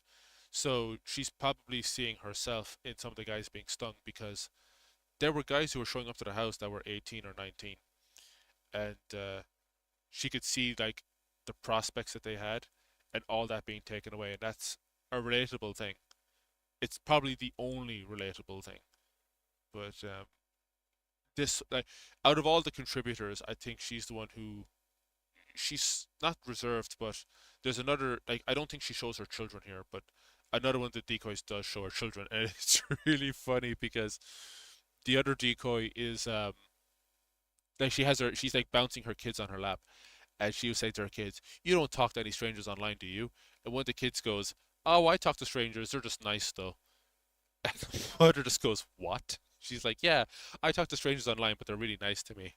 And the mom's like, "Okay, don't do that." Um, there's one of the guy decoys, some gentleman with red hair, and I think he was the decoy when the guy killed himself. And he has very strong choice words for how the show handled that because the show did handle that poorly. I think they went behind the district attorney's back or something and called it a house before getting clearance or something. So that wasn't done by the book, which is really fucking bad. It's why the show ended. But all the things that she was in were done by the book. But it's hard to imagine that these decoys didn't take their job home with them, and there could be some trauma on their end that they hadn't debriefed from. You some of the predators that they stung got counseling and stuff afterwards because they had health insurance that covered it or whatever. But I don't know if anyone ever looked after the decoys, and the decoys didn't have to do the chats, the chat logs or whatever. They didn't have to do the messaging with the predators, but they had to be familiar with what was in them. And because they were around 18 or 19, they were still young enough to probably be scared by what they were seeing. So it's it's sad, you know. The, their careers started and are in a large part built upon the legacy of a show that was so dark in nature. As nice as it would be to have like a full-on acting career, I don't even know if I would want my start to be a show like this. And she even talks about how she got her start. It wasn't she didn't see an ad in the paper saying, "Oh, decoy needed for stinging creeps." It was her dad who put her name forward because he saw the ad, and I think the thing was saying they were looking for young-looking actors, and without knowing what it was, her dad went out and said, "Oh yeah, my daughter is 18, but she looks 13." And it's funny because there's a picture of her from like a dance academy in like some kind of Destiny's Child kind of like dance outfit, and there's just a belt saying like superstar or something, and she says that was the giveaway. That's the thing that made me look like a kid because it's so early 2000s coded. Didn't realize it at the time how taxing it was emotionally and mentally. Years later, I'm still emotionally exhausted. Like I have never watched this post it airing originally. I believe her. Over the years, I've had my ways of being able to work through it, right? But that's a lot for someone to take in. Yeah. They don't. I don't know if she just refused or whatever, but there's so many questions you could ask her, and they don't ask them. You know, it's just that I think I get frustrated with as like someone who's worked on documentaries and stuff is there's the questions that you've like if you how do I not give the bag away here? I've worked on documentaries that were historical. I've worked on documentaries that were like social. I've worked on documentaries that were political.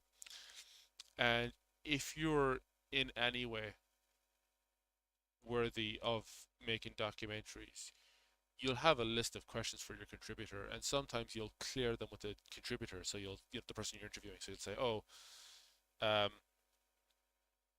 you know, here's what we're thinking of asking you. What do you think of these questions?" Now, if you're doing one of those expose pieces, then that doesn't necessarily have to be cleared, I guess. But the thing that I found most interesting was that you go in with questions that you've written, and sometimes you'll ask a question, and the answer they give will answer two questions at once. So you can kind of strike out two. You can kill two birds with one stone. You know, if you ask, if a question is, "What date were you born at?" or what day were you born on? And then another question is, where were you born? And they say, I was born on like the 22nd of May in Louisiana or something. Then you can strike off two questions at once. But then sometimes there's questions that you will just come up with on the spot because they will bring up a topic like, and that's, on the way home from the hospital after I was born, my mother basically, that's when my mom started giving me antifreeze for breakfast or something. And if you didn't know about that before, your next question is, talk more about that. Talk more about it. But some people aren't inclined to do that. One thing that I learned from one of my mentors in film was that if someone, if you're interviewing someone in a documentary and they start to get emotional and they start to get vulnerable and they get choked or they begin to, it looks like they're coming close to crying, don't cut and don't say anything.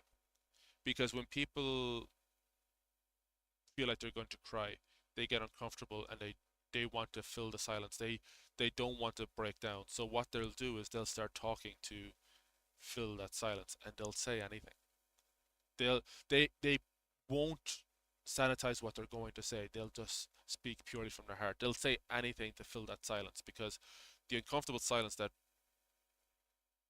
predates crying is so uncomfortable for the person who's crying.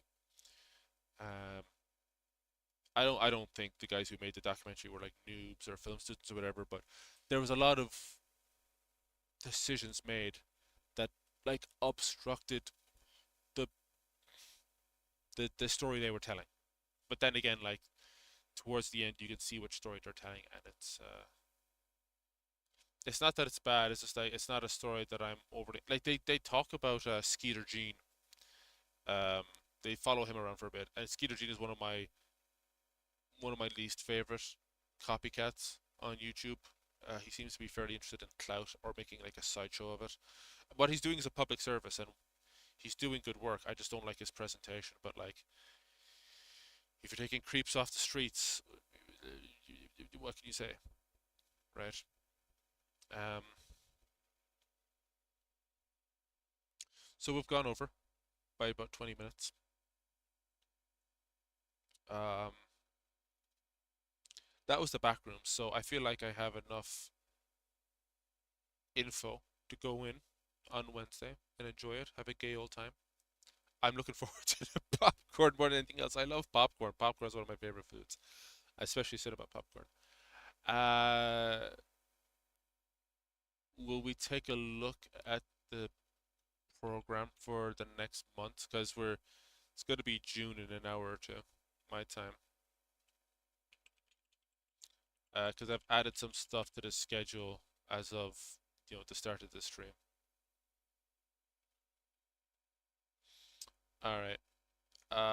So next week I think it's movie night. I'm not too fussed about that. We can push that back, and I feel like maybe we should push that back a teeny tiny bit. I'm not sure by where, but I'll figure it out during the week. Jalapenos on popcorn is amazing. Get the fuck out of here. Get out of the stream and don't ever come back. You're the kind of person that would have those gummy chili bears. You have crippled it. I was gonna say you're gonna cripple this country, but we're not even from the same country. Um, that's some Texan shit now. Um, did you hear that they opened a Buc-ee's in Nevada in the last week or so? I before I die, I wanna go out to a Buc-ee's because all I have is stupid shopping bags that friends have given me. Um, shit. Here we go. Um, so next week is movie night. I might take a movie off that because it's three movies, right? No, I don't like the hot gummy bears. It's disgusting. Um, I want to get Save This Gulls in there because otherwise it's just a snowball, and I'm already working on other stuff. Uh, Halo Insanity Marathon next month. Different contestant. Summer Solstice, just funny stuff. Mid-number site stream.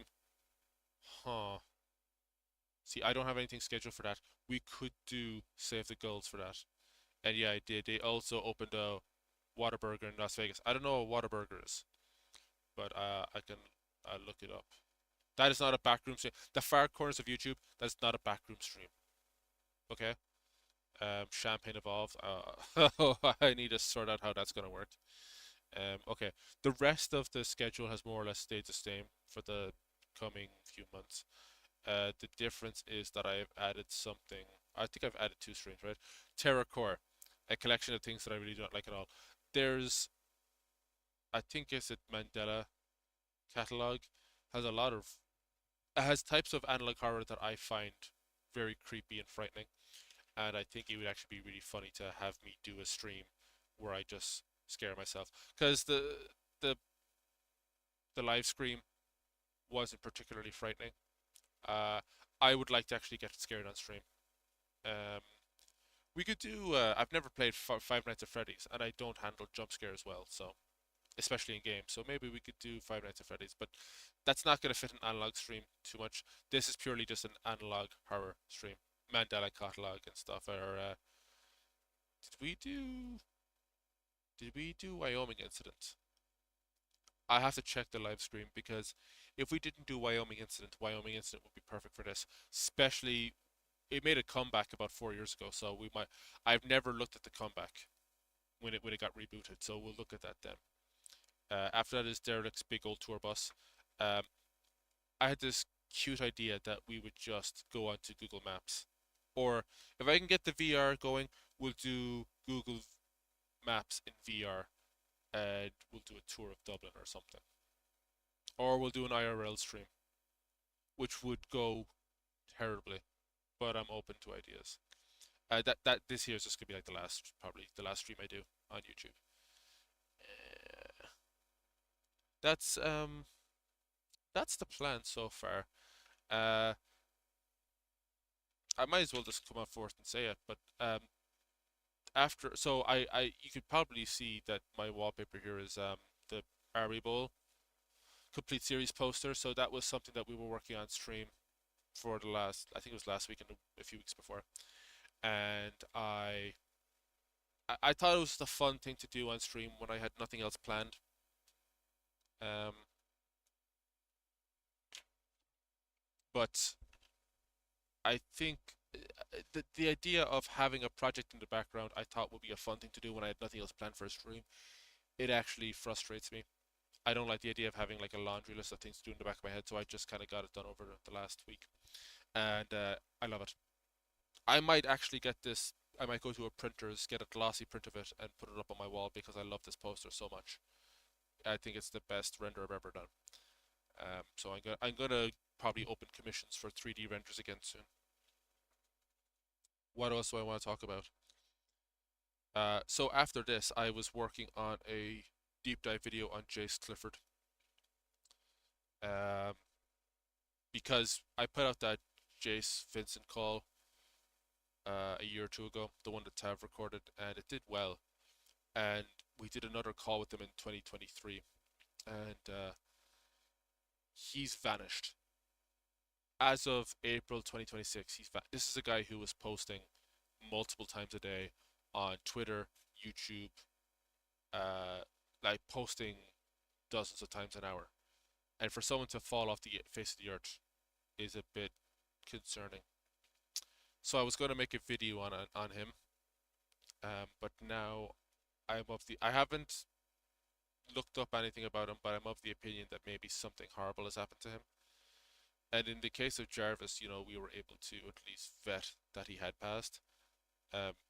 Me and Jarvis, we're pretty good friends. Me and Jace never got along, and I don't like the idea of, even though I didn't like him, I don't like the idea of besmirching his memory if he has left before his time. So that deep dive video working on him is probably going to get scrapped. I've made a post about it on the Jace Vincent call video. I did like a pinned post. I'm still writing my next machinima, hitting a wall every now and again, but I think the next video I'm just going to edit will probably be the guide. I know I've said that dozens of times, but it's probably the only thing I want to work on now. I kept putting it off, and now it seems prudent just to lock in and work on that as much as I can. Uh, so, uh, what else do we need to discuss? Oh, you have to do some game captures. I might add some more videos to the schedule. If you aren't seeing weekly uploads from me, check the shorts section. I've scheduled some shorts to go up every week in place of normal videos. Normal videos will resume in a couple of weeks, but for the next few weeks, it's going to be mostly shorts because shorts have been good to me. Not as of late, but you got to keep the faith and trust the process, you know. That's more or less all that I have. There's other things I'm writing, other things I'm working on. Um, my final Halo machinima, uh, I've been writing. I've restructured it a little bit. I'll explain what that means when I get close to working on it because the structure of it is going to be done in a way that will allow me to get it out quicker without rushing or tarnishing the narrative. Uh, and unlike a certain someone season 8, I haven't shot anything for it yet. I haven't even finished writing it. The final scene for that my final Halo Machinima is written, and it's never going to change. The final scene for my Halo Machinima, for my the final scene for my last Halo Machinima is going to probably tug on a few heartstrings. Um, I thought that the last Chewies would do that, but it only made sense to me. The ending for my final Halo Machinima is probably going to make a lot more sense, and I think it'll probably I don't think it'll bring anyone to tears, but I think everyone will at least get it. I think I finally figured out my voice is like a machinimator, which sounds cringe and dumb and whatever, but thanks for the stream, D-Man. Hey, thanks for tuning in. We're going to do it all again next week, same time. I was going to do it a little earlier so we could save the gulls, but you're going to have to be patient with me. I might move some stuff around. I don't necessarily want to do a stream on like a Saturday or Friday because people aren't used to seeing that from me. I appreciate Sundays more because of you. I appreciate Canada more because of you. I don't know. I'm fairly tired. But do me a favor. Have a good week. Be thankful for what you have. Make time for people in your life. All the good things. Cook something nice. Christ, if we can get cooking streams going, I'd love to do cooking streams because I love cooking so much. But yes, I'm gonna haul ass this week, and we're gonna work on some content. I'm gonna have some good news for you next week, and I don't know what the news is going to be, but my promise for you for every stream is to give you a bit of good news, not to make you jealous, but to remind you that you gotta keep pushing. All right, I love you all. I'll see you on the flip flop. Stay out of trouble. Drink plenty of water. Wash behind your ears. Derelict out.